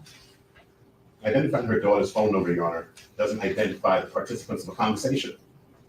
Thank you, Valhalla. The other ones in which, for example, 10 more memberships coming down from Lincoln Kane. The daughter's phone number is included with the defendant, the 9807 phone number, the manager's phone number, the little brother's phone number, the phone number of Miss Janie King is on there. Then there's the phone number down here that's for the third part, where it is the defendant's phone number, Miss Hamilton, and Miss. Why do I think the judge is wearing a Speedo? I don't know. The state has not articulated a relevance of even establishing Ms. Holmes or Ms. Hamilton's phone number. For what purpose? Lincoln is, in fact, I think I heard the state indicate a little while ago that there was it's no been record scientifically proven. The detective. And there you go. Just sub to Lincoln. You're doing the Lord's work, Ben. There, done that. This number and that because they don't have a record of it. So establishing the phone number. And kudos for going at least 6 years back into my history to pull up that picture for her profile. Or if it's not going to be tied to some other record that they have. Saying that we want to put it in to show her phone number. Show her phone number for what? What does Ms. Hamilton's phone number have to do with anything? They can proffer it, but they have not yet articulated it. And there's several phone conversations there that do not involve the witness they're about to call. And for those phone conversations to come in through that witness is just improper. How does she even lay the predicate to that? Yes, ma'am. I don't know what you're trying to do. So in terms of authenticating the phone numbers and laying the foundation for when these come in later on, I don't intend to publish these at this point. This is a God dang. question that has to be established by this witness to show. Lincoln Kane dropping 10 more Legal Vices memberships. Some of the items in them. When you say participants, Correct. Lincoln Kane is a very, very good man She is. She's one of with the a parties. very, For example, very, one of the very specific generous items we're heart, talking as about is Carol the points defendant out. killed a pet. It was a snake that died. She knows and knows who had that snake, the circumstances of how it was killed, so she can authenticate based on the content who was on the other side, who was using that phone. The point of contention is who had the 772-713-9807. Creepy lawyer phone number chick is at the time of the unamused. homicide. All right, so we're just see where it goes. You make whatever you think are appropriate. God, didn't he say this 10 minutes ago? Sorry, something funny? Pardon me? Something funny? Not that you're ruling. Your Honor, I mean no disrespect. And I hope you don't get that impression. Ooh, Bring the jury. ooh, he laughed at the judge? Funny? That's not good. Pardon? Something funny? At the Holy time of shit. the homicide. Thank you. All right, so we're just see where it goes. You make whatever you think are appropriate. Okay, sir. Thank you. Sorry, something funny? Pardon me? Something funny? Not that you're ruling. Your Honor, I mean no disrespect. And I hope you don't get that impression. Let's bring the jury. Thank you. Holy shit. Yeah, judges don't take too kindly to you laughing immediately after a ruling. Yeah, no. That They was also don't dumb. like it when you immediately appeal as well, or give immediate notice that you're going to appeal. Yeah. Well, while the jury is coming in, Lincoln has dropped another 10 Legal Vices memberships. He's out of control. He's a madman. We're not worthy. We're not worthy of him.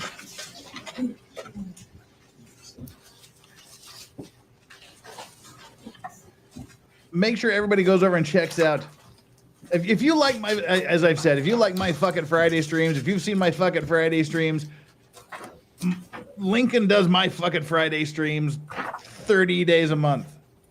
All day, every day. So if you like that, if you like that, you'll definitely like him.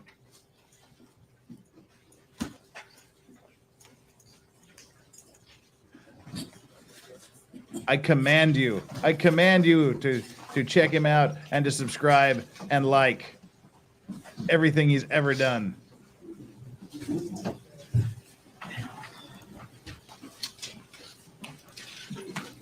Ladies and gentlemen, thank you. Please be seated.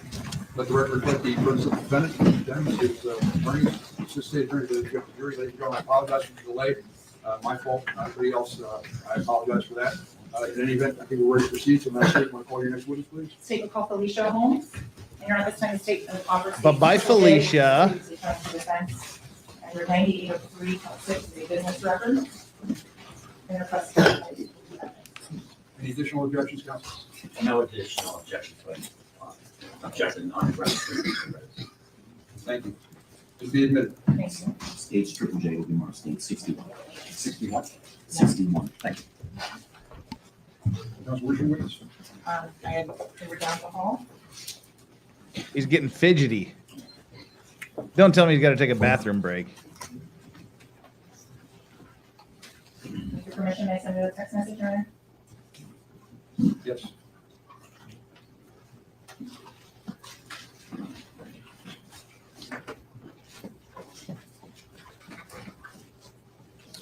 And again, Flux thing, seriously, my friends, go sub to Lincoln Kane if you want to be a fucking boss. I command you to go subscribe to Lincoln Kane. The power of Christ compels you.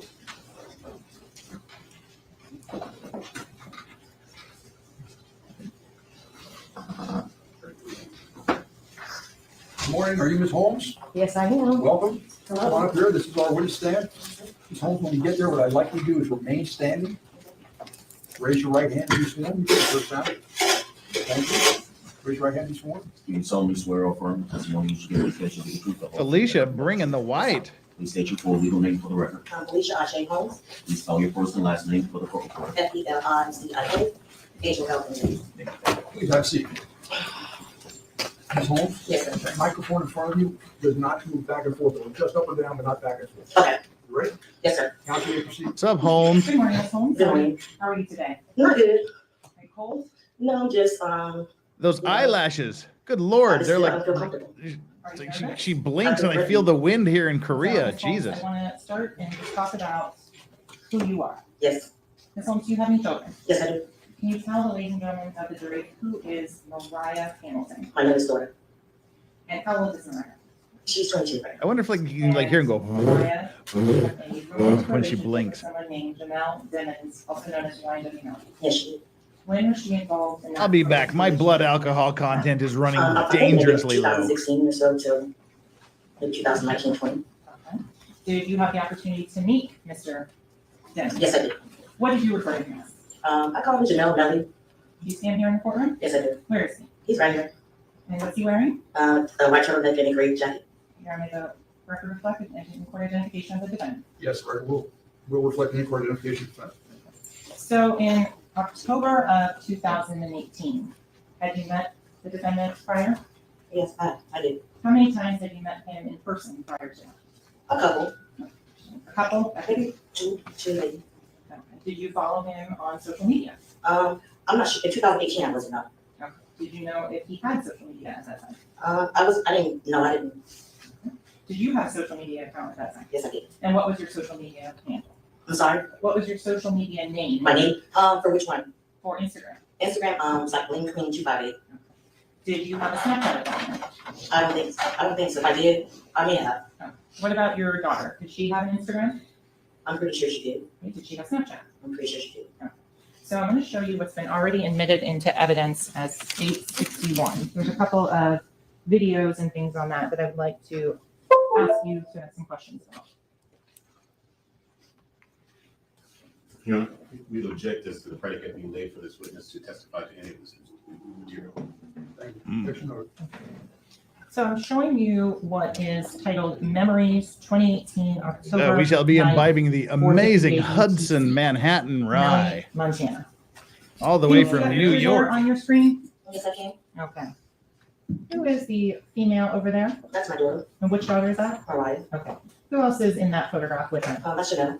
I want to go here to this image. This is 2018, November 11th, 235326 UTC. Again, Melly, Montana. Who is pictured in this photograph? My daughter, right? Do you recognize the individual in the back? No. Prior to coming into court yesterday, were you shown two photographs of the alleged victims in this case? Yes, I was. Were you able to identify them? No, I was not. In terms of your relationship with Anthony Williams and Chris Thomas, how many times have you met them? Zach maybe twice. Judy maybe once. And do you know them by their real names? No, I don't. How did you refer to them? Zach and Judy. Okay. So I want to go forward to some of the videos in this particular exhibit, specifically Memories 2018, October 18th, 2:17:49 UTC. Start with this one. I'm going to.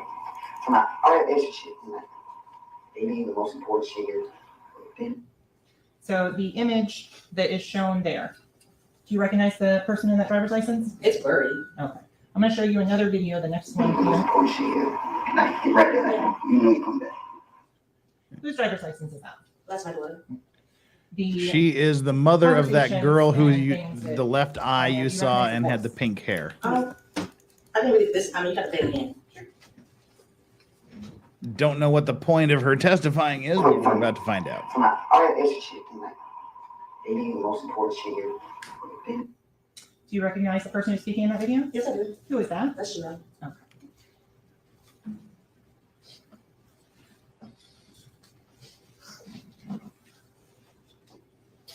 So I want to go back to October 26th of 2018. Where were you living? I was living in Cocoa. And my geography is terrible, I think. How far away is Cocoa from Broward County? About 3-4 hours. What do you do for a living? I'm a registered nurse. Were you a registered nurse at that time as well? Yes, I was. Did you know the defendant's mother? Yes, I did. And who is she? Jane. Have you met her prior to October 26th of 2018? Yes, I did. Have you communicated with her? Yes, I did. Did you have a phone number for her? I'm pretty sure I probably did. I'm not asking you to. I don't know, but I can't remember. Okay. So I'm going to go forward on October 26th of 2018 and talk about that early morning hours. Did you receive or hear a phone call or a FaceTime video call from which the defendant was a participant? I did overhear. I'm not quite sure exactly the context of the call, but I did overhear the phone call. Okay. Tell the ladies and gentlemen the jury. Strawberry has rejoined us. Just hear my daughter's voice. Okay. What was the tone of her voice without saying what she said? I don't remember. I don't remember. Do you remember anything the defendant said on that video? Not verbatim, but I don't. Did you have an opportunity to read the statement you gave in 2008? I read the statement. Okay. But I don't recall, I don't remember anything from that statement, but I do remember my deposition from December 22. So the deposition, that would have been 6 months ago? Yes. Okay. I want to go, and when you spoke, you remember speaking with law enforcement in December of 2008? I remember speaking with them, but I don't remember what they look like, I don't remember their names, but I do remember talking to some. All right. So, Ms. Holmes, I want to ask you, were you honest and truthful with law enforcement when you spoke with them? I would hope so. I mean, it was 2018, I went through a lot from that year, so I'm not sure where my mindset was at that time. Did you lie to law enforcement? I would hope not. I don't remember what I said. Pink hair on anybody is 75% safe. It's the blue hair is the red flag. The blue hair is the danger sign. We had that exact conversation when you were going to get your last I name. don't remember. So 2018 was a very hard year for me. My husband just Really? My father died. I had a lot going on, so I was really See? Hey, it's a Law Talk with Mike raid. Law Talk with Mike, thank you. I do remember that. Welcome for the testimony. Take her to jail for accessory. 2 counts of first-degree murder. Prosecution's case going strong. Statements that you made Or not. about what happened. You don't have any recollection of that. Thank you, Mike. Did you read this statement multiple times? Bless you. I looked at it and I just didn't recall it, and yeah. And so you indicated you hoped you were truthful with law enforcement. Yes, I did. I have to ask you to be more definitive. Were you truthful? I don't remember what I said to them that thing, so if I was to tell you something now, I could be lying. I don't want to lie on this thing because you won't take me to jail. So I'm saying what you want me to say. I do not want you to say anything, I want you to tell the truth. Okay, that's what I'm doing. Okay. So, Ms. Holmes, with regards to that day. Yes, did that you dog's lie name to is law Strawberry. enforcement? Excuse me, hold on. Repeat your question. I don't remember. Excuse me. Yes, sir. I do like her honesty. She's like, hey, I'm not going to say I remember something if I don't. You asked your question again. That's what I should So, do. Ms. Holmes, did you lie to law enforcement? Not that I recall. I don't remember. Okay, going Wait, not that I forward recall? to the events Don't then. recall whether you Yes, lied to when them or you not? heard that phone call, where were you? I'm home. Okay, where was it? Home in Cocoa? Cocoa. Who else was there at your house? My kids. When you heard the phone call, did you hear what had Oh, happened? sweet Jesus, I it's heard Mike it from there. Chicago, as usual. Did you see any pictures or videos of anyone that was injured at that point? No, I did not.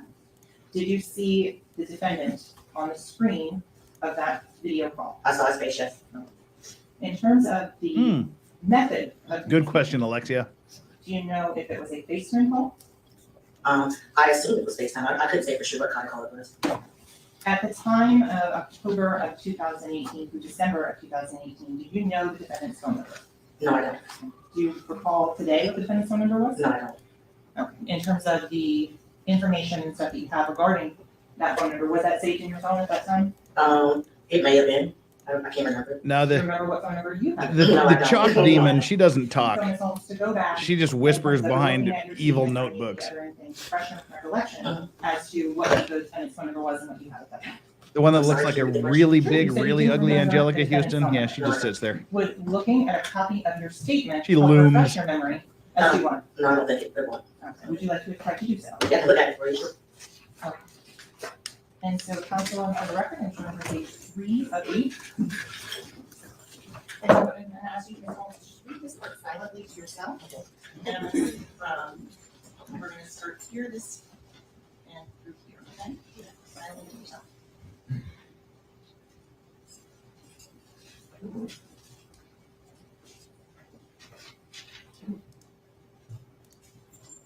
When you're doing that, does that refresh your recollection?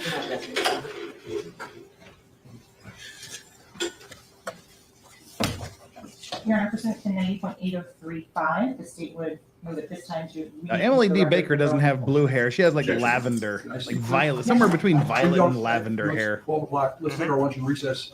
Don't discuss the case, don't film any opinion about the case, don't allow. No shit. Starting no recess, all right? Keep your head on your chair, sorry for the delay. Let's say 1:30. Thank you. What, they call him lunch? That's lunchtime. Huh. Which means it's an early day for Legal Vices and Aussie Overlord. Oh, sorry. Okay, thank you. She's weirdly looming. Why are they always fucking giggling? He's being charged with first-degree fucking murder in 2 cases. Thank you. Everything is chuckly. chuckly. Defendant, assistant attorneys, and our witness, Madam, you want to step outside a minute? Thank you. Oh, wait a minute. I We're guess outside. the jury's going to lunch, but I guess these guys are still working. We're not free yet, I guess. I guess we're still trapped here. So what do you anticipate this, That her answer would start with, he FaceTimed my daughter from the 772 number. Question, yeah. Answer, unless he got rid of that phone. He FaceTimed my daughter that morning at 4 a.m. in the morning, yeah. Question, what's your daughter's number? Her number is 506-321-506-1313. But she may have another number because I changed her. She lost her cell phone and got another number. Her old number was, question, no, cuz, answer. Her old number was 877-9609-321. Question, no. Oh, See, I have his phone 1-900. records, and you know, he never called. Murder. There was never answer. You have the 772-713-9807. Question, 9807. Answer, I don't know whose phone that he called and FaceTimed with. I talked to him on FaceTime. so assuming that this portion, and is this gonna be a reoccurring theme, that, what else are you gonna ask her about? In terms of that. You as missed the well whole day. as Nothing the initial fun. part where she says she doesn't recall what he said verbatim. That would be the part where he's saying that someone just shot the car up and was trying to shoot them. So I asked him if he was okay, where he was, and he's like, there's a car coming behind him, like hiding. He was like, there's some, yeah, there's some. I think they're still out here or something. So I'm like, are you okay? He's like, I'm okay. I said, well, where are Sack and Juvie? And he said, I don't know if they're in the car. I think they're dead. And that's the portion that you're looking to have admitted? So far, so based on her current state of her testimony. Now, we were talking about hair color, Ginger. If there's anything else that she doesn't remember on that, for example, the Frito Bang or Frederick Gibbons is his actual name, aspects of that, anything about the condo in Miami, about the blood on the clothes. There's another I think he's like part later on 23. where she then describes the conversation again that he said. He just basically said that his friend just got killed, and that he was like, there was lights coming, somebody's coming, someone's coming. I'm like, are they still out there, you know? Question, answer, it's like I don't know, and I said, we're on our way, just so you know, stay put, we'll come get you. So at this time, I'm thinking he's somewhere hiding in the bushes, somewhere from whoever shot him. Chances are zero that Kanye is testifying. There's other things that you're trying to get out through this witness that you're concerned. Please, he won't even testify in his own cases, Those let alone aren't anyone the else's. relevant portions, Your Honor. There's a lot of other things that she indicates in the statement that I would agree would not be relevant, and that wouldn't prove an essential fact that is at issue in this case. So I would not be seeking to insert the entire statement. Basically, the portions that you just elicited. Yes, Correct. sir. And I can I have the ability to, in a Word document, to isolate those so that they can be succinctly read. Good heavens, no. provided This to defense this as well. behemoth looks nothing like her. The case law is clear and the statute is clear. The state cannot introduce that statement, but the defense would be able to if they so chose. Thank you. And your objection is? Your Honor, we have a copy of her deposition, which makes clear. Can I stop for a second? I'm sorry. What is counsel reading from that? What are you reading from that? I am reading from her statement of December 12th of 2018. You're reading from the state- YNW is Correct. young I'm sorry. Go ahead. Thank you. N-word. And before I go any World. further, Your Honor, I meant no disrespect. And I appreciate your, and understand your authority, and you're making decisions. Whatever reaction I had was not intended to convey disrespect, but I agree with your decision, sir. Her deposition of December 14th, 2022 will clarify the issue of whether this is a failure of recollection that the state is trying to refresh, or whether or not this witness has recanted her statement and is making an entirely different statement about the facts of that night. In this deposition, she is not claiming not to recall. She said she wasn't certain about the time of the call, but she quickly got herself together and came down here, and it took about 3 to 4 hours, like she said, and she got here around 12 or 1 o'clock, which would place that call at 8 or 9 o'clock. Mm-hmm. There are several other substantive statements that indicate that she is recanting that statement she gave on that day. She says the reason that she gave the statement was because her daughter was threatened with arrest, like she said here. She said that she feels threatened. And the first thing she said there, she's not talking about Jamel. She's talking about the state. She's on an ankle bracelet. They arrested her in the Virgin Islands and brought her over here. And the statement she's making I in don't her want to go to the deposition, Virgin Islands. I want to go to the do not dirty support whore islands. I wouldn't say they contradict, but they're not the statements that are made in the statement that the state seeks to elicit. If the rules allowed her to put a witness on just to get in a prior statement, then they'd be in okay territory. The rules don't permit that. She's creating this pretext. Oh, you forgot that? Well, let me read it into the record. I would offer the court a copy of this deposition over lunch to review. That makes it clear that she is recanting. She is not forgetting. She is recanting. And that's exactly what these cases speak to. And the process that the state is, what they're attempting to engage in is to violate and circumvent the rule and omit out-of-court statements of the truth of the matter asserted, which are hearsay, which are recognized to create constitutional problems, which have resulted in some of these cases in murder cases being reversed, murder convictions being reversed. And she's inviting error into this court, into this trial. And we'd ask the court to at least get a context of what is going on here, whether this is a failure of recollection, whether that's the way she's fashioning it, or whether or not what she said in her deposition does not comport with what she said in that statement that she's recanting, and whether the state is just using this rule as a pretext to get the state to set their commitment to it. Thank you. You have the statement from Ms. Holmes as well? I do, Your And that Honor. was taken under oath? It was, yes, it's a sworn statement from Ms. Holmes in December of 2018. And Your Honor, I would also add that some of the timeframe and issues of that, those were actually clarified because defense. Worcestershire provided the sauce, state typical bring in the summary of Ms. heat. Janie King's phone records, which authenticate the statements, for example, that Felicia Holmes said she immediately called Janie King. That is shown in Ms. King's phone records, Who's Jamie King? the defendant's mother. So there's outside sources that corroborate the sum and substance of her December 2018 statement.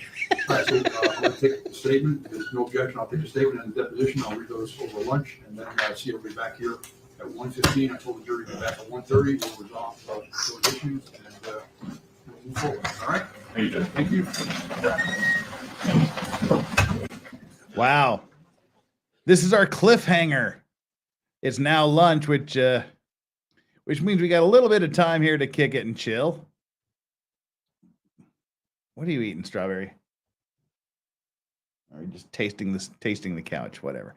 All right. Wow. Again, another rather unproductive day. Most of the drama happened outside of the court, outside of the presence of the jury. Yeah, but it happens so frequently that you sort of expect it at certain points. But the state is doing nothing to progress their case. That is true. I think they might be intimidated by the bank of lawyers that he's got, and they're trying so hard to cross every T and dot every I. They're boring the jury, they're missing the point, and they're kind of looking dumb. When literally these guys have sat through 2 days of testimony with someone going, here's a gun. This is what a gun is. This is what a gun does. Blah, blah, blah.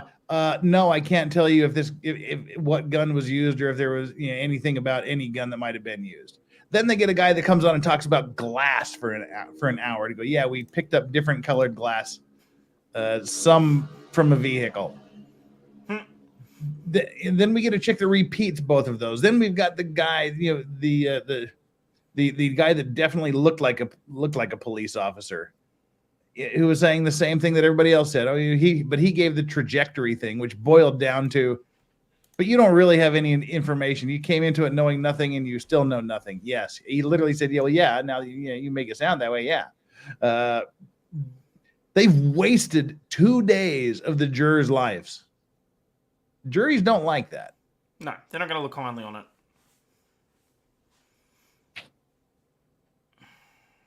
I can't think of a single thing that I've seen today that would have swayed me in any way to think that he actually did it, and that's really concerning, given that we're on day 3.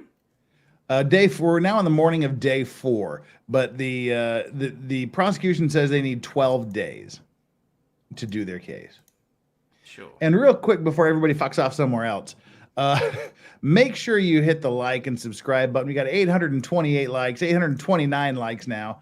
Let's just see if we can quickly get me up to 1,000 just for a goal. But more importantly, the subscription.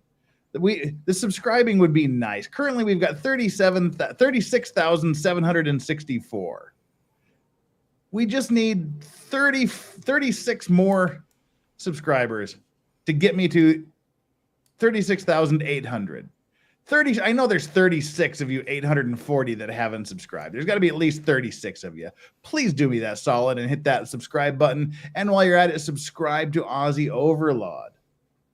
Make sure you get his numbers up as well. Like everything we've ever done. The like and subscribe poll today ended with, did you smash the like and subscribe buttons? 17% of you said yes, I admire your poll every day. 20% of you said yes, but grow the hell up. 20%, that's 1 in 5 of you told me to grow the hell up. Fuck off, you 20%. 26% of you said yes, doing the Lorax pole dance.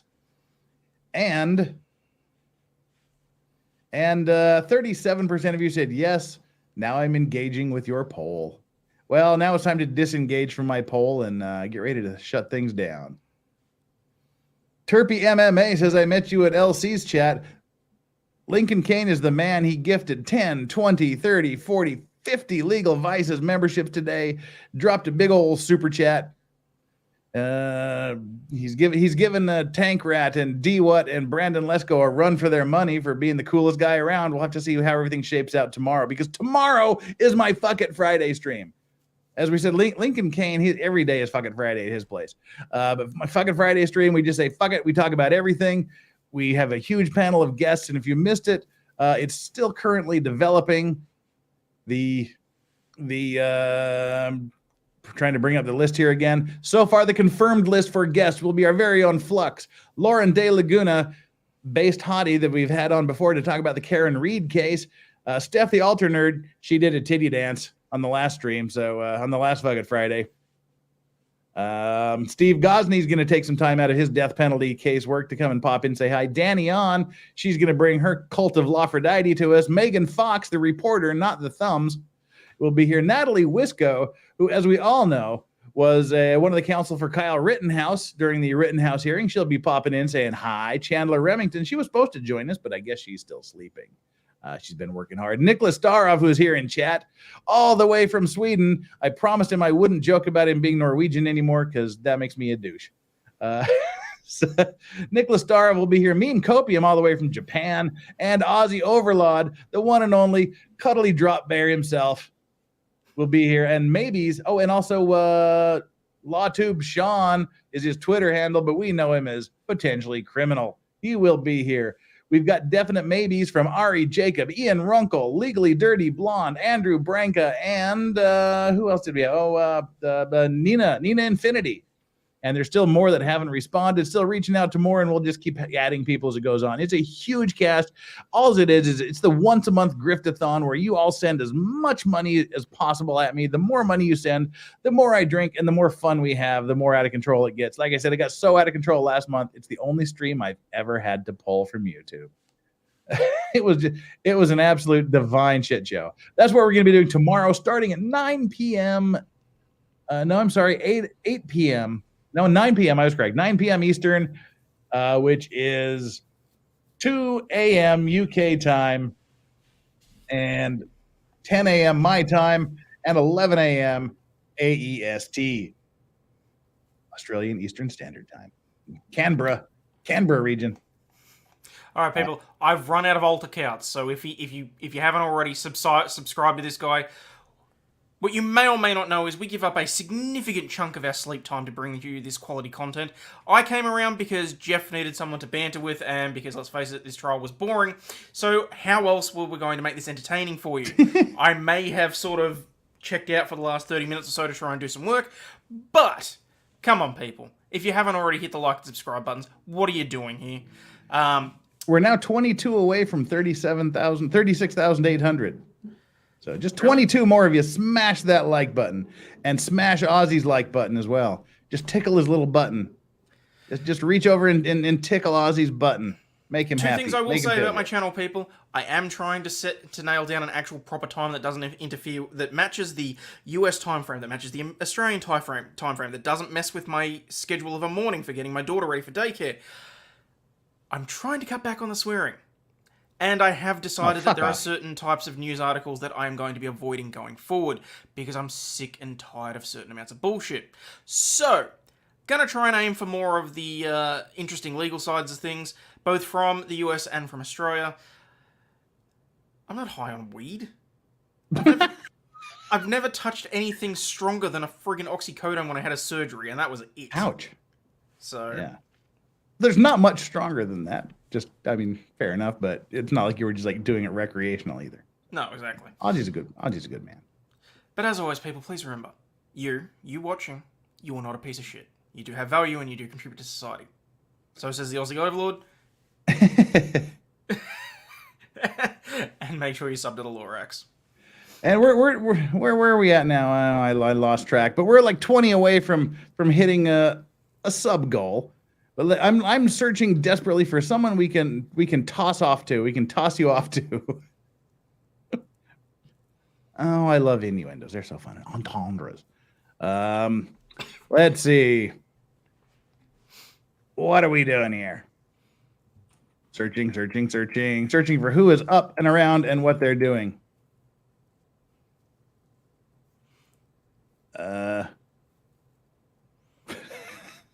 Please, dear seems God, like let nobody's... somebody be awake, because we got uncivil law. that'll do. He's the only one that's going. That Uncivil is law. in no way a shot at Kurt. I just want to go to bed. Yeah, we're gonna toss you off to Kurt. And Jay from Michigan. I haven't done so much on Australian stuff in the last like 3-4 months. Like the most recent thing that I did was Ben Robert Smith. I'm looking at doing a couple more things in relation to high court cases here in Australia, and like reviewing some of the more legal side of law cases. But it's difficult because our courts aren't televised, like for the most part, unless it's a really big case in the federal court. I mean, the federal courts are streamed now on YouTube, but you actually have to get permission from each individual judge on each individual day to be able to restream it. Like, you actually have to make an application to the court. Wow. So, yeah. All right. Well, I think that brings us to the end. So what's going to happen? There is no court tomorrow. This court only sits Monday, Tuesday, Wednesday, Thursday. On Friday, the judge has other cases he has to deal with. I'm 19 subscribers away from 36,800. 19 more of you. Just give me that little solid. So yeah, there will be no trial tomorrow. Tomorrow evening U.S. time will be the fucking Friday stream. It'll go all night until I can't do it anymore. And then I'll die. And Sunday, probably sometime Sunday, we will do the catch up for the afternoon session of day 4, which will be going on just right after they finish lunch. So sometime during the weekend, make sure you subscribe and hit the notifications, and you'll get notified when we catch up on the afternoon session.